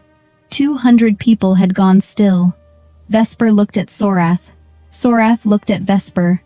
And then Sorath lowered herself, her full body, down to the polished obsidian tiles, wings folded, chin nearly touching the floor. Vesper's first thought was concern. The dragon seemed to be in distress. She looked at the large amber eyes, which were open and calm and looking directly at her, and revised her assessment. Not distress. Something else. She did not have the word for what she was seeing. She looked around. The quality of silence in the hall told her she was missing information. 200 faces were turned toward her, with expressions ranging from shock to wonder, to something she could not interpret at all. She looked at Emperor Valdric. His face was composed, but his eyes were on her with an intensity she had never seen in his face before, through many formal sessions. She did not know what the intensity meant. She looked back at Sorath. She said, quietly, "Are you all right?" Sorath made the low sound that Vesper had come to think of as acknowledgement. Then Sorath rose, smoothly and without haste, and walked back to the gallery stairs. The formal session concluded within the hour. Emperor Valdric brought the proceedings to a precise and proper close, and dismissed the assembly with the customary formal words. What happened in the corridors immediately afterward was not customary. The lords and ministers and ambassadors did not disperse in their usual patterns. They gathered in clusters, in the side corridors and the outer courtyard and the formal reception rooms, and they spoke to each other in low, urgent voices. They spoke about what they had seen. They spoke about what it meant. The oldest members of the court, the ones who had read deeply in the court archives over years of service, knew the records. They knew about the stable attendant named Perez. They knew about the infant daughter, 2 centuries ago. They had spent years in an institution that revered its own history, and now they were watching that history come alive in a way none of them had expected to see in their lifetimes. A dragon's bow was not a casual gesture. It was not an accident of posture. It was, in the oldest understanding of the treaty between this court and Sorath's kind, a declaration. Sorath was declaring that this person had her recognition, her regard. In the ancient language of the treaty, the word used was closer to chosen than to recognized, which had always made the scholars uncomfortable because they could not fully explain what the choosing meant. It seemed to mean, of all the people Sorath had assessed across 3 centuries of living, this person had whatever quality Sorath was looking for.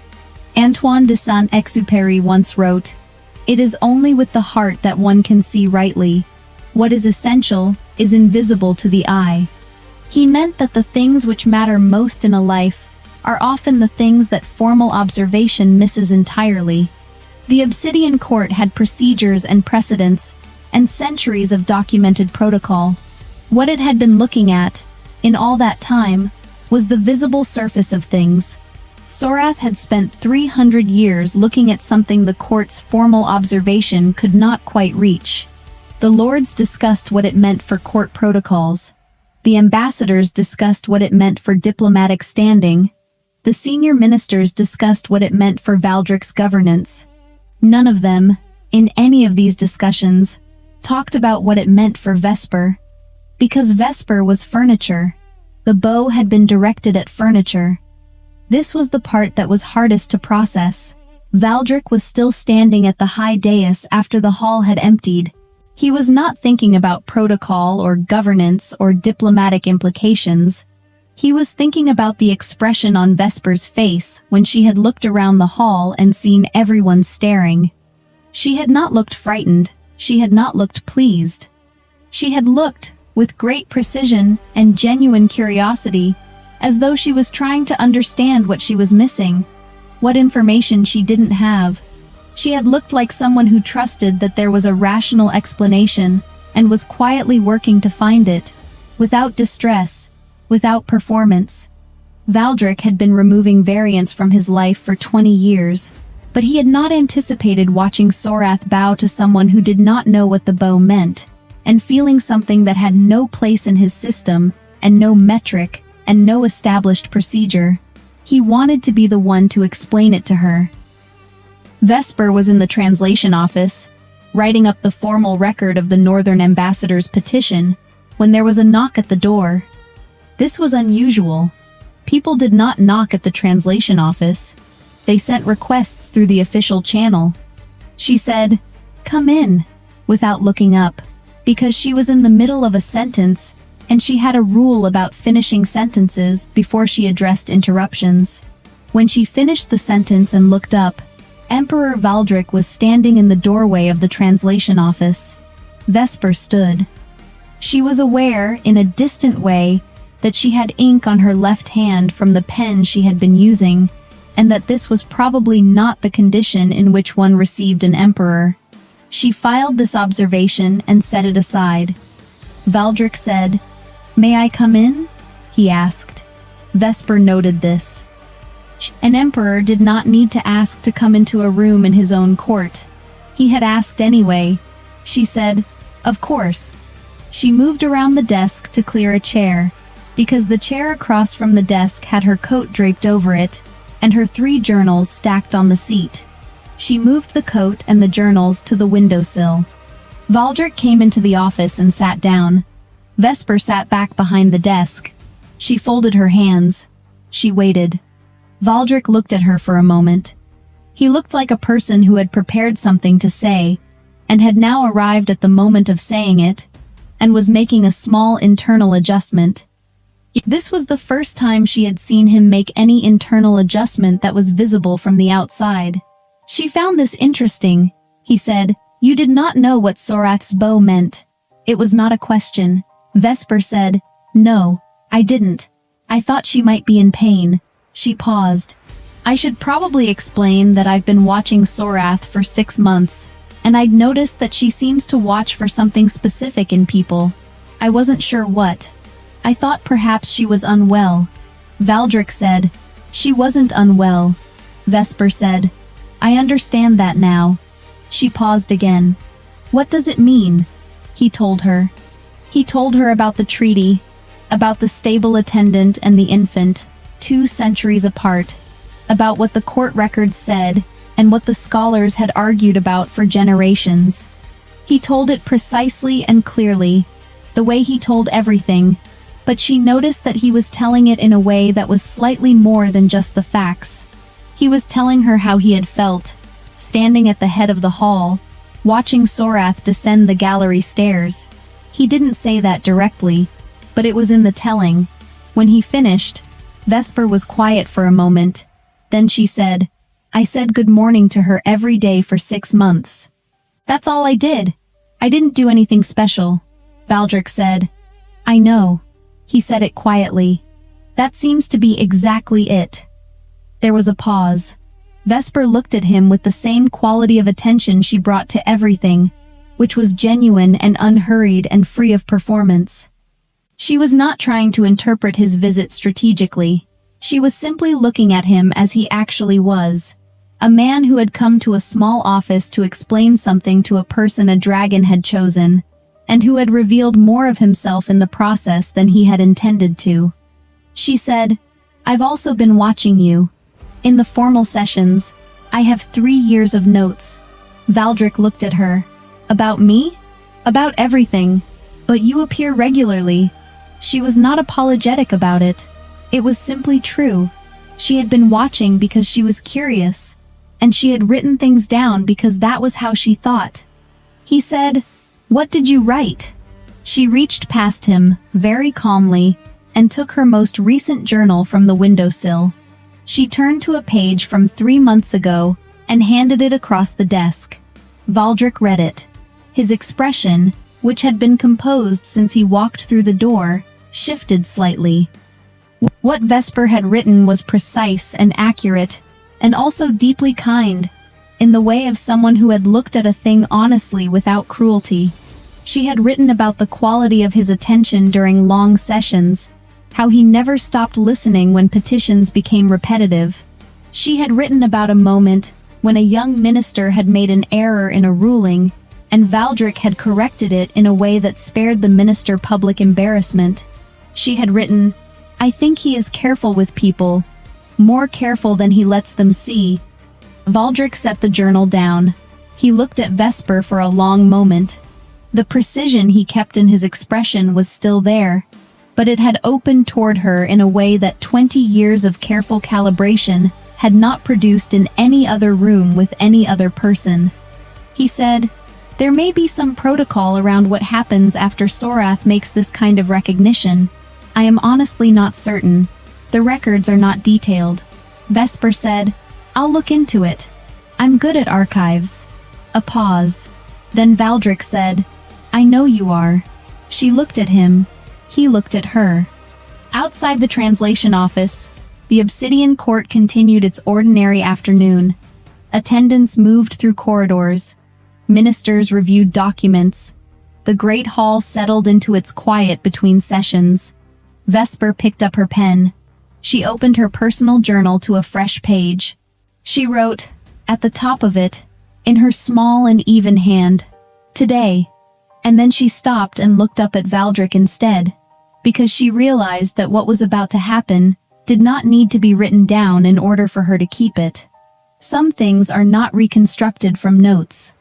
Some things stay on their own. Valdric watched her set down the pen. Something in his face, which had been precise and contained and carefully calibrated for 20 years, settled into a different position. Not a performance of ease, actual ease, the kind that cannot be scheduled. In the high gallery above the empty hall, Sorath rested along the stone railing in the late autumn light. Her ancient amber eyes were half closed. She had the particular stillness of something that has been waiting a long time, and has now, at last, seen what it was waiting for. The wind had a name on the North Reach, and the old charts called it the Widowmaker, because it did not blow so much as it hunted along the cliffs for anything warm and unwatched. On the night it came back after 7 quiet years, it found the storm spire empty as it had been for 2 centuries. A black throat of stone that no shepherd and no soldier and no priest had ever slept inside and lived to describe. And high above that throat, cutting sideways through rain that fell like nails, a dragon flew with its wings half closed against the gale, not away from the coast as every other living thing was trying to do, but straight toward the one light still burning. That light belonged to Mara Quill, and it had no business burning anymore, because the Imperial stipend had stopped 3 winters ago, and the oil was her own, and the cliff was eating an inch more of her yard every spring. She had kept it anyway, because her husband had kept it before he fell from the ladder in a gale just like this, and because somewhere beyond the white water, there were still fishing boats that did not know the charts had changed. She worked with hands that knew every knot and shutter by feel, tying down the goat shed, hammering a second board over the lantern room, talking to the storm the way you talk to a drunk relative who has come back to the house again. The spire watched all of it, and the dragon watched the spire, because the spire was his, and it had been his alone since his grandfather's time, and no creature had ever been permitted to lay its head down inside it and wake again. The law was not written in books but in bone, because the last man who tried to claim the spire for shelter had been found in spring with his eyes open and his body cold, not killed but refused, as if the mountain itself had decided he did not belong. For 200 years the Empire had told that story to keep thieves away from the Emperor's private roost, and for 200 years it had been true in a way that made even generals look away from the cliffs. High in the gale, the dragon banked and the rain turned to steam on his back for an instant, because his blood ran hotter than any forge the coast had ever built. He had passed the palace. He had passed the garrison towers. He had passed 3 imperial chapels built to receive him in a storm, and he had chosen none of them, because none of them held what he had been watching for 3 years without ever landing. Down below, the little square of light that should have been dark years ago was still burning, and in it, a woman in a patched oilskin was lifting a full can of lamp oil up a ladder with her teeth clenched around the handle, because her hands were needed to hold on. Mara had learned early that courage is not a feeling but a chore list that you do not put down when the wind tries to take it from your hands. She had already checked the seawall. She had already moved the dry wood onto the table. She had already tied her husband's old hammer to her wrist with twine, so she would not lose it when the shutter nails tore free again. Her house was not a house anymore, but a working lighthouse that had been demoted by the Empire to a rock with a lamp, and she kept it because if she did not, the next storm would take a boat without even the courtesy of a warning. She was 32, and her hair had gone gray at the temples the winter her husband died, not from age but from holding a lamp alone through nights when the dark felt personal. She did not see the dragon at first, because sensible people do not look up in a widowmaker. They look at the board in front of them, and the knot in front of that. The first sign was the gulls going silent all at once, as if someone had put a hand over the sky, and the second sign was the goats going still in their shed and pressing together without bleeding, which they only did when something older than weather was passing over. When she finally looked, it was already low, impossibly low, its belly almost brushing the beacon light, its wings making the rain run sideways, and she understood in a single cold second that the stories about the spire being empty were only half true. She did not run, not because she was brave in the way bards sing about, but because there was nowhere to run that the wind would not find her faster than any winged thing could.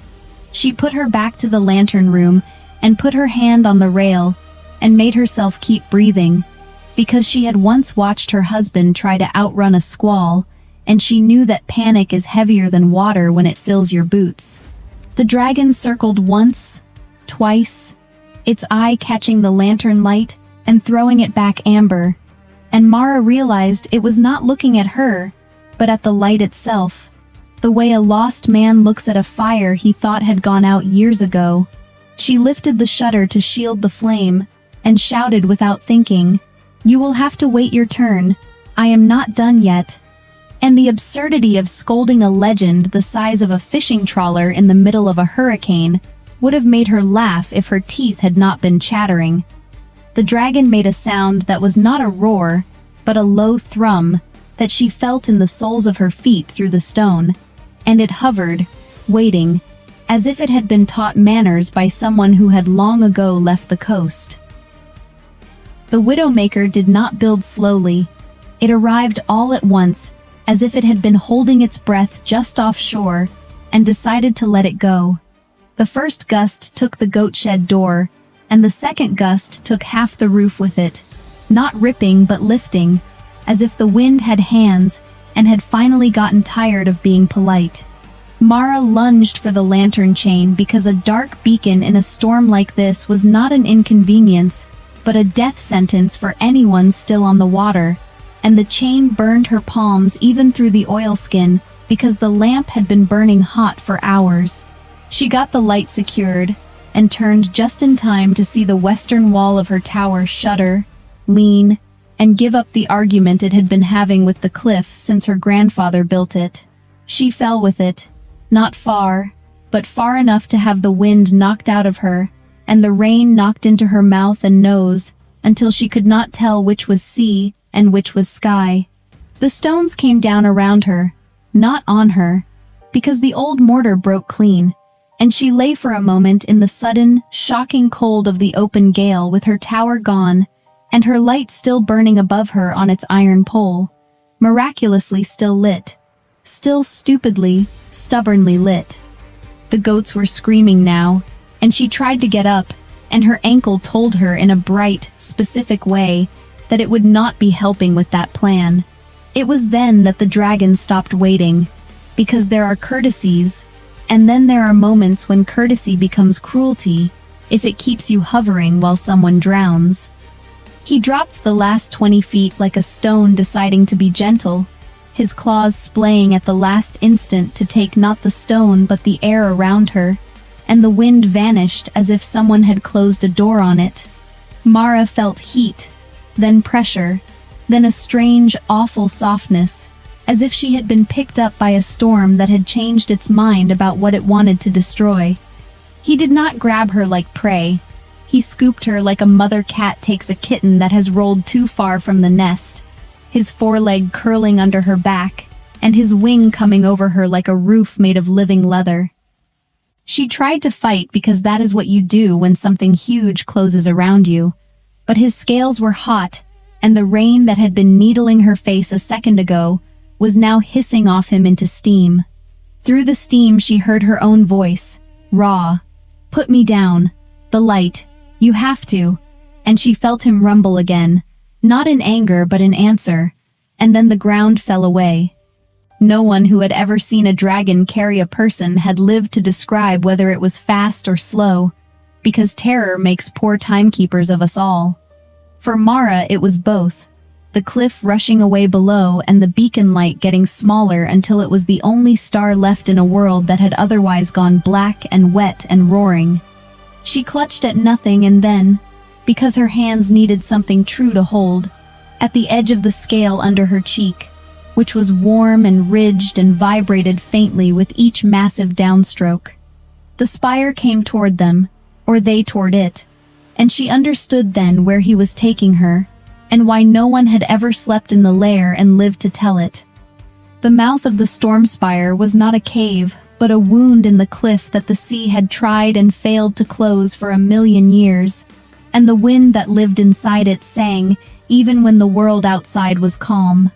He slipped inside sideways, wings folded, and the sound changed from howl to hush in a single heartbeat, as if the mountain had swallowed them to keep them secret.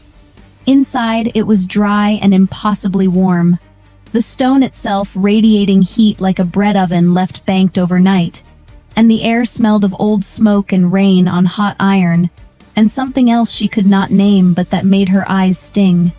He set her down not on cold stone, but on a deep bed of what looked at first like gray sand, and then, when her eyes adjusted, like a century of shed scales, each one soft at the edges and warm from the rock beneath. Mara tried to stand, and her ankle gave and she went down again, and this time the dragon lowered his massive head until his eye was level with hers, close enough that she could see her own small, soaked reflection warped in its amber. She lifted a shaking hand before she could think better of it, and touched the hot ridge above his nostril, because she had spent her life fixing small broken things with her hands, and he went utterly still for her. "You cannot keep me here," she whispered, not because she thought he would understand the words, but because saying something ordinary made the extraordinary less likely to kill her. "The boats will need the light, and I have goats." He blinked, slow, and then he did something no imperial chronicle had ever recorded, and no emperor had ever permitted. He curled his body around the scale bed and tucked his wing over her like a blanket, shutting out the mouth of the lair and the storm beyond it. He had never let anyone sleep in his lair. He carried her in from the storm himself. She woke because the pain in her ankle had dulled to a throb, and because it was too quiet, which is the kind of quiet that comes only when a storm has decided to stay for a while and has settled in to wait you out. The lair glowed faintly, not from any fire but from veins in the stone that pulsed amber when the dragon breathed, and in that low light she could see the true size of where she was. Not a den but a hall, high enough to hold a fishing boat upright with room to spare. The floor was dry, the air was warm, and somewhere behind the curve of his wing she could hear water dripping the way it does in safe places. Mara sat up slowly and took stock the way she had been taught in the gray fever years, when she had nursed her husband through a winter that took half the village, checking breath, checking heat, checking what could be moved and what must be left alone. Her ankle was swollen to twice its size but not broken. Her hands were scraped raw, her oilskin was gone, and she was wrapped in what felt like an ancient sail that smelled faintly of smoke. The dragon was awake. She could tell by the rhythm of his breathing, but he did not move his wing. He let her look, as if he understood that a woman who keeps a light needs to see the shape of the room she has been put in to keep from panicking.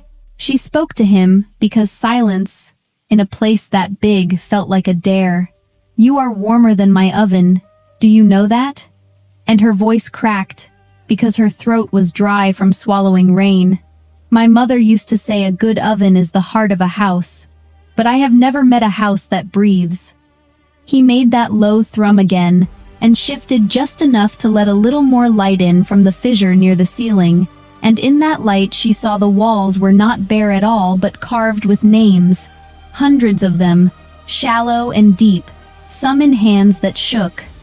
She ran her fingers over the nearest one without thinking, and felt the stone still warm from the carving, as if the hand that made it had only just left. She read the old northern letters aloud, stumbling, for Joran who watched, for Miri who waited, and the list went on. Not trophies but debts, and she understood with a lurch that this was not a monster's hoard, but a ledger. The dragon watched her read and lowered his head again, and this time when she touched him she did not flinch at the heat. "You keep your promises in stone," she murmured, and she thought of her own small light that she had kept burning without pay, without thanks, without anyone writing her name anywhere. "I kept mine in oil and glass." The storm did not break by morning, it doubled, because the Widowmaker is a storm that likes to finish what it starts, and it had been interrupted. Inside the spire, time moved differently, measured not in bells but in breaths and drips, and the slow change of light through the high fissure, and Mara began to understand why no one had ever been allowed to sleep here. It was not that the lair killed, it was that it remembered, and to sleep inside someone else's memory without permission is a kind of trespass that cold mountains do not forgive. But she had been carried, not taken, and that difference seemed to matter to the stone. She found a shallow pool near the back, warm enough to steam, and she cleaned her hands and her ankle and drank because the water tasted of minerals and heat, and not of salt, which meant it came from deep and not from the sea. While she worked, the dragon brought things, not gold, not jewels, but useful things, a bundle of dry driftwood in his teeth that he set down as carefully as a man might set down a child, a sealskin that smelled of smoke, a tin cup that was dented but whole. Each offering landed with a soft thump on the scale bed, and each time he looked away after, as if embarrassed by his own thoughtfulness. "Where did you get a cup?" she asked, turning it over in her hands and finding initials scratched into the bottom that were not hers. "Did you steal this from some poor shepherd too?" He huffed, and a puff of hot air ruffled her damp hair, and he nudged the driftwood closer with his nose, clearly prouder of the wood than the cup. She laughed before she could stop herself, a short, surprised sound that hurt her throat, and she fed a piece of wood into a natural hollow where old ash lay, and he lit it with a careful sideways breath that made the flame catch without scorching her fingers.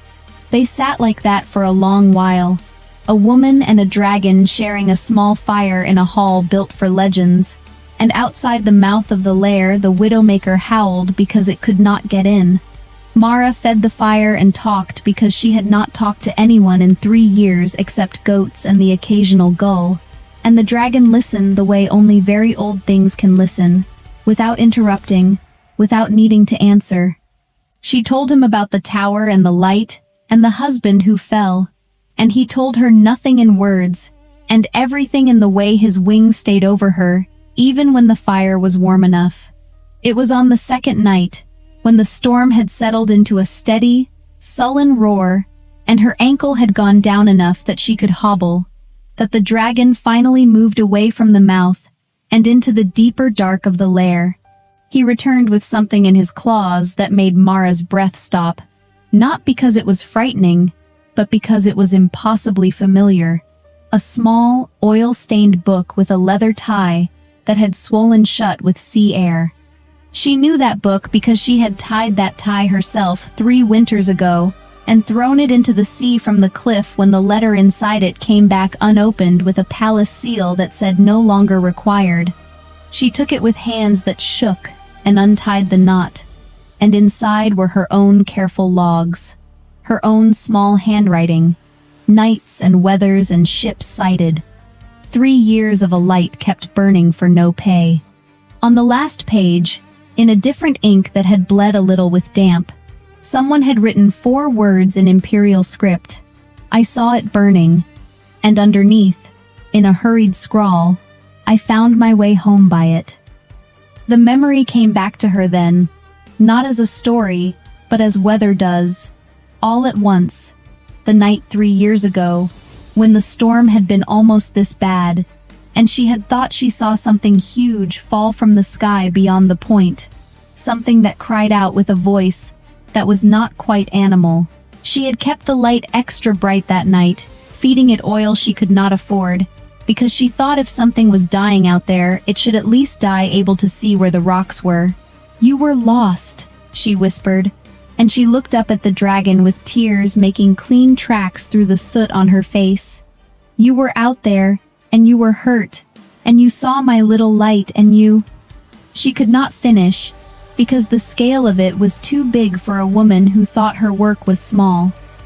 The dragon lowered his head and pressed his forehead, hard and hot and impossibly gentle, against her shoulder, and the book fell from her hands into the warm sand. He had flown 11 miles past palaces and temples and garrisons with a shattered wing once, just to collapse at the door of the one person who gave without knowing who she was giving to, and now he had flown again, not with a broken wing but with a full heart, to carry that same person out of a storm that would have taken her. On the 3rd morning the wind changed, not dying but shifting east, which on the north reach means the worst is over and the sea will start to give back what it took. Mara woke, and the wing over her was gone, and the mouth of the lair was open, and gray light was coming in, and for a terrible moment she thought he had left her the way legends leave people, without goodbye. Then she saw the shape at the entrance, backlit by stormlight, too small to be a dragon, and too still to be a man waiting to be invited in. He stood with his back to her, his hands braced on the stone on either side of the mouth, as if he needed the mountain to hold him up, and his hair was black and wet, and his shoulders were broad under a simple, travel-torn black coat that steamed faintly in the warm air. He was barefoot, and his feet were pale against the warm stone, and she could see old scars lacing up the back of his neck that caught the light like thin silver wires.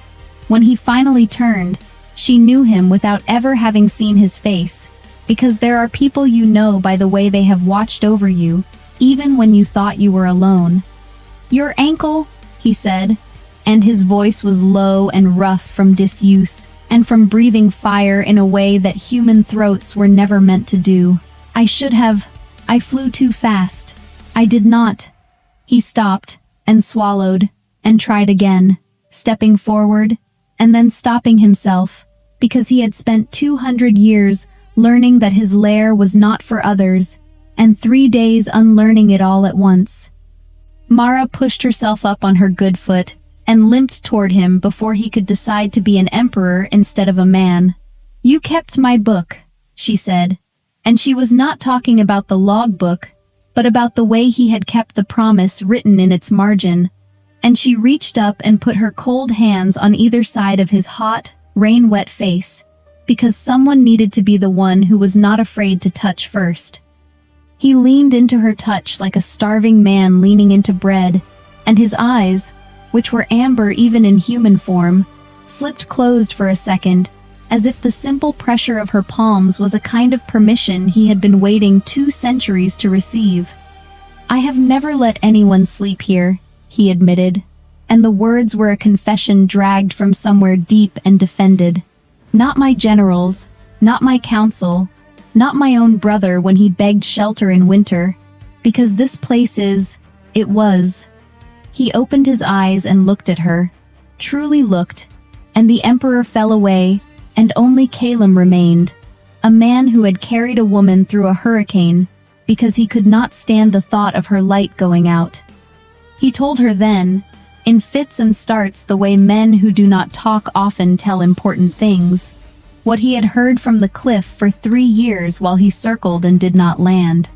He told her about hearing her sing off-key to the goats while she mended nets, about hearing her argue with the lantern as if it were a stubborn child, about hearing her cry once, only once, on the anniversary of her husband's fall, and then wipe her face and relight the wick. He told her that every other light on the coast went dark when the Empire stopped paying, but hers stayed, and that a dragon who had spent his life being approached for favor had finally found a human who kept a promise when there was nothing left to gain by keeping it.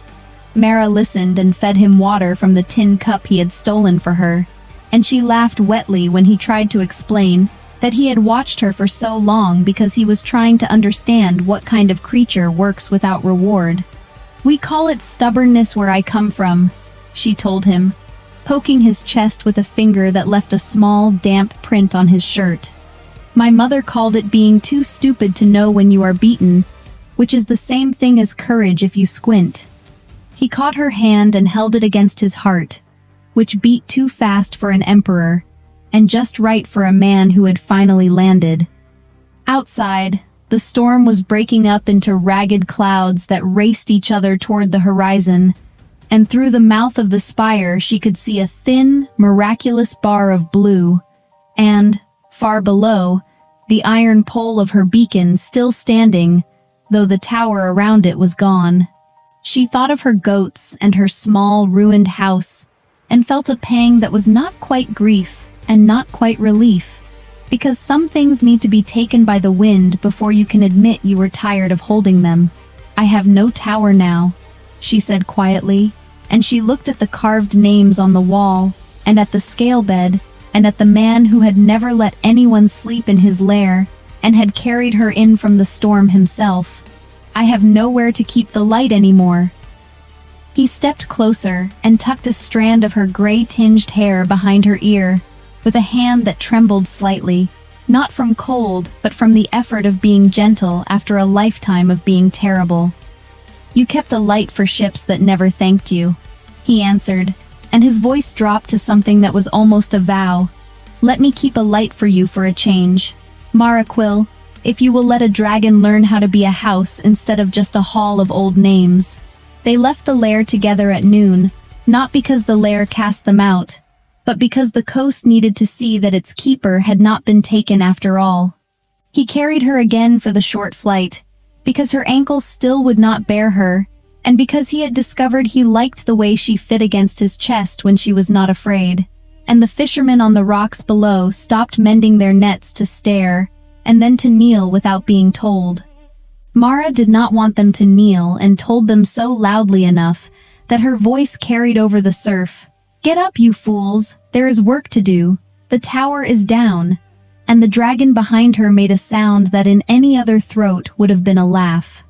The Empire sent riders 3 days later, because an emperor missing for 3 days is a crisis, and an emperor returning with a limping signal keeper in his arms is a story that will be told for 100 years.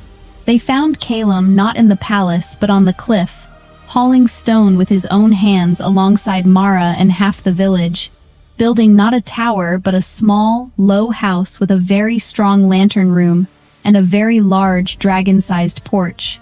He had taken off his crown and left it in the spire, because crowns are poor things to build with, and he had kept the tin cup because some debts are better remembered than displayed. On the first night the new light burned, Mara slept not in the spire, but in her own bed with the door open and the sea air coming in, and the dragon slept curled around the house with one wing over the roof, because a promise kept for 3 years deserves more than a single night's shelter. The old law that no one sleeps in the lair was not broken, it was rewritten, because the stone had finally found a name it wanted to keep, and it carved it itself in the warmest part of the wall, shallow and careful, in letters that a woman who mends nets could read without stumbling. Mara Quill, who kept the light when no one paid her to. And below it, in a different hand that shook a little less than before, Calum Rook, who finally found his way home because it was still burning.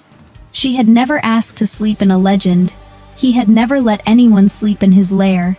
He carried her in from the storm himself, and then he learned how to stay.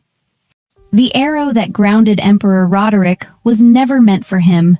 It was border iron, barbed in the cruel treaty pattern the Kingdom of Ashford reserves for smugglers and spies, fired by a border patrol doing exactly what border patrols are trained to do. Bring down an unmarked dragon crossing their airspace without colors, without warning, without the courtesy of announcing whose sky it thought it owned. Roderick flew that route incognito on purpose, once a season, unmarked and unguarded, the one indulgence he permitted himself as a ruler who had not seen his own borders with his own eyes, rather than a minister's report, in 3 years. The patrol did not know they had grounded an emperor. They knew only that they had struck a dragon flying low and fast over disputed territory, and they took the hit as a victory and went home to report it, and left the wounded animal to whatever the wilderness did with it. The arrow had gone in below the wing's leading edge, at the joint, and it had gone in wrong. Barbed iron does that, by design, tearing worse coming out than going in, unless the hand removing it knows precisely the angle and the give of dragon musculature, which no border patrol's Fletcher had ever been required to learn. Roderick went down hard in the scrub forest a half-day's flight from the nearest of his own garrisons, in territory that belonged to no one's map cleanly, and lay there through a full day and night with the barbed iron working its cruel geometry deeper with every attempted movement, in more danger from the arrow's design than from the wound itself. He was, by the second dawn, beginning to understand that he might simply die there, unmarked, unmourned by anyone who would know to look in this particular stretch of disputed scrub, an emperor lost to his own indulgence, and a border patrol's understandable mistake. That was the state a traveling apothecary found him in, on the morning of the second day, when she came off the trade road to check a rumor about a fallen tree that had, in fact, been a very large and very wounded animal the whole time. Tamsin Reed had crossed this exact stretch of disputed scrub 11 times in 6 years, because Tamsin Reed treated whoever needed treating, in whichever kingdom they happened to be standing in when the need arrived, and she had long since stopped asking the scrub who it currently belonged to. She was 30, unmarried by her own arrangement rather than anyone's failure to ask, and she carried her whole practice on a mule, and in a satchel of instruments, she trusted more than most people's medical degrees, because she had built her competence the hard way, treating what settled physicians in 3 kingdoms would not touch: border wounds, plague-adjacent fevers, injuries that came with complicated politics attached. She had a reputation, in certain unofficial circles, as the healer who did not ask which side you'd been fighting for. It was not principle exactly. It was practicality. Wounds did not care about borders, and neither, mostly, did Tamsin. She smelled the dragon before she saw it. Old blood, and a specific bitter tang she recognized after a moment's thought as treaty iron, which was not a metal she'd expected to find embedded in anything this far from a garrison, and she came around the scrub oak expecting, at worst, a poacher's snare victim, and found instead 40 feet of grounded black dragon with a 6-foot barbed shaft standing out of its wing joint at an angle that told her, in the single glance of a trained eye, exactly how close to fatal the next 12 hours were. Any sensible apothecary keeps walking. Tamsin Reed had never once in 6 years been accused of sense over usefulness. "Right," she said, out loud, to the enormous pained eye that swung toward her with the flat, exhausted wariness of something that has stopped expecting help and started merely cataloging threats. "You are considerably larger than my usual patients, and I am going to need you to hold very still, and I am going to need you to trust, on no evidence whatsoever, that I have removed worse than this before." She set down her mule's lead, opened her satchel, and got to work, because that was, in the end, the entirety of Tamsin Reed's politics. Something was hurt, and she was the only competent hand within reach of it, and the rest was details. The removal took the better part of an hour, and it was, by Tamsin's own later admission, the single most technically demanding extraction of her career. Treaty iron barbs are angled to catch on withdrawal. That is their entire cruel design, and a wrong pull tears the wound wider and drives fragments deeper, which is precisely what had begun happening in the dragon's own panicked attempts to work it free before she arrived. Tamsin worked instead with the patience of a woman disarming a trap rather than pulling a splinter. She traced the barb's angle by touch first, murmuring a running commentary to keep her own hands steady and, she suspected, to keep the enormous creature beneath them from bolting mid-procedure. Hold. Just there. I have the angle now. This next part will hurt considerably, and I am sorry for it, and doing it anyway. And drew the shaft free in one continuous motion along the exact curve the barbs demanded, so that they folded rather than caught. The sound the dragon made was not quite a roar. It was closer, Tamsin thought, packing the wound with pressure and the strongest wound moss her satchel carried, to the sound a very large animal makes when relief and pain arrive in the same breath. "There!" she said, tying off the dressing with the brisk unceremony she gave every patient, human or otherwise. "That is out, and it was in wrong, which is the worst kind, so you have my genuine respect for surviving a full day of it. You will not fly on this wing for some while. You should not move much at all for a day or two, which I recognize is easier instruction to give a person than a creature of your considerable size, but I will ask it anyway." The great head, exhausted, turned to regard her with an attention that Tamsin, busy repacking her satchel, already mentally moving on to the day's remaining errand, did not have time to fully register as unusual. She had removed the arrow. She had dressed the wound. The patient, whoever or whatever it truly was under the scales, was not, in her professional accounting, her business beyond that. She left him a poultice, instructions for changing the dressing that she was fully aware he could not follow without hands, and the last of her clean water, and continued on toward the next town on her circuit, because the whole of Tamsin Reed's calendar was built around people who needed her more urgently than a dragon large enough to survive without her. She did not look back to see him watching her go.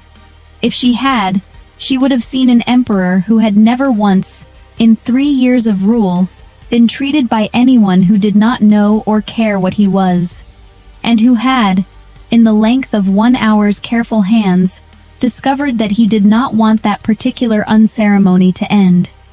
Tamsin reached the border town of Millhaven by dusk, and spent the next 2 days doing what she always did. A fever ward, a difficult birth, a farmer's crushed hand that 3 other healers had already declared beyond saving, and that she saved through sheer bloody-minded technique. She thought of the dragon exactly twice, both times with the practical satisfaction of a job competently finished, and did not think of him a third time until the evening of the second day, when the innkeeper's boy came running to say there was something enormous circling the church spire. She went out to look, expecting weather, or a trick of cloud, and found instead a black shape holding a slow, careful circuit above the town, at an altitude that favored the injured wing, watching. She understood this the moment she saw the angle of the great head. Not the town. Her. "You are meant to be resting," Tamsin called up, with the specific exasperation of a healer whose instructions have been ignored by a patient large enough to ignore them thoroughly. "That wing needs stillness, not flight, and certainly not showing off over a church roof, for an audience of one very unimpressed apothecary." The dragon did not land. It circled twice more, as if considering the accusation and finding it not entirely worth arguing, and then it withdrew toward the tree line at the town's edge, and did not appear again that night. Though Tamsin, checking the fever ward past midnight, caught the distant impression of a shape settled low against the dark hills, patient, watching the one lit window in Millhaven that happened to be hers. It became, over the following days, an arrangement neither of them named aloud. Tamsin's circuit carried her onward from Millhaven toward the second town on her seasonal route. A full day's travel by mule along the trade road, and the dragon, Wing healing at whatever pace an injury of that severity allowed, which was, she noted with clinical approval whenever she caught sight of him, considerably faster than a human patient would have managed, kept pace at a distance that some days closed to a mile, and some days opened to the edge of sight, but never once broke entirely. She told herself, the first few days, that it was coincidence, or territory, or the simple overlap of a dragon's usual range with her usual road. By the fourth day, with the second town's rooftops in sight, and the black shape still visible on the ridge behind her, holding station the way a ship's escort holds station, Tamsin Reed, who had built a whole career on refusing to look away from inconvenient facts, stopped pretending she had not noticed the pattern for what it was. "You are following me," she said, that evening, to the dragon settled at the tree line beyond her camp, close enough now that the firelight caught the old scar where the arrow had gone in. "I would like that stated plainly, since you cannot state it yourself. This is not a coincidence of range. You have left your own territory considerably behind you, Wing half-healed, to keep a healer in sight who removed one arrow and gave you a poultice and asked for nothing further in payment." The dragon said nothing, because dragons in that form cannot, but the great head lowered, slowly, in a gesture that needed no translation, and Tamsin sat by her fire a long while after, turning the fact of it over with the same careful attention she gave a difficult diagnosis, because she did not, in truth, have a category ready for a debt this large, arriving from a patient this strange, and following her with this much patience across ground that cost him more than she had yet understood. There is a scene from the second town that Tamsin never told anyone about, not the flight master, not eventually even Roderick himself until years had made it safe to laugh over, and I will tell it to you now, because it is the truest hinge the whole 10 days turned on. It happened on the third night in the second town, in the fever ward she had come there to run, when a child of 6 came in, burning hot enough that the local midwife had already begun, quietly, preparing the mother for the worst. Tamsin worked through the night on instinct and stubbornness in roughly equal measure, the way she worked every fever that frightened her, and toward the deepest part of the dark, with the child's breathing gone shallow and wrong, she stepped out the ward's back door for one clear-headed minute, before she had to decide what to try next. The dragon was there. Not circling, not distant. Down on the ground behind the ward, folded small as 40 feet of him could manage, and when she came out white-faced and shaking, he did the only thing available to a creature with no hands and no medicine, and an apothecary's whole crisis written plain across her face. He lowered his head to her level and simply stayed, close and warm and silent, while she stood with her back against his foreleg, and got her breathing back under her own control.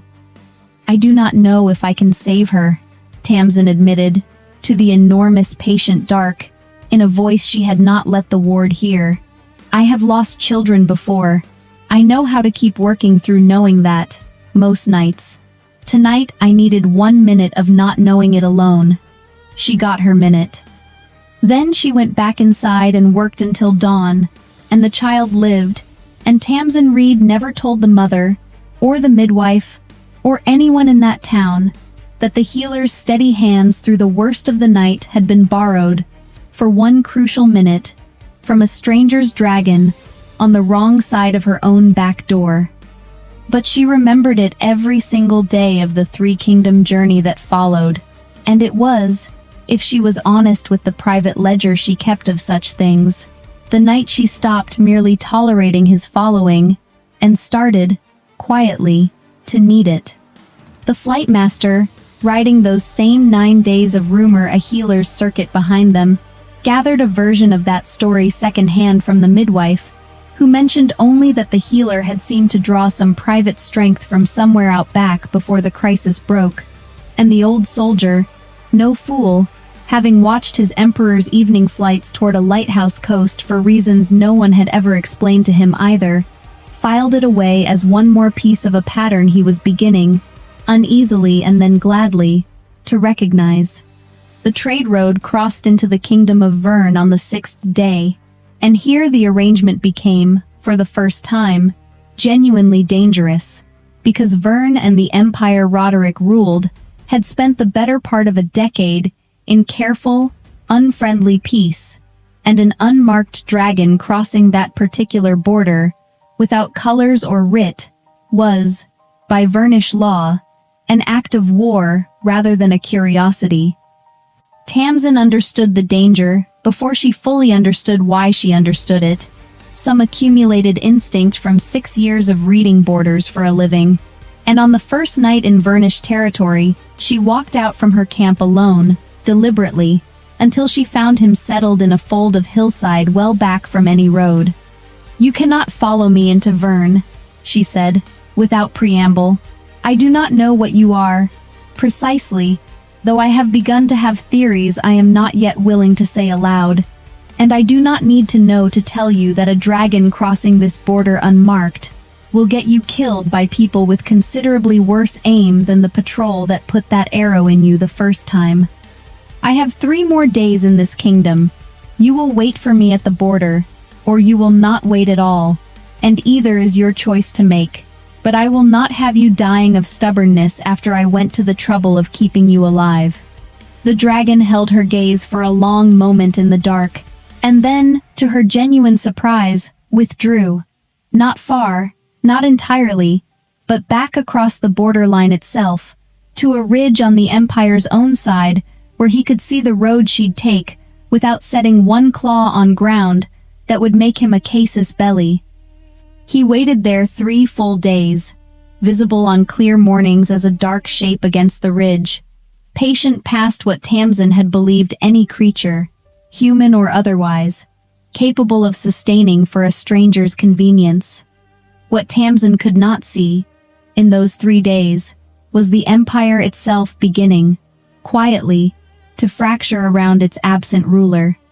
Roderick had been gone, by then, the better part of a fortnight, far longer than any of his sanctioned incognito flights had ever run, and his council, initially patient with what they assumed was an extended survey of the borders, had moved by the 2nd week into the particular controlled panic of ministers who do not know whether their emperor is alive, and cannot say so publicly without inviting the exact instability they are trying to prevent. Riders had gone out along every route he was known to favor. None had found more than rumor. A wounded dragon glimpsed over disputed scrub, a black shape circling a border town's church spire, a healer's circuit that seemed, oddly, to be shadowed. The flight master, the same old soldier who would, in a different province, in a different season, bow to a lighthouse keeper at a forbidden threshold, pieced the rumors together faster than the rest of the council, because he alone had spent 3 years quietly worrying that his emperor's insistence on flying his own borders unmarked would end exactly this way. He did not raise the alarm publicly. He simply took the fastest courier dragon in the imperial stable and began following the rumor trail himself, 3 days behind a healer's circuit and a wounded emperor keeping pace with it from a discreet distance, growing more convinced with every town he questioned that he was chasing something considerably stranger than a survey gone long. Roderick, on his ridge at the Vernish border, knew none of this. He knew only that he had never, in 3 years of rule, waited for anything the way he was waiting now, and that the waiting did not feel like the cost his council would have assumed. It felt, disconcertingly, like the first patience he had ever practiced that was not owed to the throne. He filled the 3 days practicing, in his own head, the conversation he did not yet know how to have with a woman who asked no questions and expected no payment. He had been an emperor since he was young enough that flattery had stopped registering as flattery, decades ago. Every voice in his life, since the crown had settled on him, had wanted something shaped to fit his rank. Tamsin Reed had knelt over him in the scrub with a satchel of instruments and asked for nothing but his stillness, and it had taken him the better part of 9 days on the road to understand that the strangeness he felt in her presence was not confusion. It was the entirely unfamiliar sensation of being treated like a patient rather than a throne, and he found, turning it over on his lonely ridge, that he did not want to go back to the other kind of attention ever again. Tamsin came back across the border on the appointed morning to find him exactly where she'd left him, wing-heeled enough now that she could see, even at a distance, the difference 3 days' careful stillness had made. "You waited," she said, and there was something in her voice that had not been there at the first town, some crack in 6 years of professional unceremony that she heard herself make and did not entirely try to stop. "You asked me to," the dragon did not say, because he could not, but the great head inclined, once, in the gesture she had learned by now to read as plainly as speech, and Tamsin found, standing at the border stone between 2 kingdoms with a healed patient, waiting on the wrong side of caution for her, that the theories she had been declining to say aloud for a week no longer felt safe to keep declining. "You are not merely a dragon," she said. "You have not been merely a dragon since the second town, and I have been a coward about saying so, because saying so changes the shape of everything I thought I understood about the last 10 days. But I have treated enough patients to know the difference between an animal's gratitude and whatever this is, and this is not an animal's gratitude, and I would very much like you to stop letting me pretend otherwise." The third crossing, back into Imperial territory, toward the last town on Tamsin's circuit, a modest crossroads settlement called Aldergate, where she kept a room above the apothecary's shop she rented seasonally, was the first the dragon made openly, in full daylight, at her side rather than her distance, and it was on the road into Aldergate, within sight of the crossroads itself, that the flight master's courier finally caught them both. The old soldier landed in the road with the particular controlled relief of a man who has spent 9 days genuinely uncertain whether his next duty would be a rescue or a funeral, and the sight of his emperor, wing-heeled, alive, walking the last mile into Aldergate at the shoulder of a travel-worn apothecary with a mule and a satchel of instruments, undid something in his face that 3 years of careful court composure had never once let show. "Majesty," the flight master said, and his voice was not entirely steady. "The council believes you dead. I have ridden 9 days on rumor, and hope in roughly equal measure. I would very much like to know what I am to tell them, and I confess, I would like to know it before I have to invent something." Roderick looked at the old soldier, and then at Tamsin, standing beside her mule with the flat, wary patience of a woman who has just watched an emperor's own guard arrive and is recalculating, at speed, exactly how large a complication she has acquired. "Tell them," Roderick said, "that their emperor was grounded by a border patrol's arrow, saved by a traveling apothecary who asked no questions and expected no payment, and that he has spent 9 days discovering he would rather follow her the rest of the way, to wherever she calls home, than fly back to a throne that for the first time in 3 years, he is in no particular hurry to reach." "That is not," the flight master said carefully, "a message the council will find entirely reassuring." "No," Roderick agreed. "I imagine it will not." Tamsin, listening to this exchange with the growing vertigo of a woman whose ordinary circuit had somehow acquired an emperor, a courier, and the full weight of imperial succession in the space of one road, found herself laughing, helplessly, the way you laugh at the exact moment a thing becomes too large to hold with a straight face. "I have a room above the apothecary in Aldergate," she said, when she had breath again. "It is not a palace. It has 1 window and a leaking roof. I have been meaning to fix for 2 seasons. but it is where my circuit ends every year, and it is, I suppose, the closest thing I have to a home for you to have followed me across 3 kingdoms toward. Robert Frost wrote that home is the place where, when you have to go there, they have to take you in. She looked at him, healed and travel-worn, and standing in a crossroads road with an emperor's whole unfinished life balanced somewhere behind his eyes. I did not expect to be taking anyone in this season. I find I am not going to argue with it. The throne, as it turned out, waited considerably better than the council's 9 days of panic had suggested it would. Roderick returned to it within the month. An emperor cannot simply not return, whatever a leaking roof in Aldergate might have to recommend it. But he returned changed in ways the court noticed before he ever explained them. A ruler who now flew his borders with an escort, as his council had begged him to for 3 years, but who also, twice a season, took a leave of absence long enough to raise eyebrows, and short enough to avoid another 9 days of manufactured funeral, and rode a plain trade road to a crossroads town, with 1 window and a formerly leaking roof, which imperial masons had quietly, thoroughly repaired, without ever being asked why. Tamsin did not give up her circuit. This was, in the end, the single point neither of them ever seriously contested. She had built 6 years of purpose out of treating whoever needed treating, in whichever kingdom they stood in, and an emperor's proposal, however sincerely meant, was never going to be worth more to her than that. What changed instead was the shape of his season around hers. A throne learning, for the first time in Roderick's reign, to travel towards someone rather than only ever being traveled to. They married in Aldergate, at the crossroads, with her mule stabled contentedly nearby, and the flightmaster standing witness in the front row, with an expression the court scribes recorded, with some astonishment, as unmistakably fond.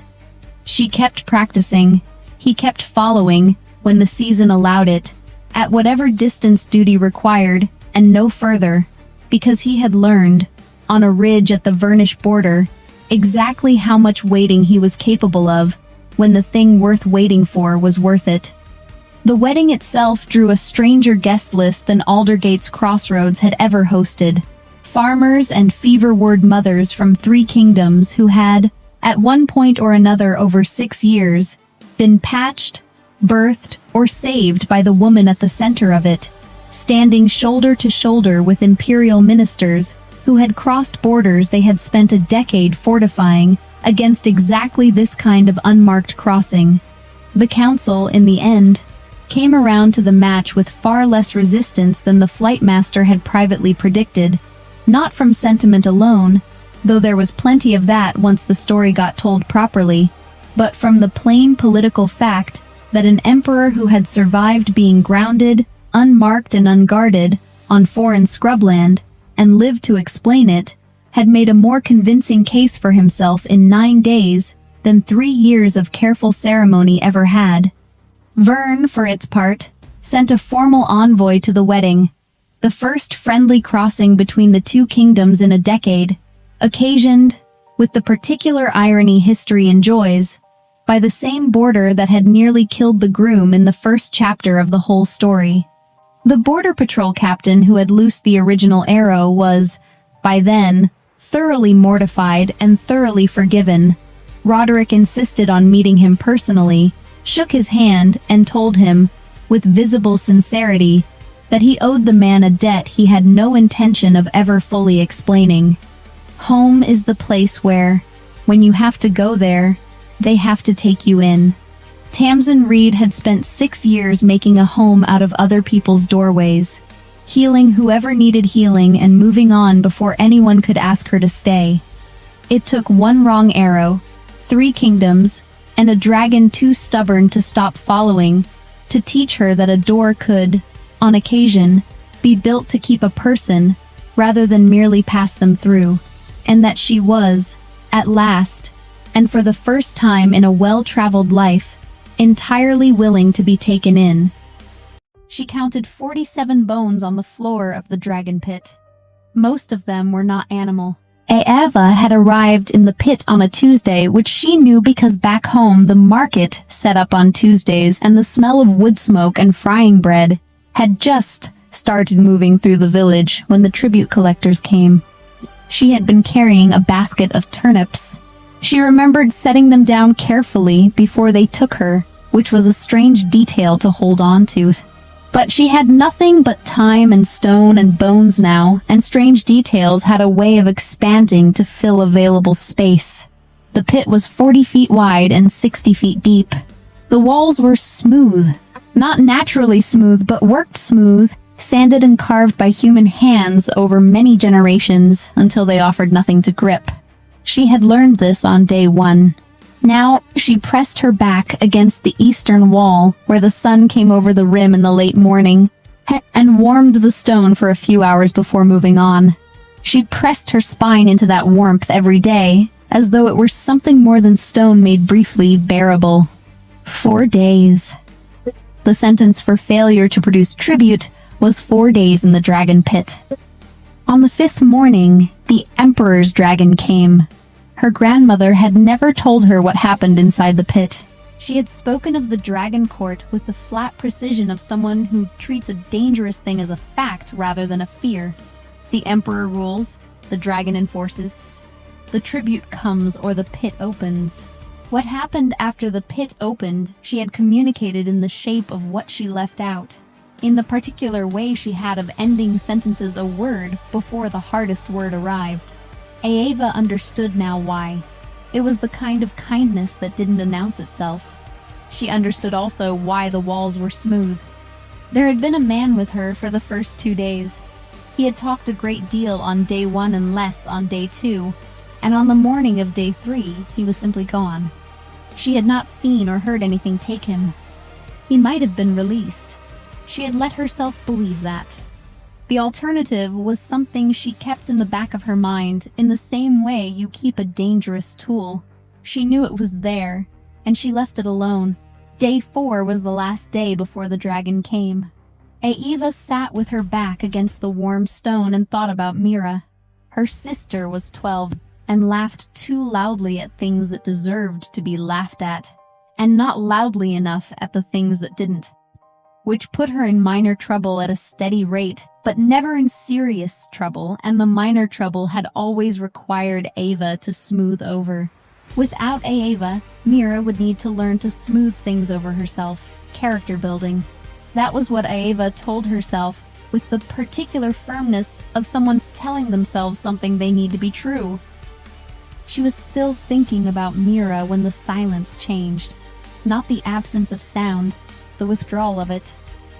Every small ambient noise in the world around the pit, drawing back like water before a wave, leaving a stillness so complete she could hear her own blood. Then, underneath the stillness, a vibration, deep and low and felt in bone before it was heard at all.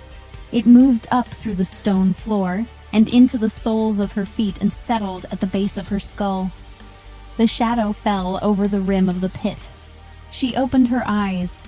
He was larger than the stories had prepared her for, and the stories had prepared her for something very large. His scales were not the red of fire. They were the black of deep water, of oil on stone, carrying in their depths a shifting iridescence that moved between violet and green and the blue of something buried far from light. He descended with the absolute precision of something that had never made an unintentional movement, wings held close as he circled once at the midpoint of the pit's depth.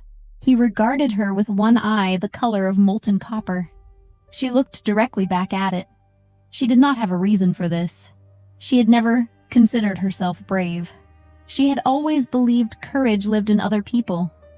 People with louder voices and wider stances, and a different relationship to the physical experience of fear. She was afraid now in a way that was specific and located in her chest and her knees and the back of her throat. She was also, she realized, finished with running from things. She had been running from things her whole life in small, necessary ways, from her father's creditors and the tribute collectors and the arithmetic of never quite enough. She was tired of it.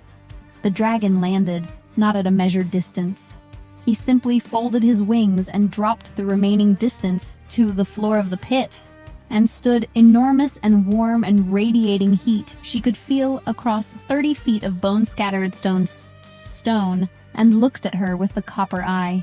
The wind from his landing moved her hair across her face. Her legs were shaking. She was aware of this from a distance, the way you can be aware of pain in a part of yourself that has gone past feeling. Her hands were flat against the stone wall behind her. She did not move them. The dragon lowered his head slowly, with the deliberate care of something that understood the difference between its size and another creature's, and brought his eye level with hers. She could see the rings in it. Copper at the outside, gold and amber closer in, and at the center, a vertical pupil the color of smoke. She could see herself reflected in it, smaller than she felt. Chin up, his breath washed over her. Hot stones and old fire, and underneath both of those, the deep mineral smell of mountains from the inside, the smell of things that had been burning since before she was born. He pressed his nose to her chest. It was the most gentle thing she had ever felt. The sound that came out of her was not a sob or a word. It was the sound of a held breath released. Weeks of the specific years of the specific tension of not being able to afford to fall apart. Her hand came up before she had told it to, and pressed flat against the side of the dragon's jaw. He was warm. She had not expected that. He made a sound then, low, resonant, felt more in the chest than heard in the ear, moving through stone and settling in her sternum like a steady pressure placed there to quiet her. Then from above, a voice, quiet, certain, bring her up. The rope ladder was thick-braided and smelled of dragon oil. Aeva climbed it with her arms still shaking and her hands still registering the warmth of enormous scales, and when she pulled herself over the rim and stood on the observation platform, she understood the silence waiting for her. 30 people, perhaps more, courtiers in layered silks, officials with the measured stillness of those trained not to show surprise, soldiers in black and gold scaled armor. They had come to watch the dragon come. It was, she had been told, a thing that happened, that those condemned to the pit sometimes drew an audience, that endings carried their own gravity. They looked at her the way people look at something that has broken a category they relied on. She pulled the soldier's cloak that someone had draped over her shoulders more tightly and looked for the man who had spoken. He was not difficult to find. The space between him and everyone else maintained itself without effort.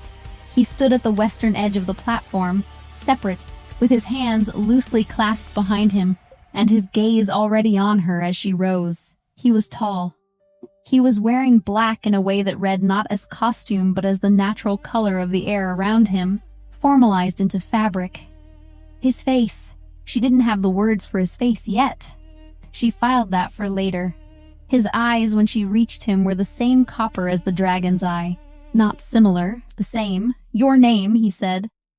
Aeva. Head it back quietly, as though testing whether it fit a space he had been holding open. How long were you in the pit? 4 days. Were you frightened? She considered a lie and left it there. She was too tired for it. Yes, she said. And then I wasn't. He was looking at her throat. She became aware, with the specific clarity of someone who has learned to pay close attention in order to survive, that something was warming against her collarbone beneath the borrowed cloak, beneath the strip of old cloth she had worn around her neck her whole life, her mother's scarf, folded thin and soft over 20 years of wearing. She had never thought much about it. It would keep her safe, and she had believed that the way children believe things their mothers tell them, and she had kept wearing it after her mother was gone because it was the last thing she had. The warmth was becoming visible through the fabric, a golden glow rising through the weave.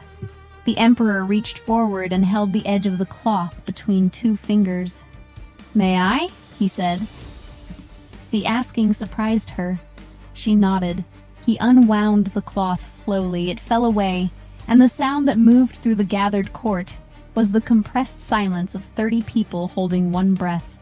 On the left side of her collarbone, where the bone curved toward her shoulder, was a mark. She had had it her whole life.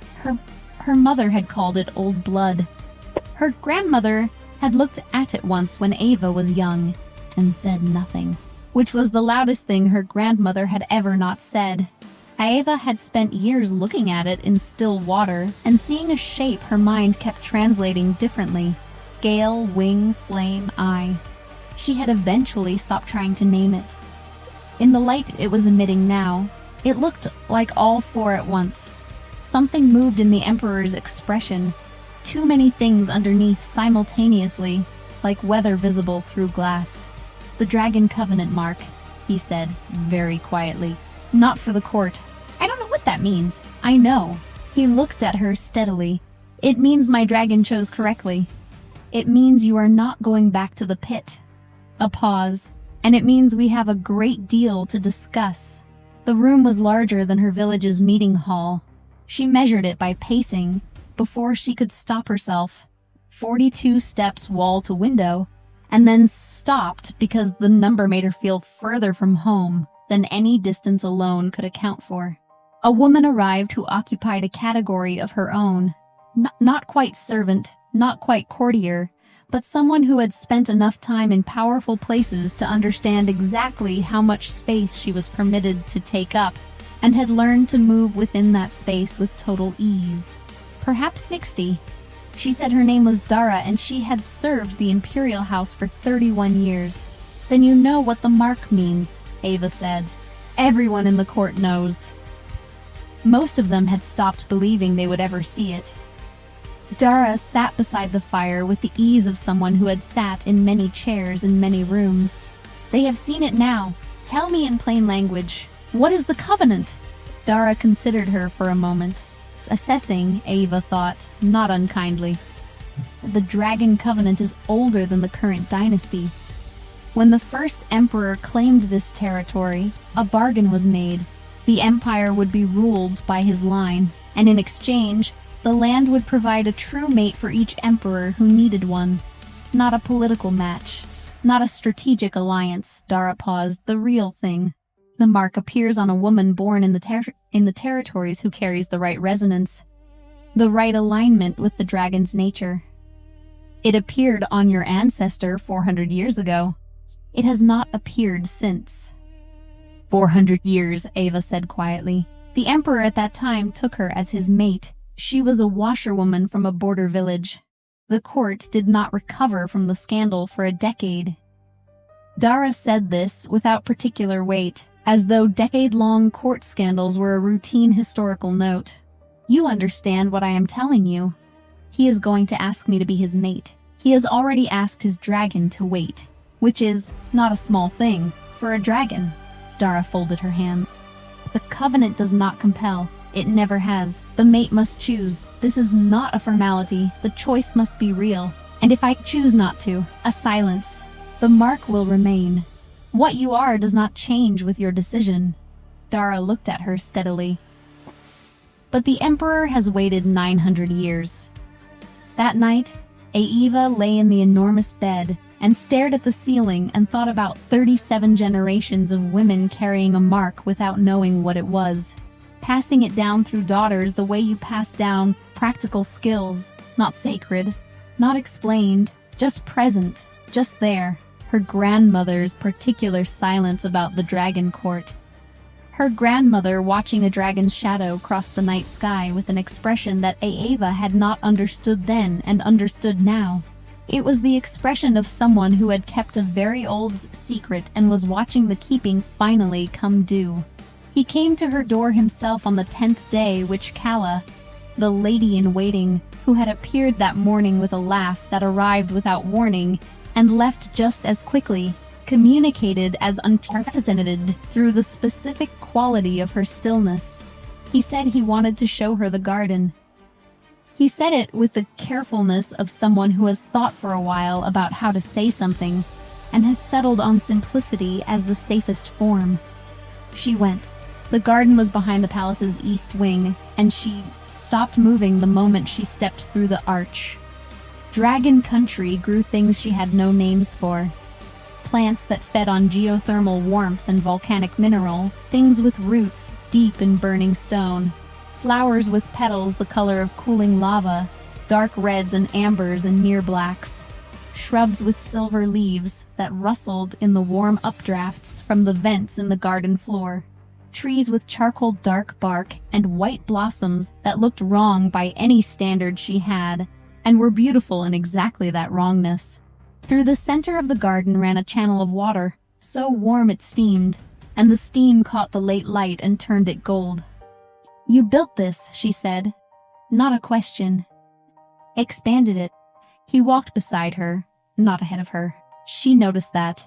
The original was here when the palace was built. I've added to it over the centuries. When I am in my other form, I can feel the geothermal current very clearly. Things grow well in it. She looked at him sideways.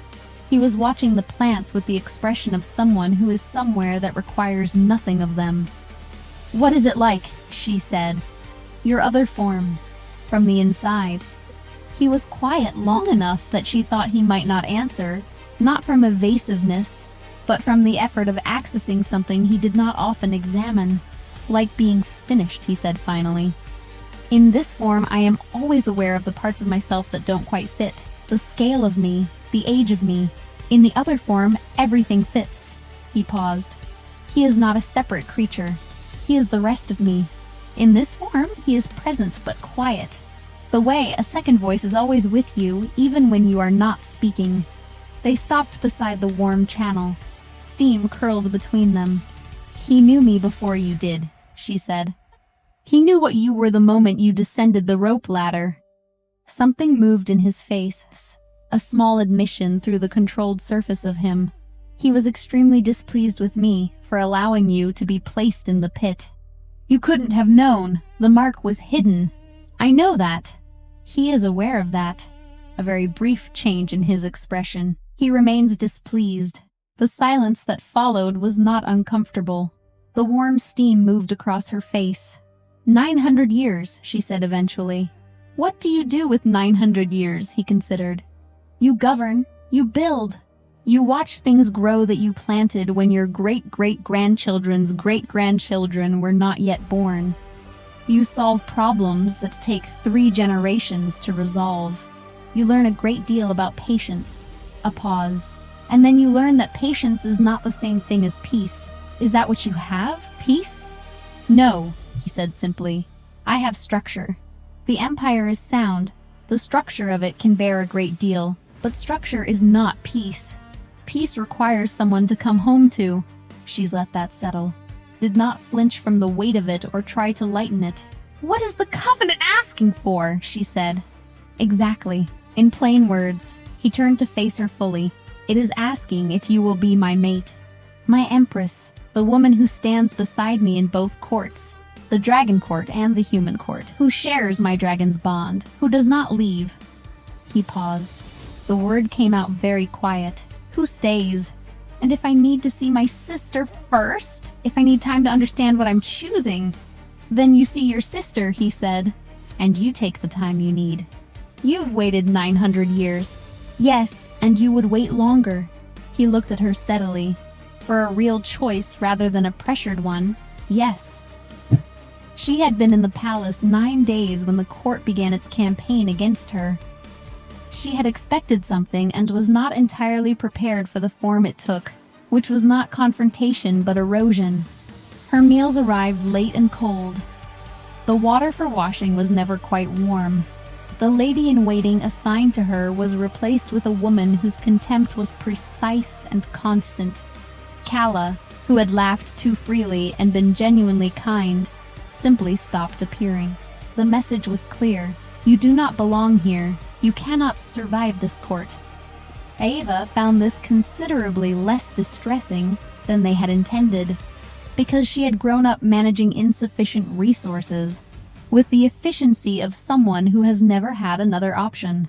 She had managed a household on tribute that left nothing spare, had managed her father's debts and her sister's minor disasters, and the specific grinding arithmetic of not quite enough.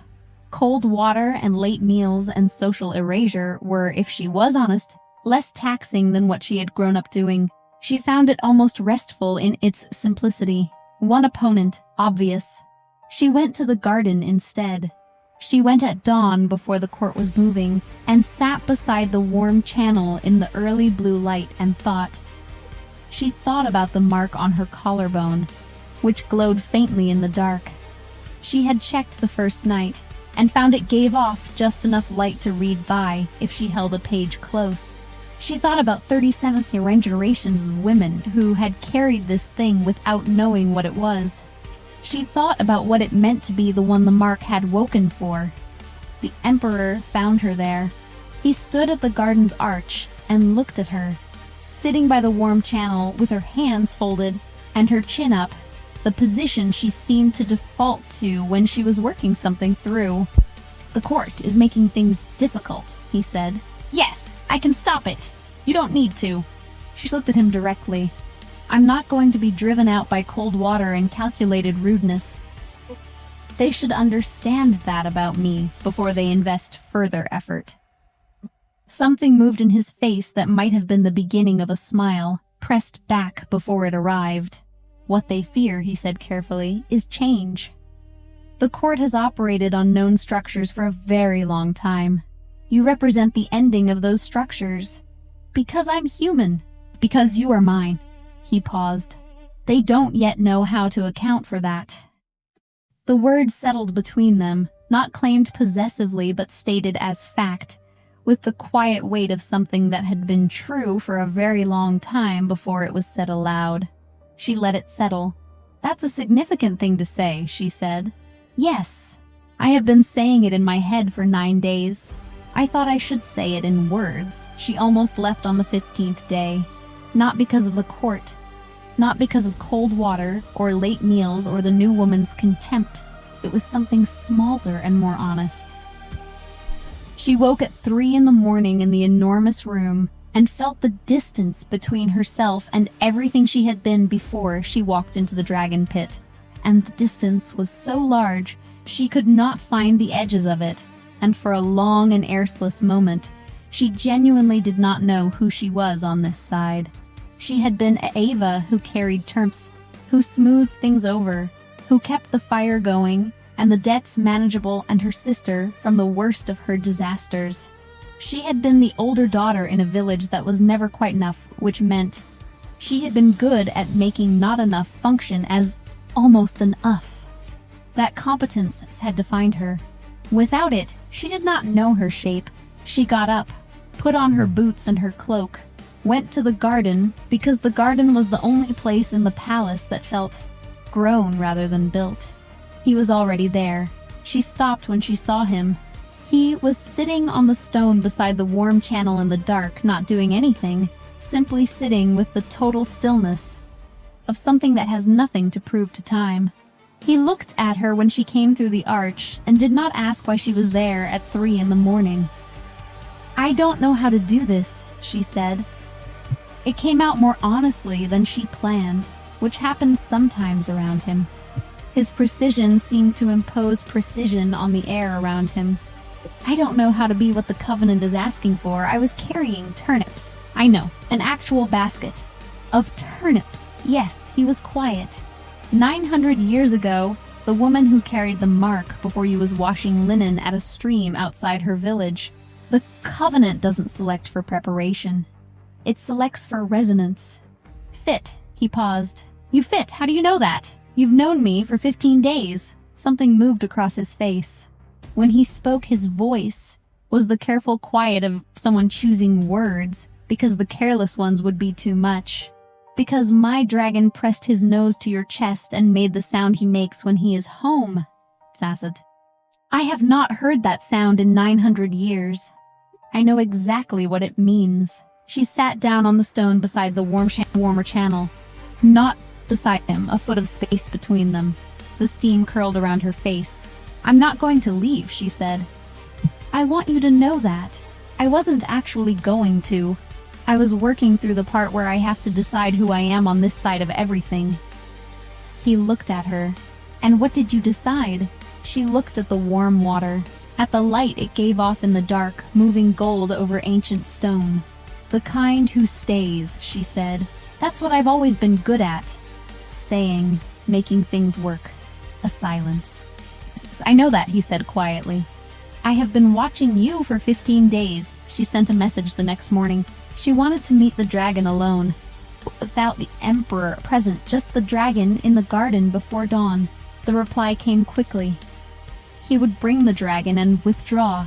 He was as good as his word. She arrived at the garden arch before the sun was over the mountains, and found the dragon there, vast and still in the blue half-light, filling the space with a warmth and a presence that made everything else feel secondary. The emperor stood at the arch, looked at her once, and walked away. She heard his footsteps on the stone path, until the stone swallowed them. She crossed the garden. In the pit, the dragon had pressed his nose to her chest. Now she placed her palm flat against his chest, over the place where his heart beat. And it did beat, she could feel it. Slow, deep, steady as the geothermal current beneath the garden stone. His warmth moved through her hand and up her arm. The mark on her collarbone lit, not dramatically, not with fire or surge. It simply woke, warmly and completely, the way an eye opens when the light is exactly right. The dragon made the sound. She stood there with her palm on his chest in the early morning, and understood something she had been circling for 15 days. The covenant was not about the emperor in the way she had been thinking about it. The emperor was what the covenant was offering her. The covenant itself was the land and the line and the mark.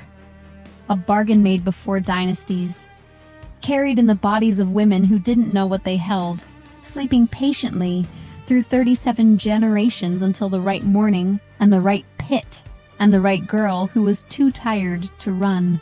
The mark had not appeared because she was prepared. It had appeared because she was real, because she was the specific shape of person that fit the specific need, because she had stood in the floor of the dragon pit with 47 bones around her and an enormous creature descending toward her, and she had looked directly back at it instead of away. That was what the covenant had been waiting for. Not noble blood, not power or political value. Just that, the looking back. She took her hand from the dragon's chest, turned. The emperor was standing at the garden's arch. He had not left. She supposed she had known he wouldn't. She walked toward him across the garden. The dragon shifted behind her, settling into the volcanic warmth beneath the stone, with the specific contentment of something that has arrived where it was always going. She stopped in front of the emperor and looked up at him. Yes, she said. His face did something she had no words for. The structure of 9 centuries, carefully maintained, deliberately held, shifting briefly into what had been kept behind it for a very long time. Not tears, not collapse, something quieter and more complete than either. The expression of someone who has waited for something so long they have half forgotten what it would look like to have it arrive. Eva, he said, very quietly. I want my sister here before any ceremony, she said, and I want to keep coming to the garden every morning. And I want to understand things as we go. I won't pretend to know what I don't. Yes, he said. Yes, to all of it. She looked at him, at the copper eyes and the 9 centuries inside them. You've been very patient, she said. I had very little choice. You could have chosen someone else, settled for something less. He looked at her steadily. No, he said. I could not have. Mira arrived 4 days later in a cart that had clearly been arranged at considerable expense, wearing a new traveling cloak and an expression combining deep suspicion with barely contained excitement in proportions that were entirely specific to her. She looked at the palace. She looked at Eva. She looked at the dragon, who had chosen to be visible on a ledge above the gate. Because very large things sometimes choose to be visible when they want to make a point. That is a real dragon, Mira said. Yes, you walked out of the pit. Yes, and now you're... Yes. Eva hugged her hard. Come inside.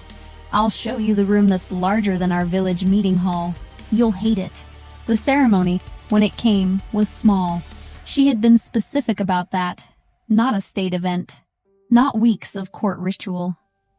She had explained to Dara, who had explained to the relevant officials that what was going to happen would happen privately, or it would not happen at all. This statement alarmed certain people considerably, and struck the emperor as entirely reasonable. In the end, it was the garden. It had always been going to be the garden. Early morning. The volcanic mountains, copper in the first light. The warm steam from the channels moving slow and gold. No audience. Just the two of them and the dragon, who had positioned himself at the garden's far wall, with the particular contentment of a creature that has finally arrived somewhere it intended to be. The claiming bond in the dragon court was not spoken vows. It was the mark. When she accepted the bond, fully consciously, with complete understanding of what she was accepting, the mark would complete its activation. His would respond. He stood before her in the morning light and looked at her with the copper eyes that held 9 centuries inside them. "You're certain," he said. "Don't ask me again," she said.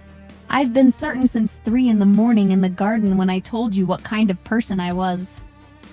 The last held tension of 9 centuries, of 900 years of waiting for one specific thing, moved across his face and released. She reached up and pressed her palm to his chest as she had pressed it to the dragon's chest, over his heart. His hand came up and covered hers. Warm, steady. The mark on her collarbone lit like the opening of an eye. It did not hurt. It did not overwhelm. It felt like recognition. Like a door, locked for a very long time, opened simultaneously from both sides. Like the warmth of the dragon's nose against her chest in the pit, but everywhere and permanent. Like coming home to somewhere she had never been but recognized in her bones. He looked at her with an expression she had no words for, and discovered she did not need words for. Behind them, the dragon made the sound. Low, resonant. Felt through the stone and into the soles of both their feet. The sound of something finally, completely finished. The court adapted. Courts always do. Within 3 months, the new empress was a fact that the dragon court had arranged itself around, the way water arranges itself around. The stone did not move. Mira stayed 6 months and then returned home to a village whose tribute obligations and general infrastructure had been significantly improved in ways that were not officially connected to her sister's position, but were very obviously connected. She came back to the palace twice a year. Every time she arrived, she looked at the dragon on his ledge above the gate and said, "Still real," with profound satisfaction. The garden grew wilder that first spring than it had in a century. The flowers opened past their usual season. The warm channels ran higher. The steam in the morning light turned gold earlier and stayed longer. Ava went to the garden every morning, usually alone, sometimes not. The emperor, Kalen, she called him now, in private, which had required a conversation he received with the expression of someone who has not been called by his name in a very long time. Came sometimes and sometimes didn't, and both were fine. They were learning each other. It was slow and deliberate and occasionally surprising, and she was genuinely good at it, which made sense. She had always been good at patient work. 900 years of waiting, and she had walked out of the dragon pit into his life carrying a mark on her collarbone that she had worn her whole life without knowing what it said. It said, "Here." It said, "Finally." It said, "This one." The dragon had known before either of them had language for it. That was the thing about very old creatures. They recognized things the rest of the world was still in the process of catching up to. She pressed her palm to the mark each morning when she woke. It was warm. It had always been warm. She just hadn't known until now what it had been waiting to become. Lord Varric's judge delivered the sentence on a Friday morning in the lesser court, in a room that smelled of old paper and deliberate procedure. The charge was tax irregularity. The documentation was, as Varric's documentation always was, technically precise and practically dishonest. There was a bookkeeping error in Thessaly's company records that had been present in the previous year's filing and corrected before the current year's. Varric's judge cited the uncorrected version. Thessaly listened to the sentence without changing her expression. She had been a merchant's wife for 9 years, and a merchant in her own right for 3, and she had learned to read the architecture of a decision before it was announced. She had known, when the date of the hearing was set, what this hearing was going to produce.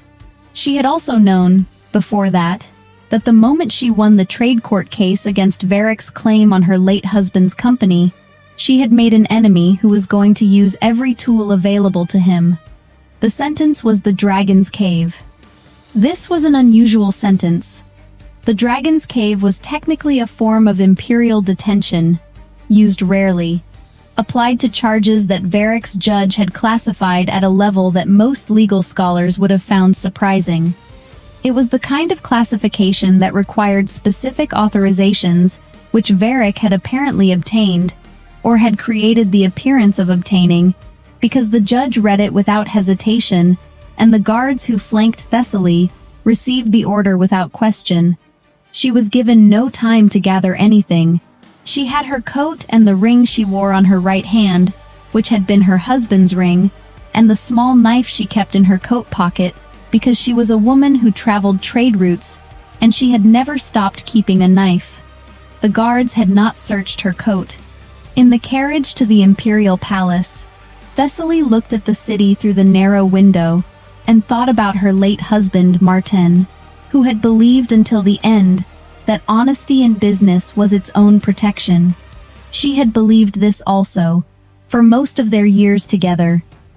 She had stopped believing it somewhere around the second time she won a case she should not have needed to bring in the first place. Maya Angelou wrote that you may trod me in the very dirt, but still, like dust, I will rise. Thessaly was not thinking about this in the carriage. She was thinking about the status of her supply agreements, and whether the factor she had put in charge of the eastern routes was competent enough to manage them without her for however long this was going to take. She was thinking practically, because practical thinking was the thing she did when she was frightened, and she was, underneath the composed expression, very frightened. Not of the cave, of what it meant for the company she had spent 3 years rebuilding from the wreckage of her husband's death. She was frightened, and she was also, with a precision that coexisted with the fright, furious. The Imperial Palace's Dragon Cave is not a dungeon. This distinction matters, and it is one that people who have not been inside it tend to get wrong. A dungeon is designed for confinement, low ceiling, narrow walls, managed darkness, the architectural language of being held down and in. The Dragon's Cave was designed for a dragon, which means the ceiling is 40 feet high. The floor space is large enough to hold a creature of enormous mass in multiple positions, and the light, while dim, comes from several sources and is not eliminated. You can see, you can stand upright, you can walk a considerable distance from one wall to another. What the cave is not is comfortable for a person. The floor is stone. The temperature is cool and does not change. There is a sound, low and beneath hearing, that is the sound of the stone itself, which is very old and has held the weight of a dragon in it for many years. The space is not hostile to a human body, but it is not arranged for one. Everything in it is scaled to something much larger. Oren's dragon had been living in this cave for 11 years. The cave held the evidence of this. Shallow grooves in certain sections of the floor where a dragon's weight settles repeatedly over time. The particular warmth in one corner, that was the accumulated warmth of something large sleeping there. The dragon was not in the cave when Thessaly arrived. The guards who pushed her through the outer door said nothing about this. She assessed the space before she did anything else. She was a merchant who assessed conditions before she made decisions, and this was a condition. She walked the perimeter, measured it with her steps, noted the light sources, noted the temperature variation between the corners. She found the warmth in the far corner and noted it as the dragon's habitual position. She found the outer door's mechanism and assessed it. She found, in the middle of the space, a place where the floor was slightly less cold than the rest, and she decided this was where she would spend her time, because being in the coldest part of an already cold space was unnecessarily difficult. She sat down. She arranged her coat. She was deciding what to do next when she heard the sound that was the outer door being moved from outside, and the dragon came in. 3 years before Thessaly was put in the cave, Orin had fought in dragon form at the Battle of the Granite Pass.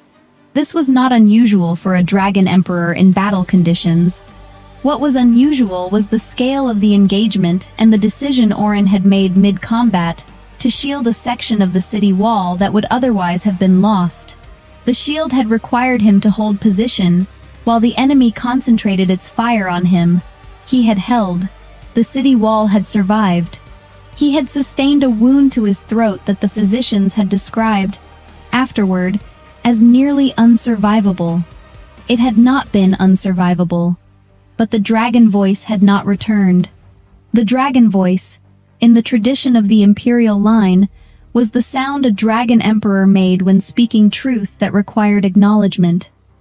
It was a sound below ordinary speech, a resonance that could not be faked and could not be mistaken, a sound that anyone who heard it recognized as true, in the same way you recognize the sound of thunder as real before you have decided anything about it.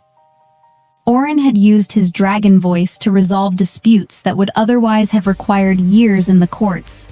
He had used it to end 3 uprisings without a single death, simply by speaking the truth of the situation in a way that no one present could find a way to deny. The voice was gone. He governed without it. He governed well. He was a careful emperor, precise and fair, and the absence of his dragon voice had made him more precise in other ways, had made him attend to written law and detailed argument with a thoroughness that his council respected. But the dragon was different. The dragon had been silent for 3 years. Not mute. It made ordinary sounds, the sounds of movement and breathing, and the low vocalization that meant attention. But it did not speak. It had not spoken, in any of the ways a dragon speaks, since the battle. The physician said the wound had healed. The voice had not returned with the wound's healing. They had no explanation for this. Orin had stopped asking for one. The dragon came into the cave while Thessaly was sitting on the floor assessing the space, and it stopped when it saw her. Thessaly had been surviving since she was 23 years old. She had grown up in the second city of the eastern provinces, in a family that was comfortable but not wealthy, and she had been good at commerce since she was old enough to understand what it meant. She had a mind for supply chains, for the mathematics of margin, for the particular kind of patience that trade required, the patience of understanding that the right arrangement takes time to find, and that rushing to the wrong one is always more expensive than waiting. She had married Martin when she was 23, and he was 31. Martin was a good man, in the way that very few people are actually good, not from performance or strategy, but from a genuine orientation toward fairness that he had never found a reason to compromise. He had built a trading company by being reliably honest, in a field where reliability and honesty were separately valued, but rarely combined. He had been loved, in the way of commerce, which meant he was trusted. Martin died of a fever when Thessaly was 31. She had been beside him for the 3 weeks of it, managing the company through his factor by day and sitting with him by night. After he died, she had taken 4 days alone in their house, and then she had gone back to the company, because the company was what he had built, and she was not going to let it be taken by the 3 men who were already filing legal claims within a week of the burial. She had won those cases. She had won the subsequent cases. She had won the case against Varric, and here she was, on the stone floor of a dragon's cave, because winning was apparently insufficient protection against a man who had enough contacts in the courts to reclassify a corrected bookkeeping error as a detainable offense. She had survived the deaths and the cases and the long years of rebuilding. She looked at the dragon now, standing in the entrance to its own cave, regarding her, and she thought, "I have been in worse positions than sitting on a floor in the presence of a large creature that has not yet decided what I am to it." She nodded at the dragon, once, in the way she nodded at business associates she was meeting for the first time. The cave had held other people before Thessaly. Oren's dragon knew this. It had been inside this cave for 11 years.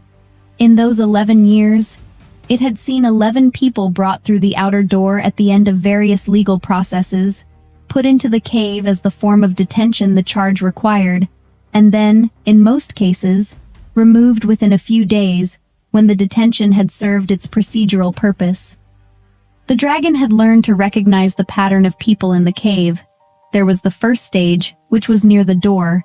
Most people stayed near the door initially, because the door represented the way out, and proximity to it felt meaningful, even when it was sealed from the outside. There was the second stage, which was calling out. Some called for the guards, some called out more generally, some cried.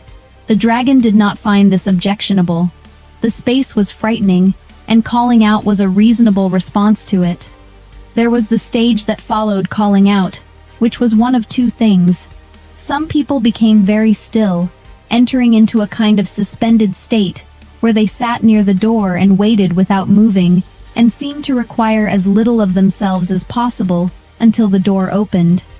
These people, the dragon had observed, were usually fine when they left. They had managed the experience by shrinking down to a size that the experience could not reach. Other people, in the third stage, tried to engage with the cave. They explored it. They spoke to the dragon, sometimes with questions, sometimes with demands, sometimes with the particular brightness of terror that looked like confidence.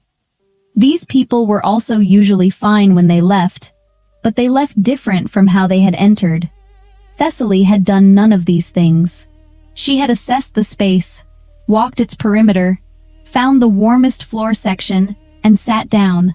She had then spent what the dragon estimated was 20 minutes, simply looking at the space around her, with an expression that was not fear, and was not forced calm, and was not anything performed at all.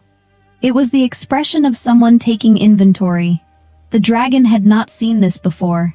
It came all the way into the cave, and sat down in its own corner, and watched Thessaly the way it had not watched anything in 3 years. She did not try to make friends with the dragon. This is important to establish, because the account of what happened in the cave has sometimes been described as Thessaly taming the dragon, or charming the dragon, or doing something intentional and strategic with regard to the dragon. She did not do any of these things. She was not thinking about the dragon in those terms. She was thinking about her supply agreements, and about Lord Varric, and about the specific legal argument she intended to make when she was released from detention. And the dragon was in the cave because it lived in the cave, and she was in the cave because she had been put there, and these two facts coexisted without requiring anything particular from either of them. What Thessaly did was maintain her ordinary behavior in an extraordinary setting. She kept herself warm by moving periodically around the space. She slept in the warm corner on the first night, which was the dragon's corner, but she had assessed it as the warmest available floor, and she was a practical woman, and she was not going to be cold on principle. The dragon had remained in the opposite corner. She noted its position when she woke, and noted that it had not moved toward her during the night, which she considered reasonable. She noted that it was watching her, which she also considered reasonable. She spoke aloud occasionally, not to the dragon, but in the way that solitary people do when they are working through a problem and the external articulation clarifies the internal structure. She spoke about Varric's legal tactic and the counter-arguments available to her. She spoke about the eastern supply routes. She spoke about what Martin would have thought of the situation, which was, she concluded, that he would have been angry about the injustice and practical about the response, and she was attempting to hold both of those simultaneously. The thing she had not expected was what the space felt like after the first night.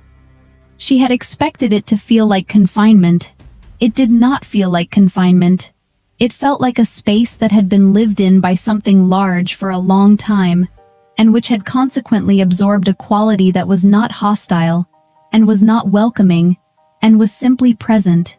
The cave did not care that she was in it. This was, she found, a relief. She had been in spaces for the past 3 years that cared very much that she was in them, that had opinions about her presence, that were managed and arranged to communicate things to her. This space had its own weight and its own history, and she was simply another element within it. On the second day, she noticed that the dragon had moved. It was no longer in the far corner. It was in the center of the cave, and its eyes were on her, and they had been on her, she suspected, for some time. She had learned, over the years since Martin's death, that most of the things people call strength are actually forms of endurance. They are not bold choices. They are the accumulation of small daily decisions to continue with your ordinary behavior in whatever circumstances present themselves. Because your ordinary behavior is the foundation of who you are, and surrendering it to accommodate difficulty is how people lose themselves inside the difficulty. Thessaly had kept her ordinary behavior through the court cases, through the long months of rebuilding, through the loneliness of being the person who holds the company together when everyone else is waiting to see if it will hold. She kept it here. "You are watching me," she said. Not accusingly. As an observation. The dragon did not respond, but its tail moved, slightly, at the tip. "I do not mind," she said. She went back to thinking through the supply route problem. On the third day, the dragon came close, not aggressively, with the specific care of a very large thing that is trying to move without alarming something smaller, which was notable because dragons did not, in Thessaly's understanding, usually worry about alarming things smaller than themselves. They did not need to. The size differential made alarm a reasonable outcome that required no management. This dragon was managing it. It moved in the early afternoon, in the diffuse light that came from the upper vents of the cave. It moved from the center of the space toward the warm corner where Thessaly was sitting. It moved slowly enough that she had time to observe each stage of the approach. She did not move away. She did not move toward it. She sat with her coat around her and watched it come. It stopped 6 feet from her. It lowered its head until it was on a level with her face, which brought a dragon's face very close to a human face, in a way that required Thessaly to remain very still, without the stillness being conspicuous. She remained still. She looked at the dragon's face. The dragon's eyes were a dark gold. Old eyes. The eyes of something that had been watching its particular section of the world for a long time, and had formed specific conclusions about what it saw. "You have not spoken," she said, "to me or to anyone. I have been here 3 days. I have heard you make sounds, when you move, but not speech." The dragon looked at her. "That is all right," she said. "I have had business partners who communicated entirely through action, and we managed very well." What she did not do was shift her posture or her expression to communicate anything to the dragon. She had been in enough business negotiations to understand that the most powerful thing you can do in a negotiation is to be genuinely yourself without adjustment. Adjustment communicates that the other party has power over your presentation. Remaining yourself communicates that you are bringing your actual self to the table, which is the only version of yourself worth anything in a real negotiation. She was not certain the dragon could understand her. She was not certain it could not. She spoke to it the way she spoke to people whose competence she had not yet assessed. Clearly, without condescension, and with the implicit assumption that comprehension was possible until proven otherwise. The dragon moved its head slightly forward. Not a threatening movement, a considering one. Thessaly did not move back. She held her position, back straight, hands in her lap, looking at the dragon's face with the same attention she gave to the financial statements of companies she was considering doing business with, complete, unhurried, and looking for what was true rather than what was presented. On the morning of the fourth day, the outer door opened. Thessaly had known it would open eventually. The charge had been procedural, the detention limited by the nature of the classification, and the time had run. She had tracked the days carefully, and she had known this morning was the threshold. The guard who entered was one of the two who had brought her in. He had the expression of someone who had been given a simple instruction and was prepared for a simple execution of it. He stopped inside the door and said, "The detention period has concluded. You're to be released." Thessaly stood. She was upright and composed. 3 days on a stone floor had not altered her posture in any way that was visible. She picked up her coat, which she had folded when she stood, and she began to walk toward the door. Behind her, the dragon stood. The guard's eyes went to the dragon. His face changed in the specific way of someone who has added an element to a calculation and found that the sum is different from what he expected. The dragon placed itself between Thessaly and the outer door. Not aggressively. It did not growl or make any warning sound. It simply moved to stand between her and the exit, with the particular calm of something that has made a decision and is not asking permission for it. Its old gold eyes were on the guard. The guard said, "The prisoner is to be released." The dragon did not move. Thessaly looked at the dragon. Then she looked at the guard. "I believe," she said, in the even voice she used for business communications that had taken an unexpected turn, "that it may be necessary to involve someone with more authority."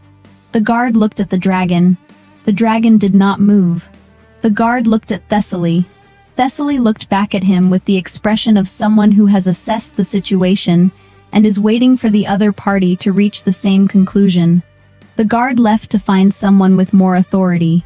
The someone with more authority turned out to be Oren's head steward, who arrived with 3 additional guards and the expression of a man who had been given a description of a situation and had not entirely believed it until he saw it himself. The dragon was still between Thessaly and the door. Thessaly was still in the cave. She had sat back down on the warm section of the floor, because standing indefinitely seemed unnecessary, and she had resumed thinking through the legal argument she intended to make when the appropriate people were assembled. The head steward looked at the dragon. He had been managing the emperor's household for 14 years, and he had considerable experience with the dragon's communication. Not the voice, which had been gone for 3 years, but the ordinary range of signals that a person who worked near a dragon learned to read. He read what the dragon was communicating now. "It is not going to let you leave," he said to Thessaly. "I gathered that," she said. "I am not sure why." The head steward was also not sure why. He had not, in 14 years, seen the dragon prevent a person from leaving a space. He had not, in 3 years, seen the dragon express any preference about the presence or absence of any specific person. He looked at Thessaly with the assessment of someone trying to determine what she had done to produce this outcome. Thessaly met his assessment directly. "I have done nothing unusual," she said. "I assessed the space when I arrived. I maintained my routine. I spoke when speaking was useful. I did not attempt to manage the dragon or interact with it in any specific way." "And yet," the steward said. "And yet," Thessaly agreed. The dragon turned its head toward the steward and made a sound. A low sound, not the missing dragon voice, but something deliberate and specific. The steward had worked near this dragon for 14 years. He understood that the sound meant, "This is not a discussion I am interested in having." He went to inform the emperor. Oren came to the cave that afternoon. He had not been in the dragon's cave in 3 years. He had not been inside it since shortly after the battle, when he had come to sit near the dragon in the early weeks of its silence, before it became clear that the silence was not temporary. He had stopped coming when it became clear that his presence in the cave was not helping the dragon, and was costing him in a way he could not easily absorb on top of everything else the battle had cost. He came in through the outer door and stood just inside it and looked. The dragon was in the center of the cave. Beside it, sitting on the floor with the composed attention of someone who has been inconvenient about it, was a woman of perhaps 34, with a coat around her shoulders and a ring on her right hand, and an expression that Oren classified, in the first moment, as the expression of someone who has decided exactly how much of this situation they are willing to be distressed about, and has set that amount at approximately none. "You are Thessaly," he said. "Yes," she said. She looked at him. "You are the Emperor." "Yes," he said. He looked at his dragon, which was beside her. His dragon, which had been silent and distant for 3 years, which had not chosen proximity to any person or anything in 3 years, was standing 6 feet from this woman, with its head turned toward her, and its old gold eyes holding a quality Oren had not seen in them in 3 years. Attention. Genuine, chosen, interested attention. He looked at Thessaly. "What did you do?" he said. "Nothing," she said. "I was in its space. I did not perform anything. I did not attempt to manage it or reassure it or convince it of anything. I simply existed in the space with some degree of self-possession, because I did not see the value of doing otherwise." Oren looked at the dragon. The dragon looked at him. In its eyes he saw something he could not immediately name, and then he understood. It was the look of a creature that is saying, without its voice, something it has been trying to say for 3 years. Something about what it had needed, in those 3 years, that it had not received. It had needed someone who did not treat its silence as a problem to be solved. Someone who was simply in the space with it. Someone who existed, fully, in their own self, without requiring anything from the dragon's state. Oren had come, in the early weeks, to help.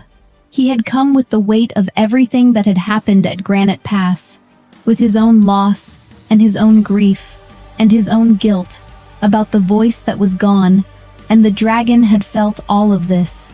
It had felt the weight of being the recipient of Oren's care, and it had been, in its 3 years of silence, also carrying Oren's grief. Thessaly had not brought any of this. She had brought herself. That was the entire difference. Oren was quiet for a long moment. Then he sat down on the floor of the cave. The stone was cold. He sat on it. "The charge against you," he said, "was incorrectly classified. I have been made aware of the documentation irregularity Lord Varric used. The charge will be dismissed." Thessaly nodded. "I know," she said. "I have had 3 days to think through the legal argument. You will be compensated," Oren said, "for the time and the inconvenience. And the company will be protected from further interference," Thessaly said, not as a question. Oren looked at her. "Yes," he said. She nodded once, accepting this as a concluded point. Then she looked at the dragon, and at Oren, and at the space between them. "I think," she said carefully, "that the dragon has been carrying something that was also yours to carry. The weight of what happened 3 years ago. The grief of it." She paused. "I think it has been doing this alone, and the alone part is what made it silent, not the loss itself." Oren was very still. "I am not saying you were wrong to grieve separately," she said. "I am saying that the dragon may need you to grieve alongside it, not to fix anything, simply to be in the same space with the same loss." Outside the cave, the afternoon was going on. The palace was going on. The empire was going on. Inside the cave, Oren looked at the dragon, and the dragon looked at Oren, and Thessaly sat with her coat around her, and her ring on her right hand, and the quiet patience of a woman who had survived enough to understand that some things took the time they took, and could not be hurried. He was also aware that he had not done this. He had come to the cave in the early weeks with everything he was carrying, with the weight of the battle and the city wall, and the hatchling he had not been able to save, and the voice that was gone, and he had brought all of it into the cave because he had nowhere else to take it. And the dragon, which was also carrying things, had been expected to receive his grief on top of its own. He had not understood this at the time. He understood it now. He thought about Thessaly's word, alongside, not toward, not for. Alongside, which meant at the same level, which meant that both of you are carrying something, and neither of you is required to be the one who carries the other's weight on top of their own. Oren reached out and placed his hand against the dragon's jaw. The dragon leaned into it. Just slightly, just enough. And then, for the first time in 3 years, Oren heard a sound that was not the ordinary sound of breathing or movement. A low sound, beneath hearing, resonant in the chest. Not the full dragon voice. Something earlier than the voice. Something that had not yet found its words, but was trying. He sat with his hand on the dragon's jaw, and he did not move. Clara had a talent for walking into the wrong rooms. It wasn't something she was proud of. It wasn't something she'd put on a list of her qualities. But if you asked anyone in the palace staff, the cooks, the laundry girls, the head footman who always looked like he'd bitten something sour, they would all say the same thing. Clara. Lovely girl. Absolutely hopeless with directions. Tonight was no different. She was supposed to deliver a tray of warm milk and honey biscuits to Lady Emsworth in the East Corridor, 2nd floor, 4th door on the right. Simple, straightforward, the kind of task a child could manage. Clara had gone left instead of right, climbed to the 3rd floor instead of the 2nd, and now stood in a corridor that was distinctly quieter, distinctly grander, and distinctly wrong. The carpet here was darker, deeper red, almost black in the dim light. The wall sconces were gold, not the cheap brass ones in the servant corridors. There were no portraits of minor lords or dusty landscapes, just clean stone walls and a silence that felt deliberately kept. She should have turned around immediately. She knew that. But the tray was heavy, her arms were tired, and there was a door slightly ajar at the end of the corridor, with warm light spilling through the gap. She thought, and this was the thought that would change everything she thought, it might be a sitting room. Somewhere, she could set the tray down for a moment, catch her breath, figure out where she'd gone wrong. She pushed the door open with her shoulder. It was not a sitting room, it was the largest bedroom she had ever seen in her life. A fireplace wide enough to stand in burned low on the far wall. The ceiling disappeared into shadow. There was a desk covered in maps and letters, a set of armor on a stand in the corner, real armor, dented and scarred, and a bed that could comfortably sleep 6 people. Clara stood in the doorway with her tray of milk and biscuits and took all of this in. Then she took in the man at the desk. He hadn't looked up yet. He was reading something. A letter, his brow slightly furrowed. He had dark hair, pushed back like he'd run his hand through it recently. His shirt was open at the collar. His jaw was sharp. His shoulders were the kind of shoulders that made you forget whatever you'd been about to say. Clara's brain offered her 2 options. Leave immediately and quietly, or stand there like an idiot. She chose the second one. The floorboard betrayed her. One small shift of her weight, and it creaked loud, sharp, deeply unhelpful. The man looked up. His eyes were dark. Not warm dark, cold dark, the kind of dark that had seen things and decided to stop being surprised by them. He looked at her for a long moment. Clara looked back. The tray rattled slightly in her hands. "Who are you?" he said. Not a question exactly, more like the beginning of a verdict. Clara's mouth opened. Clara's mouth closed. Clara's mouth tried again. "I'm sorry," she said. Wrong room. She took one step back. He stood up. That was the moment she understood, in her bones, in some ancient part of her brain that predated language, that this was not a regular man. He was tall, genuinely tall, not just taller than her, with the kind of build that came from actual use, not decoration. His aura hit her before anything else did. Heavy, pressurized, like the air before a storm. Alpha. The realization landed in her chest like a stone dropping into water. Not just any alpha. The king's guest. The one everyone had been whispering about for 3 days.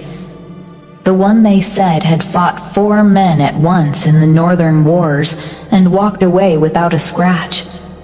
The one Lady Emsworth had called frightening in the voice she reserved for things that genuinely frightened her. Clara took another step back. His gaze dropped to the tray in her hands, then back to her face. "You're not my attendant," he said. "No," she agreed. "I'm not. I'm nobody. I was looking for." She stopped. "It doesn't matter. I'll go." She turned. The door swung shut. She hadn't touched it. Clara stared at the closed door, then slowly turned back around. He was standing closer than he'd been a second ago. He moved quietly for someone that size. She hadn't heard him cross the room. He reached past her. She held her breath, went completely still, and she heard the lock turn. She stared at his hand on the key, then up at his face. He looked at her the way people look at problems they've already decided to solve. "You're mine now," he said quietly. Clara's heart did something complicated. The tray rattled again. A biscuit slid off and hit the floor. They both looked at it. Neither of them picked it up. "I don't," she started. "I think there's been a misunderstanding." He tilted his head. There was something almost patient about it, the way a mountain is patient. It doesn't move. It just waits for you to understand it isn't going to. "Tell me your name," he said. "Clara," she said before she could think about whether that was wise. He repeated it, just once. Her name and his voice did something to the air in the room. Clara decided this was the most dangerous situation she'd ever been in. More dangerous than the time she'd accidentally spilled soup on the Duke's wife. More dangerous than the time she'd gotten locked in the wine cellar for half a night. More dangerous than anything she could currently think of.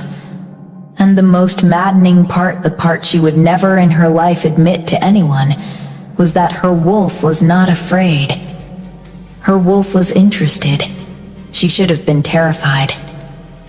That was the appropriate response. Blocked door. Strange room. Enormous alpha looking at her like she was something he'd been waiting for without knowing it. Terror, obviously. Instead, Clara was mostly thinking about the biscuit on the floor and whether it was rude to pick it up. She bent down and grabbed it.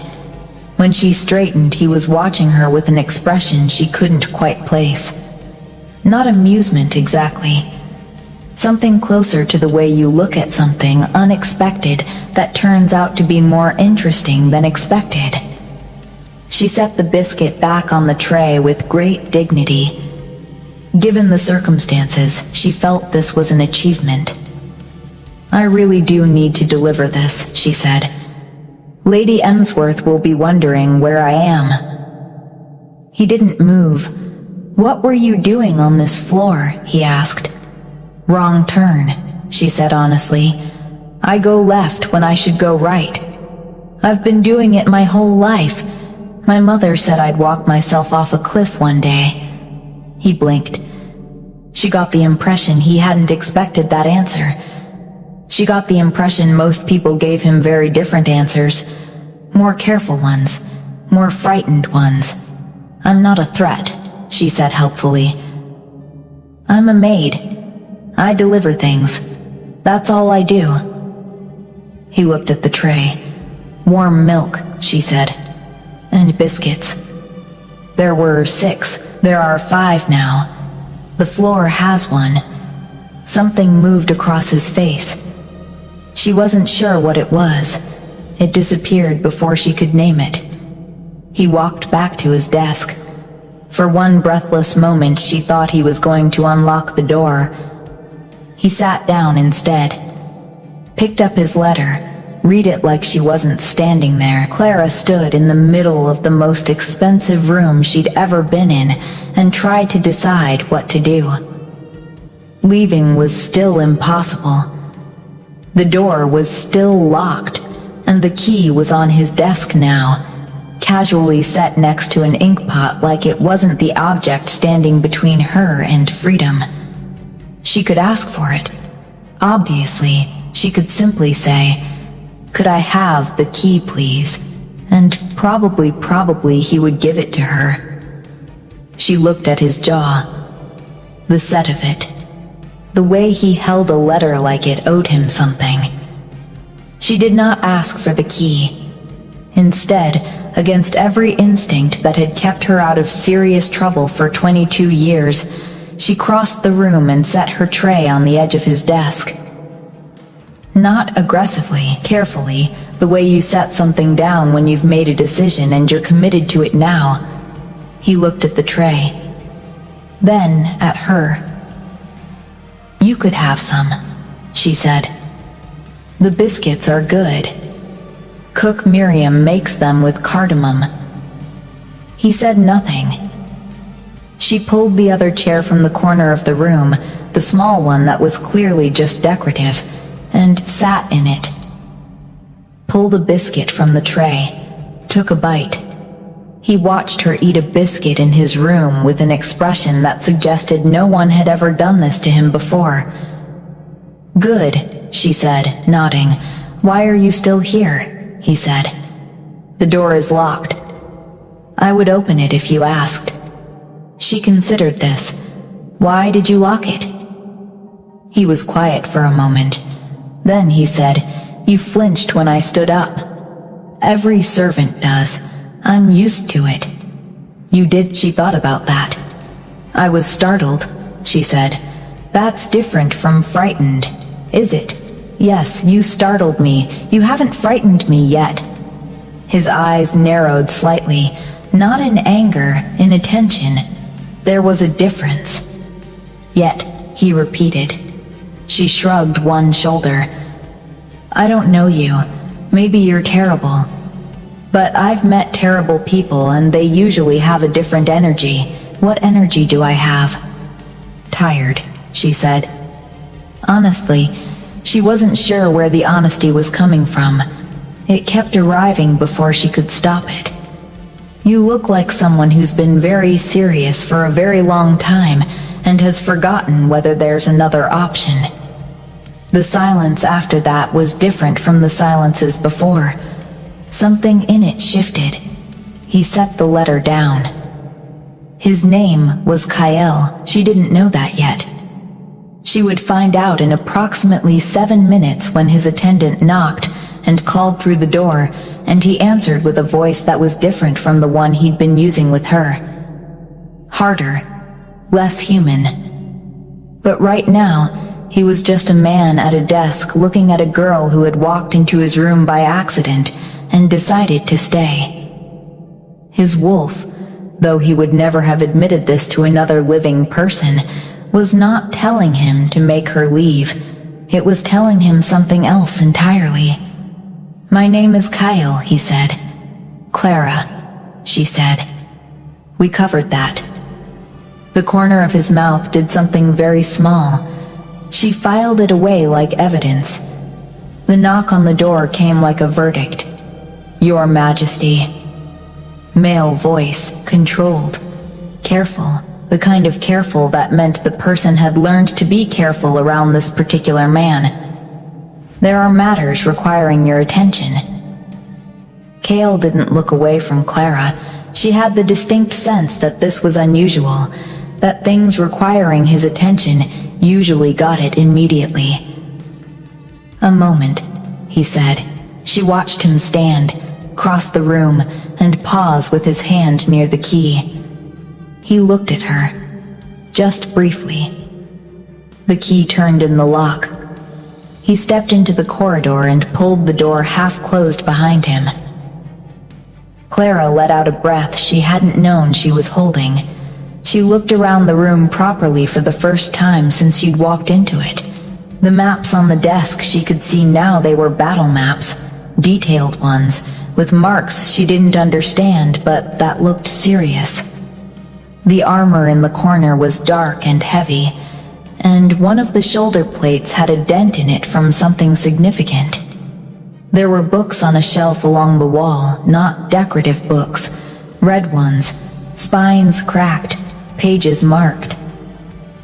She crossed to the shelf without thinking about it. Her fingers ran along the spines. Military theory. History of the northern provinces. Something in a language she didn't recognize. Then, tucked between two heavy official-looking volumes, a book of poetry. She pulled it out. It was worn in a different way than the others. The cover rubbed smooth, not from reading but from handling. The way you handle something you pick up and put down repeatedly, not to read, but to have. She opened it to a marked page. The verse was about wolves in winter, about the space between what the wolf wants and what the man decides, about being two things and satisfying neither. She was reading the second stanza when the door opened. Kael stopped. She looked up, slightly guilty, realized she wasn't actually guilty of anything, and held up the book. "Poetry," she said. His jaw did something tight. She closed it carefully and slid it back between the heavy volumes where she'd found it. "It's good," she said. The marked poem, the one about the wolf. He crossed the room and sat back at his desk, picked up a different document, said nothing. Clara returned to her small decorative chair. She had the feeling she'd seen something she wasn't supposed to see, not in a scandalous way, in a private way. The kind of private that's more uncomfortable than scandalous because it means something real.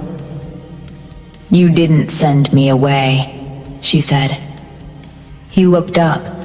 "When you opened the door," she continued, "you could have told me to go. You left it unlocked." He said nothing. But he hadn't actually told her to go. She was still here. The tray of milk and biscuits was still on the corner of his desk, getting cold. "Why am I still here?" she asked, not accusatory, genuinely curious. He set down his pen, looked at her like he was deciding something. "You're the first person to walk in here without being announced in 4 days, he said. "In 4 days, everyone who has entered this room has knocked 3 times, waited for permission, entered with their eyes down, said what they needed to say, and left without looking directly at me more than twice." She considered that. "And I'm just standing in your room eating your biscuits." "Yes, that sounds exhausting," she said. "The other thing, not the biscuits." He looked at her for a long moment. "It is," he said. The word came out simply, like it had been waiting to be said to someone who might just receive it instead of adding it to a list of vulnerabilities. Clara received it, didn't make it into anything, just nodded. They sat in silence for a moment, not uncomfortable silence, the kind that exists between people who have briefly, accidentally, been honest with each other. "I should go," she said. He nodded. She stood, picked up her tray. Paused. "Lady Emsworth probably doesn't want cold milk," she said. "Probably not." She started toward the door, stopped with her hand on the handle. "Kael," he looked up. "The poem," she said. "The marked one. The last line. About choosing the man instead of the wolf." She paused. "I don't think that's the right translation, actually." He went very still. "What do you mean?" he said quietly. She shrugged. "I mean the word they translated as choosing in Old Northern script. It means something more like returning. Not choosing the man over the wolf. Returning to the man from the wolf. It's different." He stared at her. "How do you know Old Northern script?"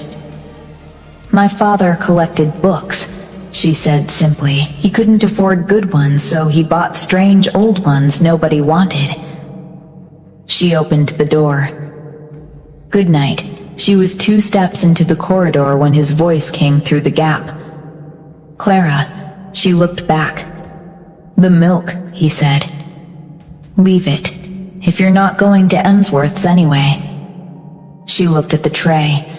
Set it carefully just inside the door.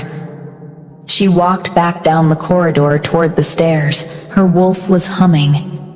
Quiet and low and entirely too pleased with itself. She told it to stop. It didn't stop. The palace kitchens at night had a different personality than during the day. During the day they were loud and purposeful and hot, full of shouting and clattering and the housekeeper's sharp voice cutting through steam. At night they went quiet and warm, just the embers in the big hearth and whoever was still up finishing dishes or stealing bread before bed. Clara came in through the side door and set her empty tray on the table. Nadia looked up from the corner where she was braiding her hair for sleep. "Just finished?" "Lady Emsworth didn't get her milk," Clara said. "What happened?" "Wrong room," Clara said. Nadia stared at her. "Again? It's a very confusing floor." Clara sat down on the bench, pulled a piece of bread from the cloth-covered basket on the table and ate it without tasting it. Nadia watched her with the particular look she'd been giving Clara for the 3 years they'd worked alongside each other. The look that said she knew something was happening and she was deciding whether to press it. "Which room did you end up in?" Nadia asked. Clara chewed her bread. "Clara, 3rd floor west," Clara said. "End of the corridor." Nadia's eyes went wide. "That's the royal guest quarters." Nadia's voice dropped immediately to a whisper. "That's where they put him." "I know that now," Clara said. "You walked into his room." Nadia's whisper was somehow louder than her regular voice. "The Alpha King's guest room, the one they cleared the whole floor for." "He's not the Alpha King," Clara said. "He's a king who is also an alpha. There's a difference." "There's really not," Nadia said. "What did he say? What did you do? Did you run?" "No, why not?" Clara considered the question honestly. "I'm not sure," she said. Nadia pulled her braid over one shoulder and stared at Clara with focused alarm. "You're not sure why you didn't run from the most powerful alpha in the Northern Territories?" "He didn't seem," Clara started. She tried to find the right word. "Dangerous," she tried. She paused. "No, that's not right either. He seemed private. Does that make sense?" "No, like someone in the middle of being by himself," Clara said. "I didn't want to interrupt it badly." Nadia sat back. "That is possibly the strangest thing you have said to me in 3 years. And you once told me you thought the head footman might be a goose in a man's body. I still think that. Clara, you have to be careful." Nadia's voice changed. Not dramatic careful. Actually careful. He's not a palace guest you can be odd with and have them complain to the housekeeper. He commands armies. He ended a war by walking into the middle of it alone, and everyone just stopped. "I know," Clara said. and you sat in his room and ate his biscuits. One biscuit. One fell on the floor. Nadia put her face in her hands. Clara finished her bread. The kitchen fire crackled. Outside the high window the night was dark and clear. She was thinking about the book of poetry. The marked page, the particular way his voice had changed when he'd said it is. Not like someone complaining about their life, like someone locating a fact they'd stopped expecting anyone to ask about. He's lonely, she said. Nadia looked up from her hands. He's surrounded by attendants and guards and lords, and he's completely alone in it, Clara said. You could feel it, like cold coming off a wall. Nadia was quiet for a moment. Then she said, Clara, very gently, the way you say someone's name when you're about to say something they're not going to like. Don't, Clara said. You walked into his room by accident. I know, you're a maid. I know that too.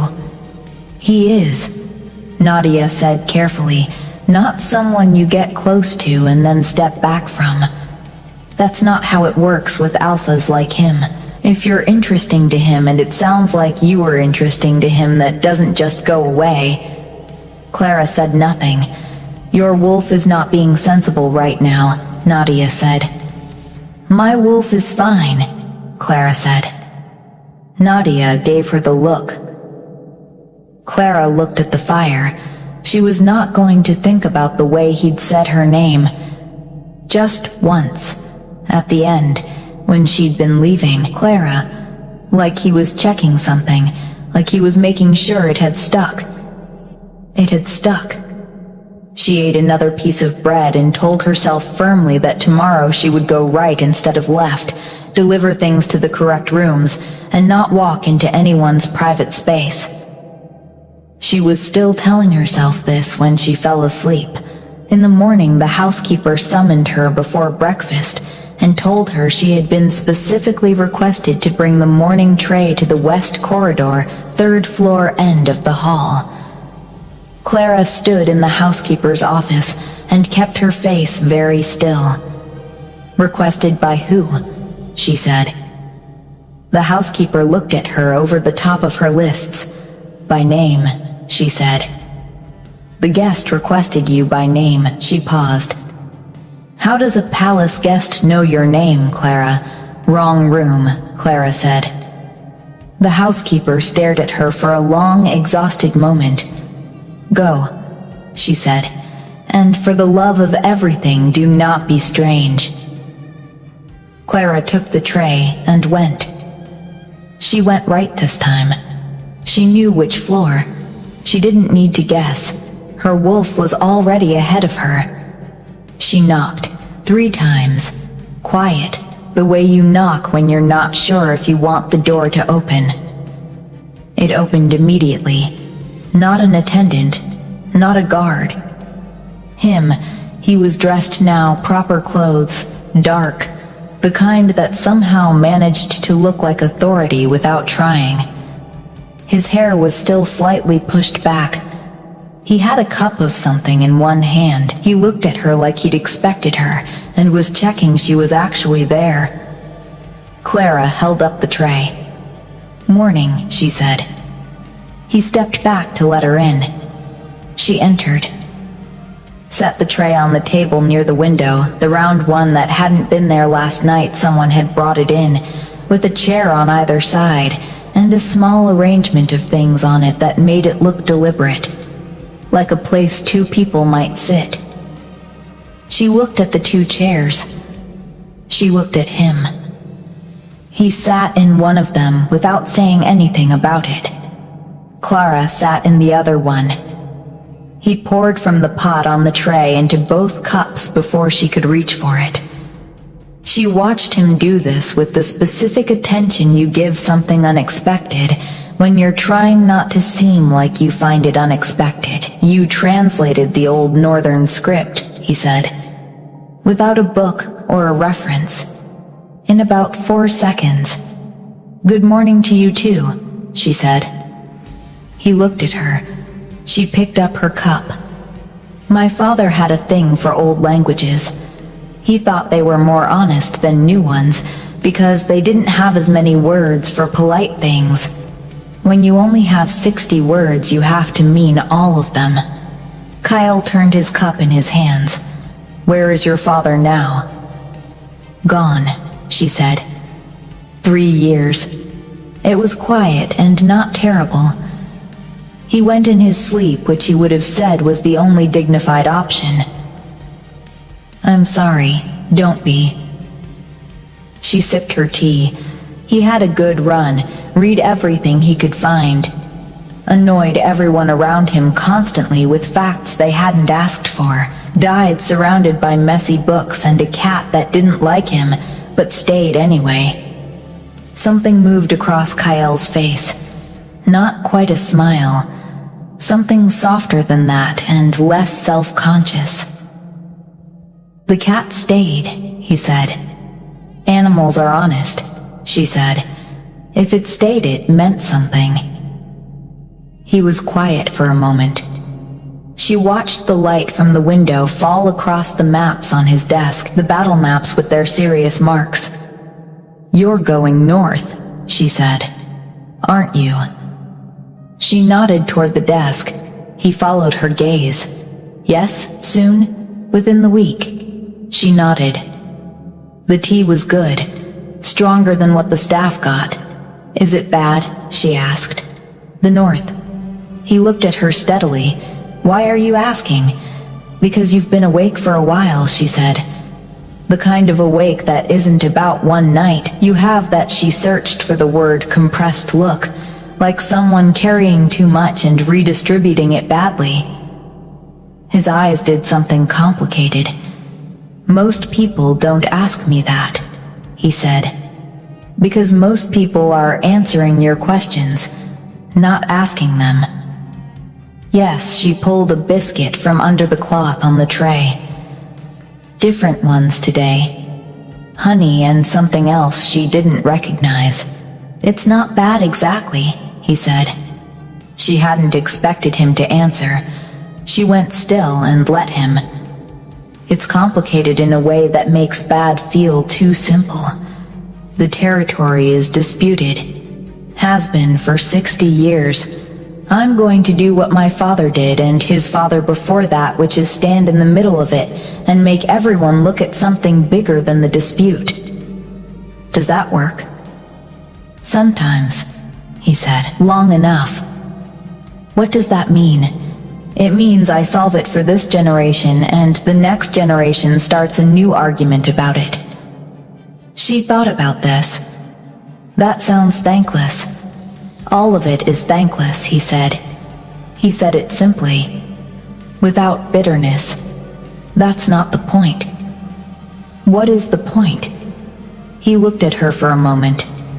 Then he said, the people who aren't in the argument, the ones just trying to live in the territory while the argument happens around them. She looked at him. That's the point, he said. Make it quiet enough for them. Clara held her cup and felt something settle in her chest. Not dramatically, just quietly. The way things settle when something fits where you didn't know there was a space. You've never told anyone that, she said. It wasn't a question. His jaw moved. No, why not? Because, he said, the people around me need me to be something particular. The version that wins. The version that commands. He paused. There isn't much space for the rest of it. The rest of it being, she said carefully. He looked out the window. The part that reads poetry, she said. He was quiet for a long time. Then he said, how are you real? She blinked. What? He looked at her directly. You walked into my room with a tray of biscuits and then sat down in the chair like it was yours and told me the correct translation of a northern poem, and now you're asking me questions no one asks me. She thought about that. I walked into your room because I can't tell left from right, she said. The rest of it just happened. He leaned forward very slightly, just a degree, just enough. "What if I don't want you to leave when this is over?" he said. The question landed in the room and stayed there. Clara's wolf made a sound she'd never heard it make before. She looked at his face. The seriousness of it. The lack of performance in it. "I'm a maid," she said. "I know what you are," he said. That she started, stopped. "I'm aware it's complicated," he said. "I'm asking what you want. Not what makes sense. What you want." Her heart was doing something it had no business doing. She put down her cup. "I don't know yet," she said honestly. He nodded, like that was an acceptable answer, like he had patience for it. That might have been the most frightening thing so far. She left after the tea. She told herself this was sensible. She had work, real work, floors and linens, and the 100 small tasks that made up an actual day in an actual life. Not sitting in a 2-grand room with an alpha king who asked what she wanted like the answer mattered. She scrubbed 3 floors and thought about it anyway. Nadia found her in the East Linen corridor around mid-morning.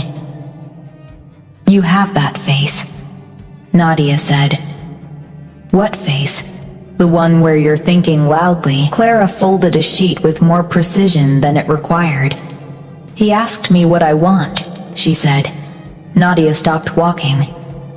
This morning, Clara continued.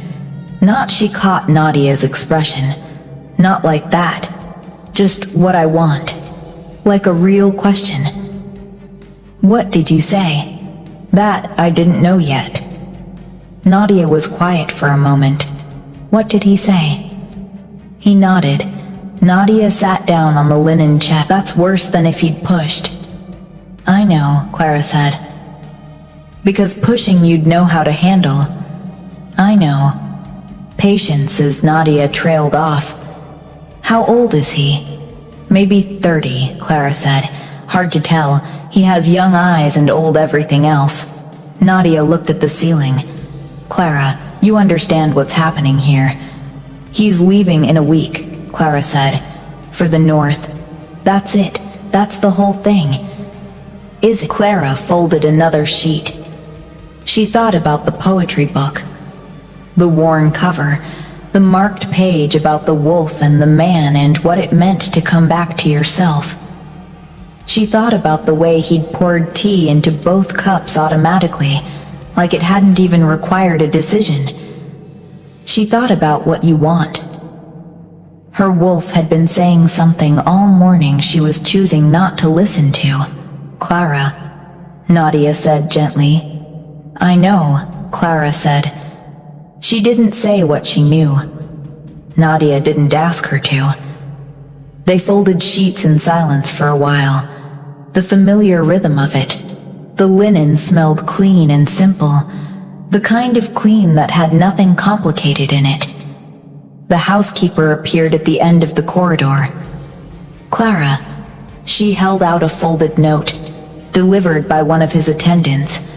She looked like she had feelings about this, but had decided not to have them out loud. Clara took the note. She opened it when the housekeeper had gone. It was a book. Well, a note about a book. Short, direct handwriting, the neat kind that came from someone who wrote quickly and meant everything they wrote. "There's a correct translation in the palace library. Second shelf from the floor. Eastern wall, blue spine, gold letters. Page 47. In case you want to check your father's version." That was all. No name, no signature. She didn't need one. Nadia was reading over her shoulder. "He sent you a library recommendation," Nadia said. Clara folded it carefully. "I'm going to go check the translation," she said. "Of course you are," Nadia said. The palace library was in the center wing, 2 floors down. Clara had been in it twice in 3 years, both times to retrieve books for the lord of the house. She'd never gone in for herself. It was bigger than she remembered. High ceilings, the good kind that made you feel like thinking was possible. Afternoon light through tall windows, the smell of old paper that was either wonderful or terrible depending on who you were. She found the eastern wall. Second shelf from the floor. Blue spine, gold letters, an anthology of northern verse. Old, the pages soft from age. Page 47.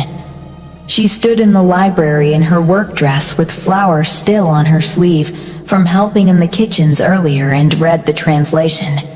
Her father's version had said choosing the man over the wolf. This version said something she didn't have an exact word for in common tongue. The closest was returning. But more specific, returning willingly. Returning because you want to, not because you have to. The wolf doesn't disappear. The man doesn't conquer. They come back to each other. She stood there with the book in her hands and felt something move through her slowly. Her father had been right. The translator had been wrong.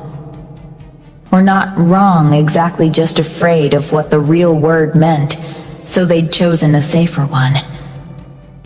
She found paper at the librarian's small desk. A pen.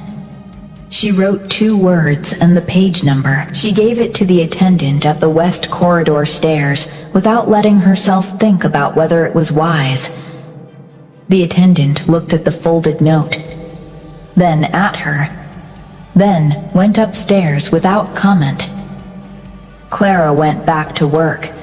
That evening at dinner in the servants' hall, she ate her food and listened to the usual noise around her arguments about whose turn it was to do the upper corridors.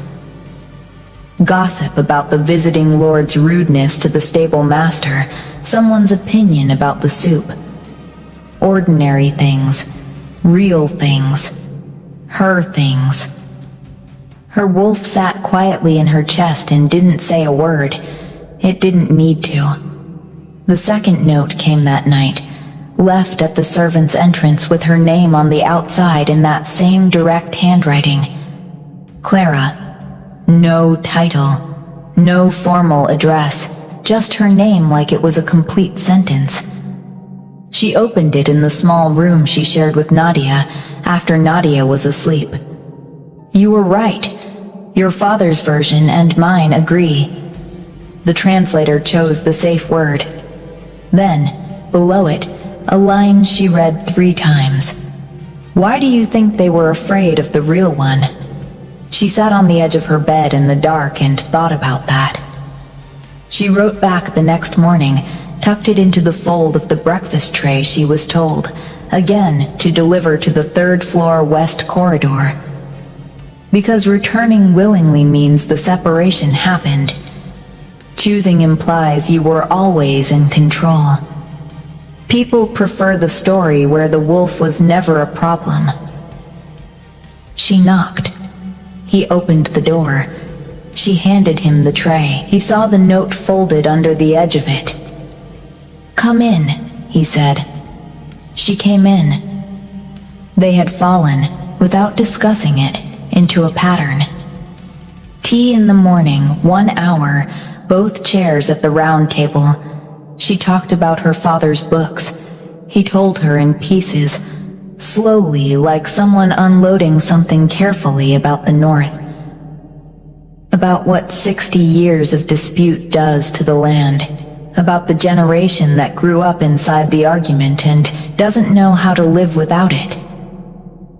She told him about the year her father died, how strange it had been to keep working. How the routine of it had been both crushing and the only thing holding her up. How she'd cleaned the same floor 6 days in a row because she kept forgetting she'd done it. He told her about his father's death, 2 sentences. Short and bare, but true. She understood that they were true.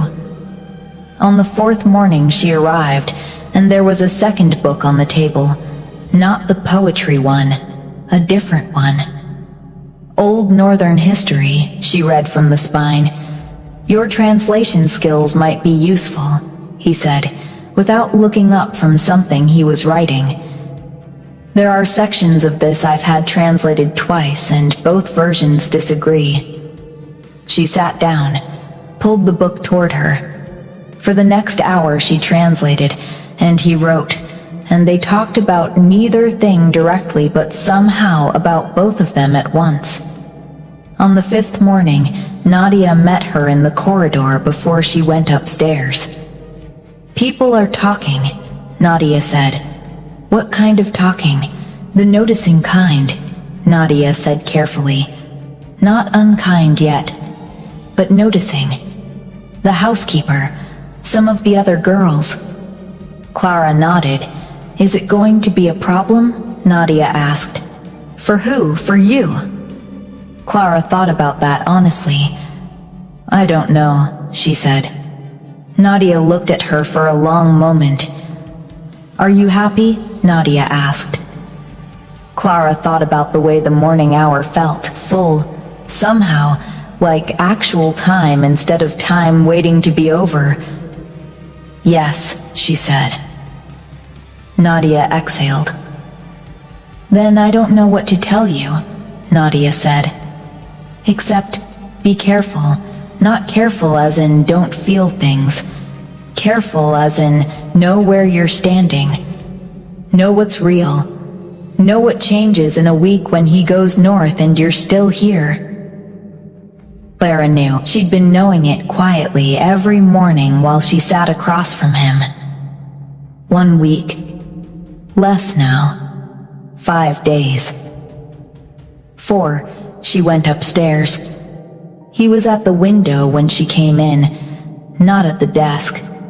Standing looking out at the grounds, his arms behind his back, the same posture she'd noticed from the doorway the very first night. Like a man who stood in windows a lot.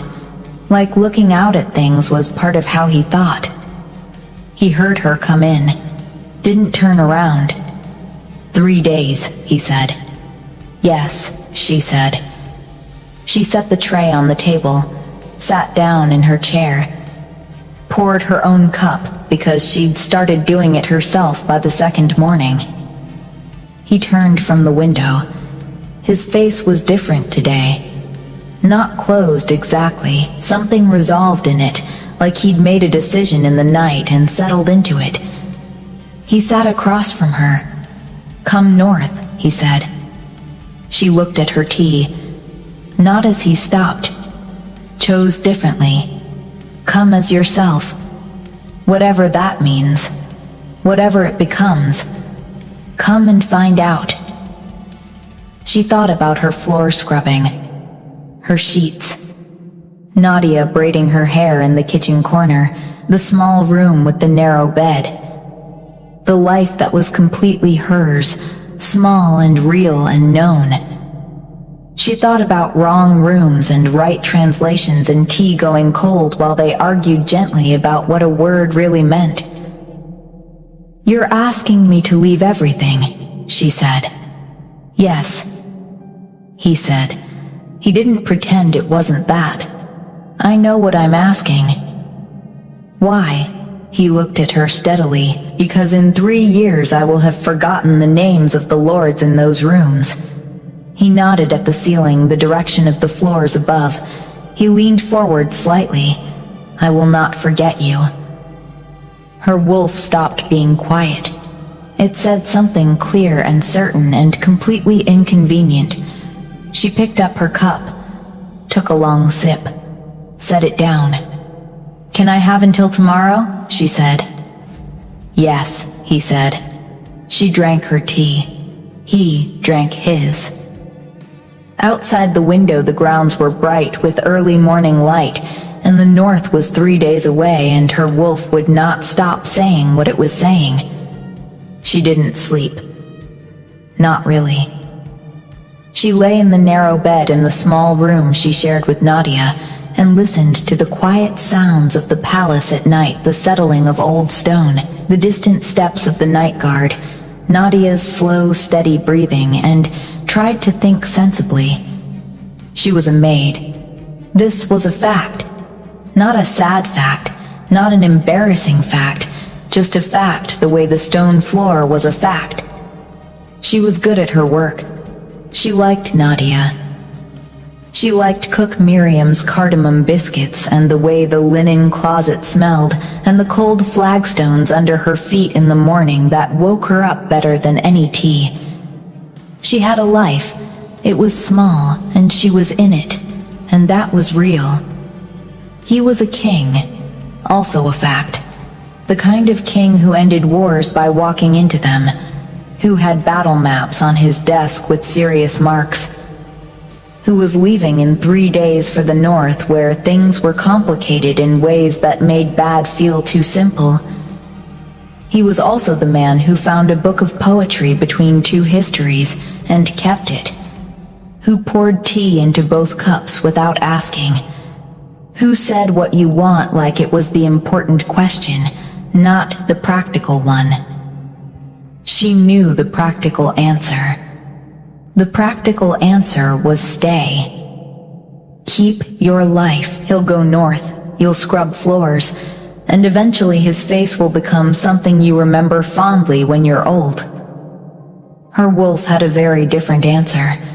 She got up before dawn, got dressed in the dark, went down to the kitchens, which were empty except for the embers in the hearth and one sleepy junior cook who looked at her and then went back to sleep on his stool. She sat at the big kitchen table, the one where she'd eaten dinner every night for 3 years.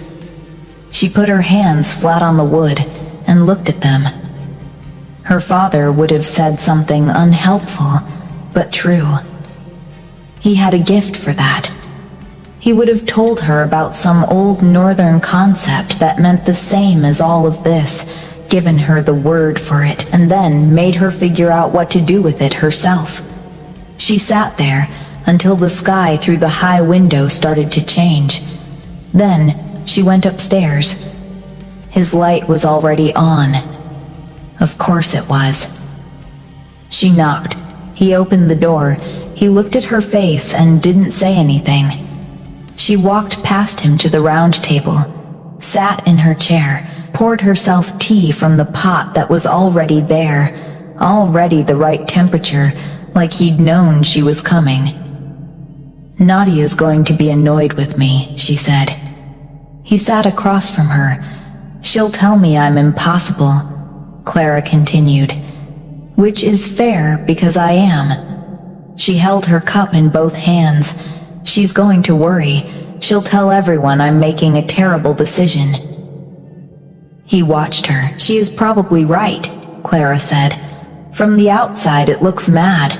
A maid and a king in 3 days and then north, which might as well be a different world. He said nothing. He had, she'd noticed, a quality of patience that wasn't passive. He waited because he genuinely wanted to hear where she'd land. He wasn't filling silence to manage her. But, she said. He leaned forward slightly. But I've been going left when I should go right my whole life, she said. And every time I end up somewhere I didn't expect. And twice in my life something has been in the wrong room and turned out to be exactly right. She looked at him. The first was a book my father found in a pile of rubbish outside a bookshop, she said. Wrong box. Meant to be thrown away. It had the northern poetry in it. He read it his whole life. She set down her cup. The second was me walking into your room with a tray of biscuits. Kale was very still. I don't know what I'm doing, she said. I need you to know that. I'm not brave or decided. I'm a person who stayed awake all night, going over and over the same ground. He stood up, came around the table. She tilted her head back to look at him. which he'd noticed she always did. She never looked away, never made herself smaller, even when everything else about the situation suggested she might. He reached out, and she felt his hand, warm and careful, against her face. She said, the translation, returning willingly, not because you have to. Yes, he said quietly. She reached up and covered his hand with hers. Yes, she said. All right. Yes, something in his face changed, not dramatically. He wasn't a dramatic person. But she felt it through the place in her chest where her wolf had been making noise for 6 mornings. He went quiet. The good kind. She stayed in the chair. He stayed where he was, his thumb moving slightly against her cheek, and they both just were there. In the room. Present, not needing to talk through it anymore. There's going to be difficulty, he said eventually. You understand that. People will have opinions. People have opinions about everything, she said. I've been misdirecting things my whole life.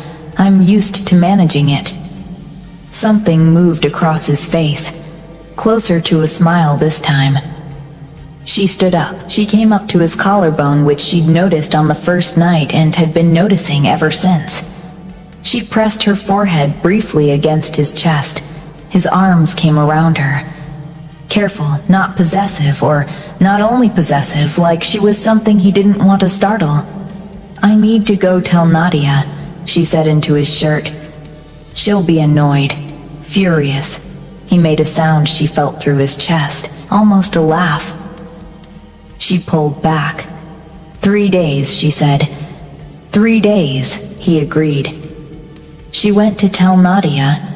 Nadia was exactly as annoyed as promised. She was also, Clara noticed, already opening the small chest under the bed where Clara kept her things, already thinking about what needed to be packed. That's why she was Nadia. The last 2 days moved strangely, too fast in some places. The morning hours went quickly now. They talked differently, more directly, like two people who had stopped negotiating the edges and were just speaking from the middle. She learned things. He told her about his mother. Just one story, but a real one. The kind people keep for people they trust. She told him about the year she'd tried to learn to read a map and failed so comprehensively that her father had started leaving small drawings of landmarks on scraps of paper tucked into her pockets instead. He laughed at that. Not the small, controlled thing she'd seen once or twice. Actually laughed.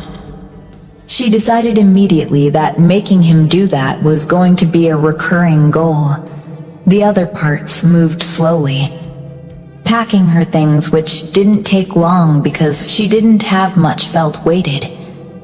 She folded the 2 good dresses she owned and the worn copy of her father's Northern poetry book, which she'd kept in the bottom of her chest for 3 years, and told herself she was keeping it for practical reasons. Nadia helped without commenting on the poetry book. That was a mercy. On the second to last day, the housekeeper called her in. She sat across the desk from a woman who had seen her walk into wrong rooms for 3 years and somehow kept her on staff. There is some talk, the housekeeper said. She looked tired, not unkind. I imagine so, Clara said. The housekeeper was quiet for a moment. You're leaving with him? Yes, she nodded slowly. You're a good worker, she said. Reliable, sensible, mostly, Clara agreed. His household, the housekeeper said carefully, will be different from this one. I expect so. The housekeeper looked at her for a long moment, the look of someone trying to find the right thing to say and finding it too complicated to reduce. She stood up, extended her hand across the desk. Good luck, she said. Clara shook it. Thank you. For all 3 years. And for all the wrong rooms. The housekeeper almost smiled. She went back to work, her last full day. She scrubbed the east corridor floor and made it excellent. Not because she had to, because she wanted to leave it right. That evening, Nadia found her in the kitchen. They sat at the big table together for what both of them understood was a specific kind of last time. Not dramatic, just present. Nadia had gotten the good tea from wherever Nadia always got things from, and they drank it and talked about nothing important. A story Nadia had heard about the head footman's cousin. Something funny from the laundry. Whether cardamom biscuits were better in summer or winter. Then Nadia said, "You're going to be fine." Clara looked at her. "I don't mean everything will be simple," Nadia said. "I mean you specifically are going to be fine because you are impossible to keep down and you understand people in that weird way you do, and you're going to walk into exactly the wrong rooms and end up exactly where you're supposed to be. Like always." Clara felt something tighten in her throat. "Don't," Nadia said firmly. "If you cry, I'll cry, and then Cook Miriam will come in and she'll want to know why, and then it'll be a whole thing." Clara laughed. "Write to me," Nadia said. "Every chance I get. And eat properly. Northern food is strange, and don't let anyone tell you it isn't. I'll evaluate it honestly." And Nadia pointed at her. "Don't call yourself a maid to anyone up there. You're not just anything. You never were." Clara looked at the table. She was not going to cry. She was absolutely not going to cry. She thought about her father's books, the worn-spined ones nobody wanted, the collection of old words for things that didn't have new names yet. He'd spent his life finding value in things people had decided weren't worth keeping. She thought he would have approved of her going. She thought he would have had a word for this feeling specific, ancient, true, something that meant leaving the life you grew into to find out what else is in you. She didn't have the word. She went to bed knowing she would be fine without it. The morning of departure was organized chaos. She had one small bag. She carried it herself. There were horses and a carriage and attendants with significantly more luggage and a general atmosphere of purpose. Kyle found her in the courtyard. He looked at her small bag. "That's everything," she said.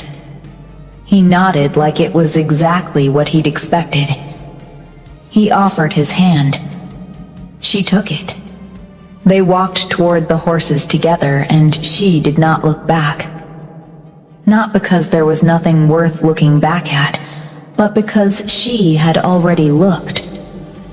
She had already said goodbye properly, and there was something ahead of her now that she needed to look at instead. The North, she'd heard, was cold and old and stubborn. She thought she could manage that. The North was 3 days' ride. Clara had never traveled that far. She had been born in the village 2 hours from the palace, come to work there at 19, and not left since. The world had been the palace, its grounds, and the occasional market in the nearby town when someone needed something the kitchens couldn't provide. The first day, she pressed her face to the carriage window like she wasn't trying to. KL sat across from her. He had documents.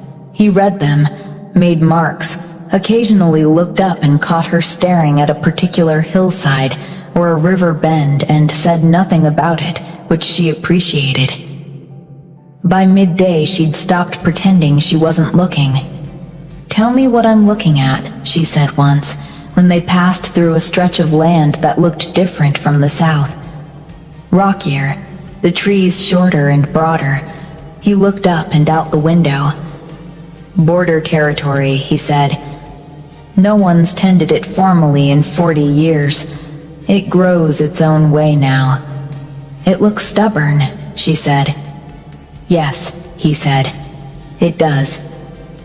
She watched it pass, the stubborn, ungoverned growth of it, the way things kept going when no one was managing them.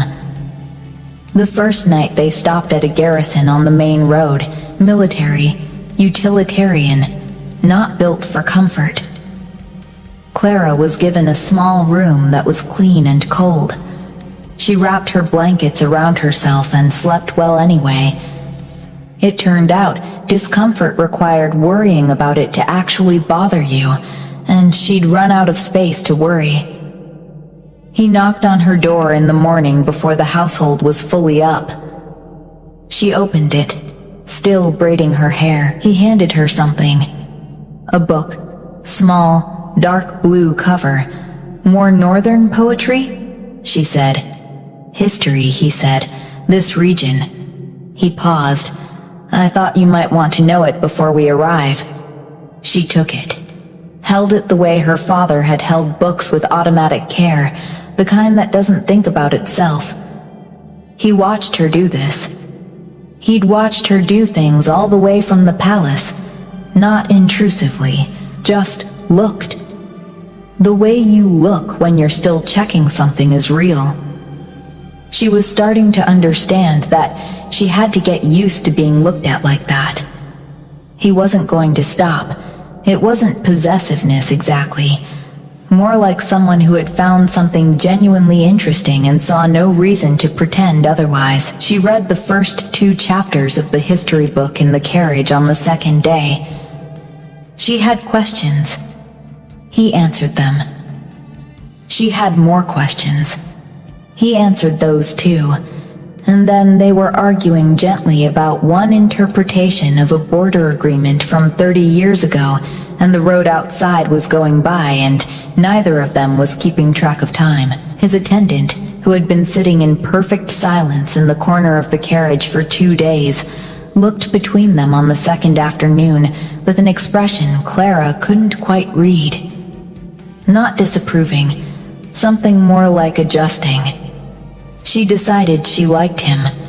He had sensible shoes and the look of someone who genuinely wanted things to go well. The third day the landscape changed again. Higher, older somehow. The light was different up here, cleaner, sharper. The trees had gone and it was all stone and scrub and enormous sky. She understood now why the argument about this land had lasted 60 years. It had a weight to it. A presence. Like land that knew it was contested and had its own opinion about it. They reached the stronghold in late afternoon. It was not what she'd imagined from the word stronghold. She'd imagined something grim. Instead, it was vast and old, and unexpectedly complicated wings added at different times, different stones, a great hall that had clearly been rebuilt once and extended twice. And along the north wall where the original fortress was, a tower that looked like it had stood there long before everything else, and planned to stand long after. People came out to meet them. She had known this was coming. She had thought about it, lying in various garrison beds on the road north. The household, the council, the people who had known him for years and would look at her and try to understand. She was a maid from the south who went left when she meant right and couldn't curtsy properly, and had walked into a king's bedroom with a tray of biscuits. She stood in the courtyard with her small bag and was looked at. She looked back. Kyle's hand found the small of her back. Not obvious, just there. She squared her shoulders. There was an older woman in the front of the gathered household who had the look of someone who had run things for a very long time and intended to keep doing so. She had sharp eyes and a still face, and she looked at Clara for a long moment. Clara looked back at her. Then the older woman said, "You'll want to see the library. The northern wing. It's got the original texts." "Yes," Clara said, "I would." The woman nodded once. Like that settled something. Kael's hand moved slightly against her back. She stepped forward, into the stronghold, into the old stone smell of it, and the strange cold northern light, and the new life that didn't have a familiar shape yet. She thought, "I have no idea what I'm doing." She thought her father would love it here. The library in the northern wing was exactly what it sounded like. Old, densely, abundantly old, shelves that went up past reasonable height, books in languages she recognized and several she didn't, manuscripts in cases along the wall that looked like they needed handling with extreme care, dust that had settled with intention, the kind that came from things being left alone long enough to become archival. Clara stood in the doorway the first evening and breathed it in. She'd been given a room, a proper one. Stone walls and a deep window and a fireplace that worked. She'd unpacked her small bag in 12 minutes because she still didn't have much. She'd spent the rest of the evening trying to understand where things were. The stronghold was confusing. This was, she had to admit, ideal conditions for her. She'd taken 2 wrong turns on her way to the library and ended up in what appeared to be a records room, then a cold storage area that smelled aggressively of smoked fish, then, finally, the right corridor. The Northern Library's original texts were on the lower shelves. Someone had organized them by region, and then by age.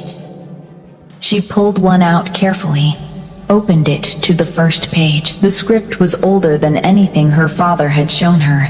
Pre-standard, pre-unified alphabet. She had to work for it, piece by piece, the way you do when you're reading something that's fighting a little. She was still there 2 hours later when Kael found her. He stood in the doorway. "You're not lost," he said. "No, I found the fish room this time," she said without looking up, and then course corrected. She turned a page. "This is pre-unification. Mid-era. Your archivist's dating is slightly off on this shelf. These are older than the labels say." He came into the room, stood at her shoulder and looked at the page. "How do you know?" "Letter forms," she said.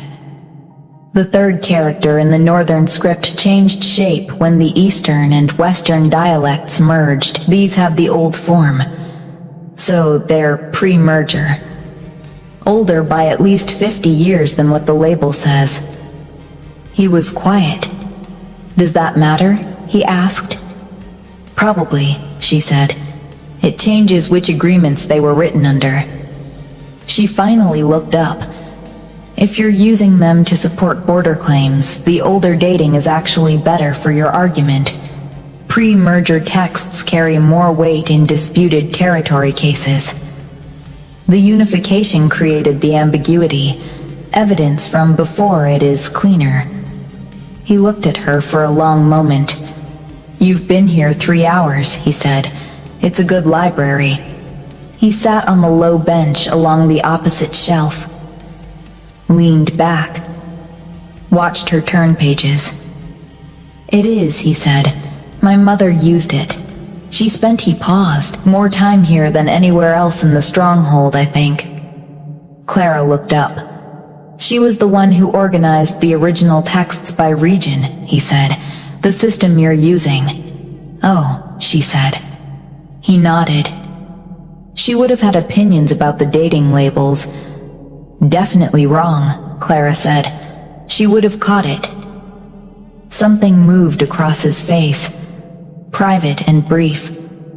She looked back at the manuscript. She understood she wasn't supposed to pursue that thread right now, and she didn't. But she thought, he brought me to his mother's library. He mentioned his mother. He showed her to me without quite knowing he was doing it. She thought, I'm going to be careful with that. The days settled into a shape. Morning briefings she attended quietly, in the back. Listening, she'd told him she wanted to understand how it worked before she said anything.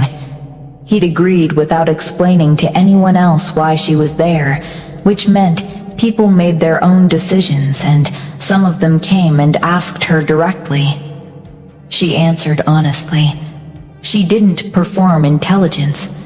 She didn't perform deference either. She just said what she thought when she thought it, and asked questions when she had them. The older woman, her name was Sarah. She managed the household, and half the administrative work of the stronghold came to find her on the 4th day. You have thoughts about the Eastern Market Agreement, Sarah said. It wasn't a question. I have a question about it, Clara said. They're different things. What's the question? Why does it require the disputed Eastern parcel? Clara said. The agreement as written works without it. The parcel is what they're going to argue about. Cut it out, and you have something everyone can agree to today.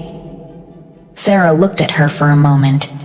Because the Eastern parcel has the river access, Sarah said.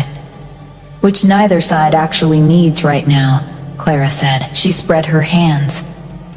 I know I'm new. Maybe I'm missing something important. You're not missing anything, Sarah said slowly. Everyone has just been looking at the river access for so long that nobody questioned whether we still need it. Clara nodded. Sarah went away. She came back in the afternoon. He'd like you in the briefing room, she said. Clara washed her hands, which were ink-stained from the library, and went. It was a different kind of looking this time. The council around the table, not the courtyard. Less adjustment, more assessment. She sat next to Cale. He'd left the chair. She understood this wasn't nothing. She talked about the parcel and the river access and the reason the agreement had stalled. She was not confident.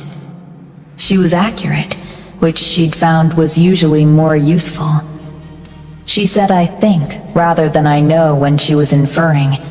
She said I'm not certain when she wasn't.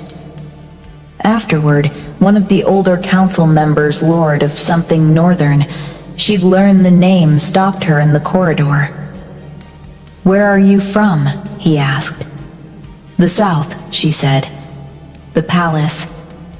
Before that, a village. What were you doing there? Delivering things, she said honestly. Mostly to the wrong rooms. He looked at her for a moment. Then he made a sound that might have been a laugh. He walked on. She went back to the library. 3 months into the North, Clara stopped calling herself new. Not out loud. It wasn't a declaration. It was just something she noticed one morning when she was working through a stack of pre-unification manuscripts at the library table, ink on her fingers, someone's cold tea at her elbow, and she realized she wasn't thinking about where she was anymore. She was just in it. The stronghold had a smell she knew now. The particular cold stone of it in the morning, the fire in the great hall by evening, the library's dry paper warmth that she'd come to associate with the best part of the day. She knew which stairs were uneven. She knew that Sarah's face when she looked like she was agreeing often meant she was about to disagree more thoroughly later. She knew the cook here made her bread differently than Cook Miriam did, and she'd decided she liked it on its own terms. She was learning the North. It was teaching her things slowly, the way old places teach by expecting you to pay attention. The border agreement went through in the 6th week. Without the eastern parcel, it was the first signed agreement in 11 years, and the council treated it with the specific, quiet satisfaction of people who had stopped expecting this to happen. KL told her that evening when she was in the library. He sat down across the table from her and said, "It went through." She looked up. He said, "You'll be mentioned in the formal record." Clara of the Southern Palace, analysis. She made a face. He raised an eyebrow. "Clara who went left when she meant right," she said. "That's the correct title."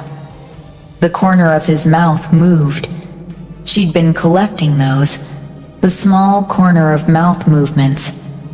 The almost laughs, the way his voice changed when he was about to say something he hadn't planned to say. She was becoming fluent in him the way she was becoming fluent in the North. Slowly, by attention. He reached across the table and turned her manuscript toward him, read it without being invited to. She'd stopped minding this around week 2. He read quickly. He also noticed things. "This section," he said, touching a passage. "The argument about the waterways. You're using the pre-merger documents." "Yes," she said. "Better foundation." He looked at the manuscript for another moment, then up at her. "You've changed things here," he said. "Not the library, the agreements, the way the council talks." She looked at her ink-stained hands. "I ask questions," she said. "They're good questions. Anyone who looked properly would ask the same ones." He shook his head slightly. "No, most people look for confirmation of what they already believe. You look for what's actually there. That's not common." She thought about her father's book piles, the strange ones nobody wanted, the ones with the real words in them. "My father always said the official version is what people wanted to believe. The original is what happened."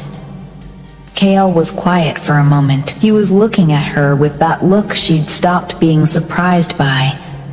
The one that had been there from the second morning at the round table, steady and direct, and she'd learned the word for it eventually. In Old Northern, it meant seeing truly. Not flattery. Actual sight. He stood up, came around the table. She tilted her head back to look at him the way she always did. He put his hand out. She took it. They walked out of the library through the stronghold to the outer wall, where there was a long stone walkway and an enormous sky. The North at night was extraordinary. She'd thought this every night for 3 months, and it hadn't become ordinary. She stood at the wall with his hand in hers and looked at the sky. "A letter came from Nadia yesterday," she said. "What did she say?" "She said the head footman is definitely a goose in a man's body, and that cook Miriam added something to the cardamom biscuits and won't say what." And she paused. "That she's proud of me." He looked at the sky. "She should be," he said. Clara leaned her shoulder against his arm. There were things ahead that were still complicated. There would be people who had opinions. There would be moments where she would feel the distance between who she'd been and where she was, and have to sit with the size of it. This was not a tidy story. But she was standing here. She had walked into the wrong room on a summer night carrying warm milk and biscuits, and she had ended up here, 3 months north, ink on her hands, the border agreement signed. Her father's words in a library she now thought of as partially hers. Returning willingly, she thought. Not choosing over. Returning to. Her wolf had been quiet for weeks. Not absent, just settled. The same way you settle when you're somewhere real, she was somewhere real. She turned to look at him. He was already looking at her. "That thing you said the first night," she said. "You said you're mine now." She paused. "Did you mean it then, or were you just saying it?" He considered this seriously. "Both," he said. "I meant it, and I didn't know why yet. And now I know why." She waited. "Because you walked into the wrong room," he said. "And then you picked the biscuit up off the floor and put it back with great dignity and asked me if I wanted some." He looked at her. I had been serious for a very long time. He paused. "You made it possible to not be." She thought about that. "I made it possible for you to be less serious by eating your biscuits without permission," she said. "Yes, that's an extremely low bar. You are significantly above it," he said. She laughed. He caught the sound with his mouth. It became something else.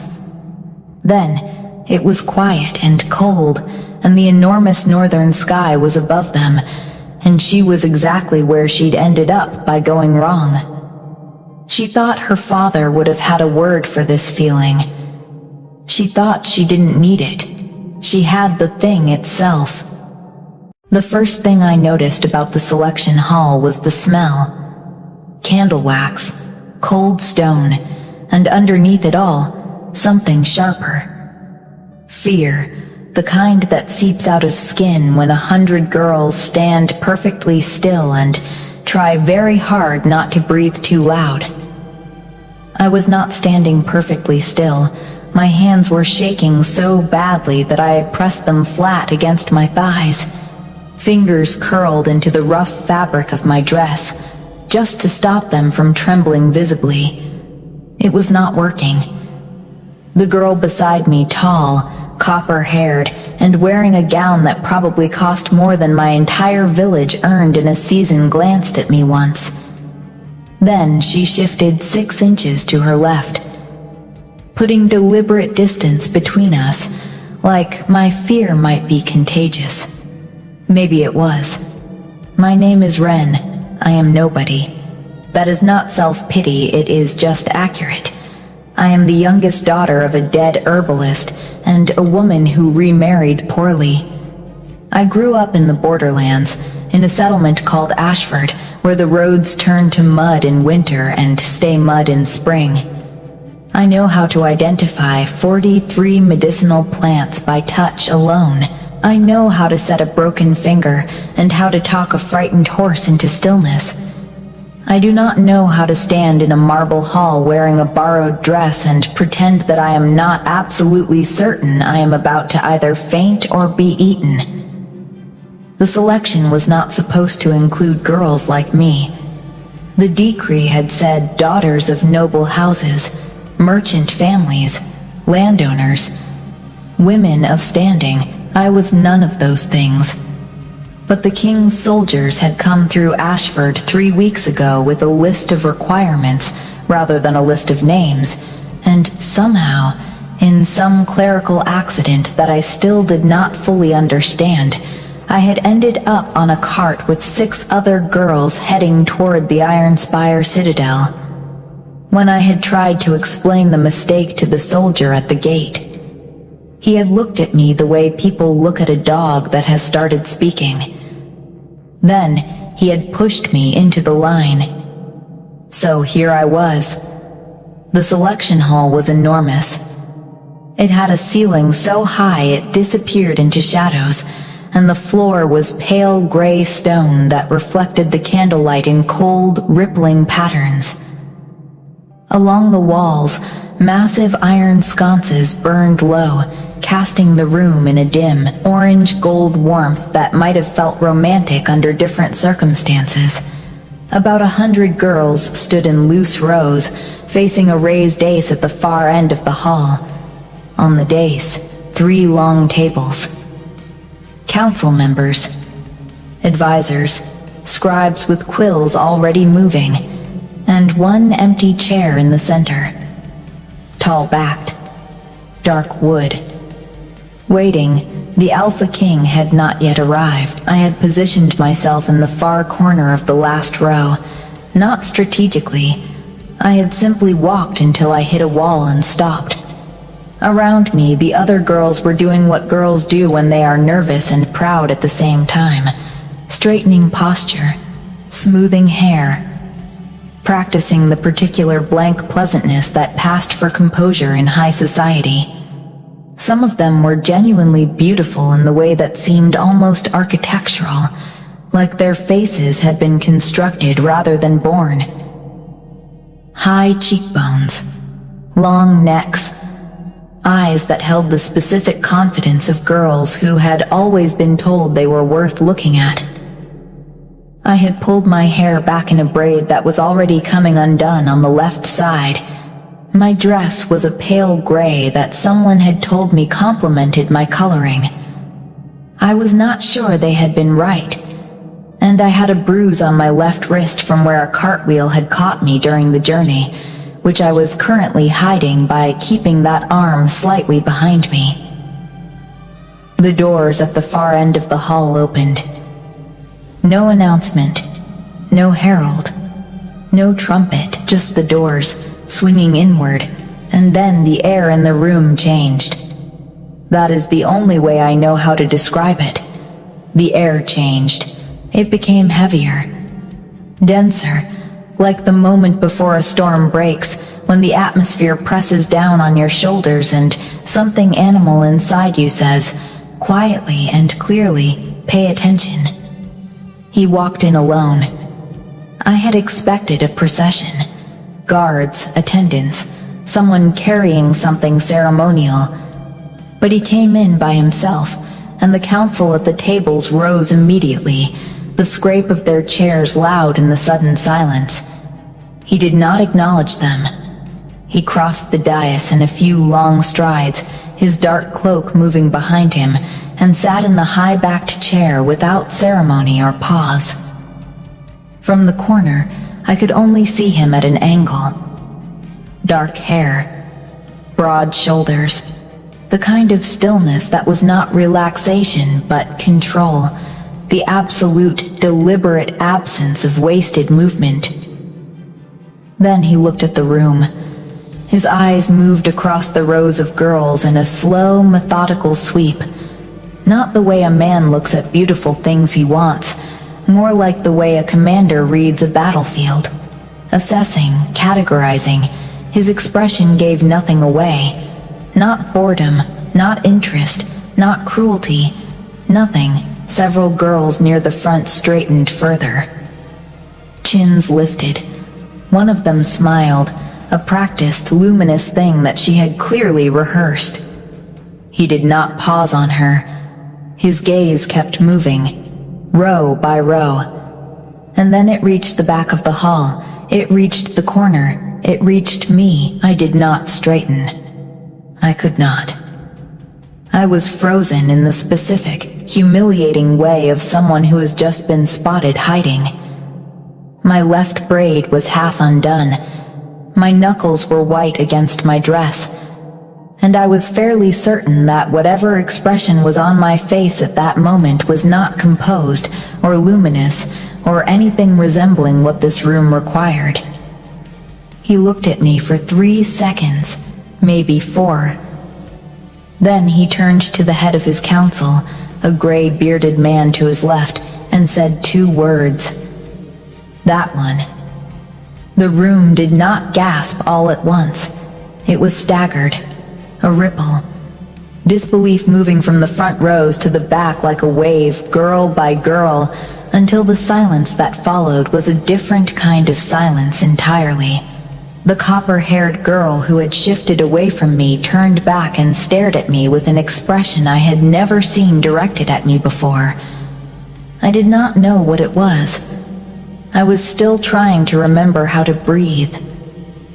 Nobody moved for a moment.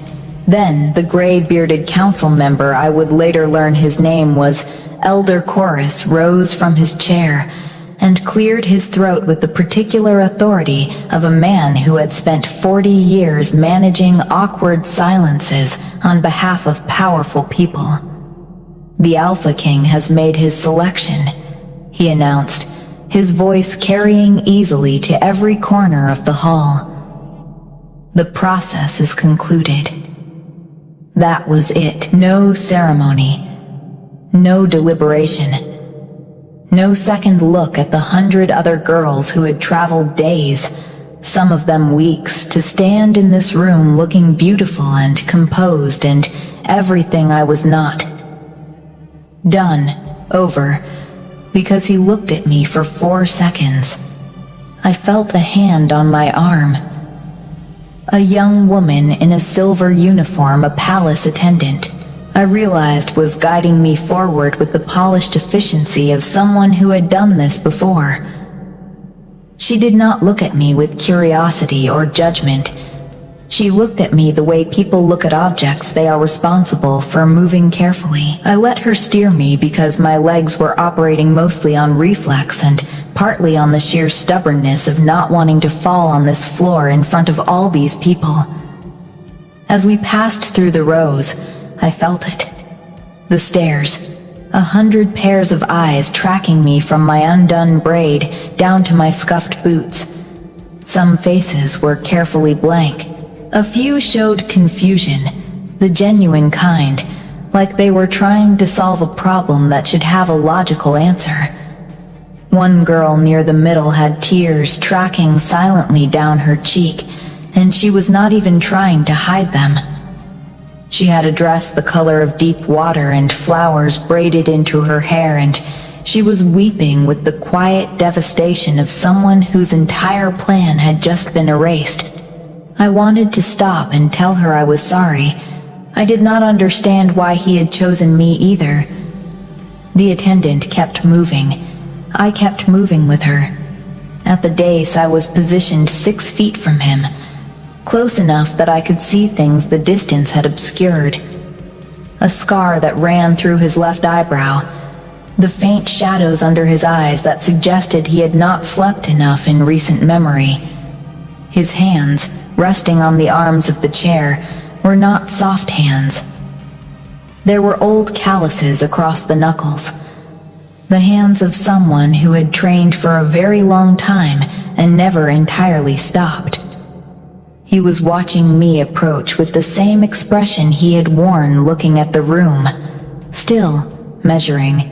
I stopped when the attendant stopped and did the only thing I could think to do, which was look directly back at him. Not defiantly, not confidently, just because looking at the floor felt worse somehow. He said nothing for a moment. Then, "You're shaking." His voice was lower than I had expected. Not unkind. Factual, the way you might note that it was raining. "Yes," I said. My own voice came out steadier than I felt. "I'm aware." Something shifted in his expression. So small I might have imagined it. Elder Chorus stepped in smoothly, producing a scroll from somewhere inside his robe. "My king, shall we proceed with the formal documentation of not yet?" He did not look away from me. "What is your name?" "Wren," I paused. "Wren Ashford, though Ashford is the village, not a family name. I don't actually have a family name." I stopped talking. This was more information than he had asked for, and I was aware of that. "Wren," I finished, uselessly. "Wren," he repeated. He said it like he was testing the weight of it. "From the borderlands." "Yes, how did you end up in the selection pool?" I blinked. I was hoping you could tell me. Actually, there seems to have been some kind of administrative error. I tried to explain this at the gate, but the soldier did not appear interested in my explanation. Silence. Elder Chorus made a sound that might have been a suppressed cough. The Alpha King looked at me for another long moment. Then he said, "There was no error." "I sorry?" "The selection criteria were broadened 4 weeks ago. On my order." He finally looked away, glancing at Elder Chorus. "Process the documentation." He stood. The council rose again with that synchronized efficiency. He stepped off the dais without another word to me and moved toward a side door, his cloak settling behind him as he walked. Just like that, as if he had not just rearranged my entire life in the space of 3 minutes, the attendant materialized at my elbow again. I turned to her because she was the only person available and I needed information immediately. "What just happened?" I asked her.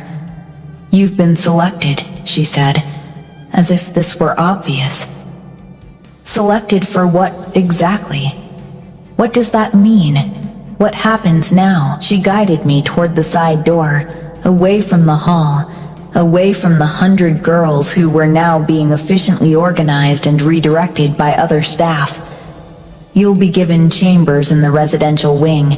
There will be a briefing tomorrow morning about expectations and protocols."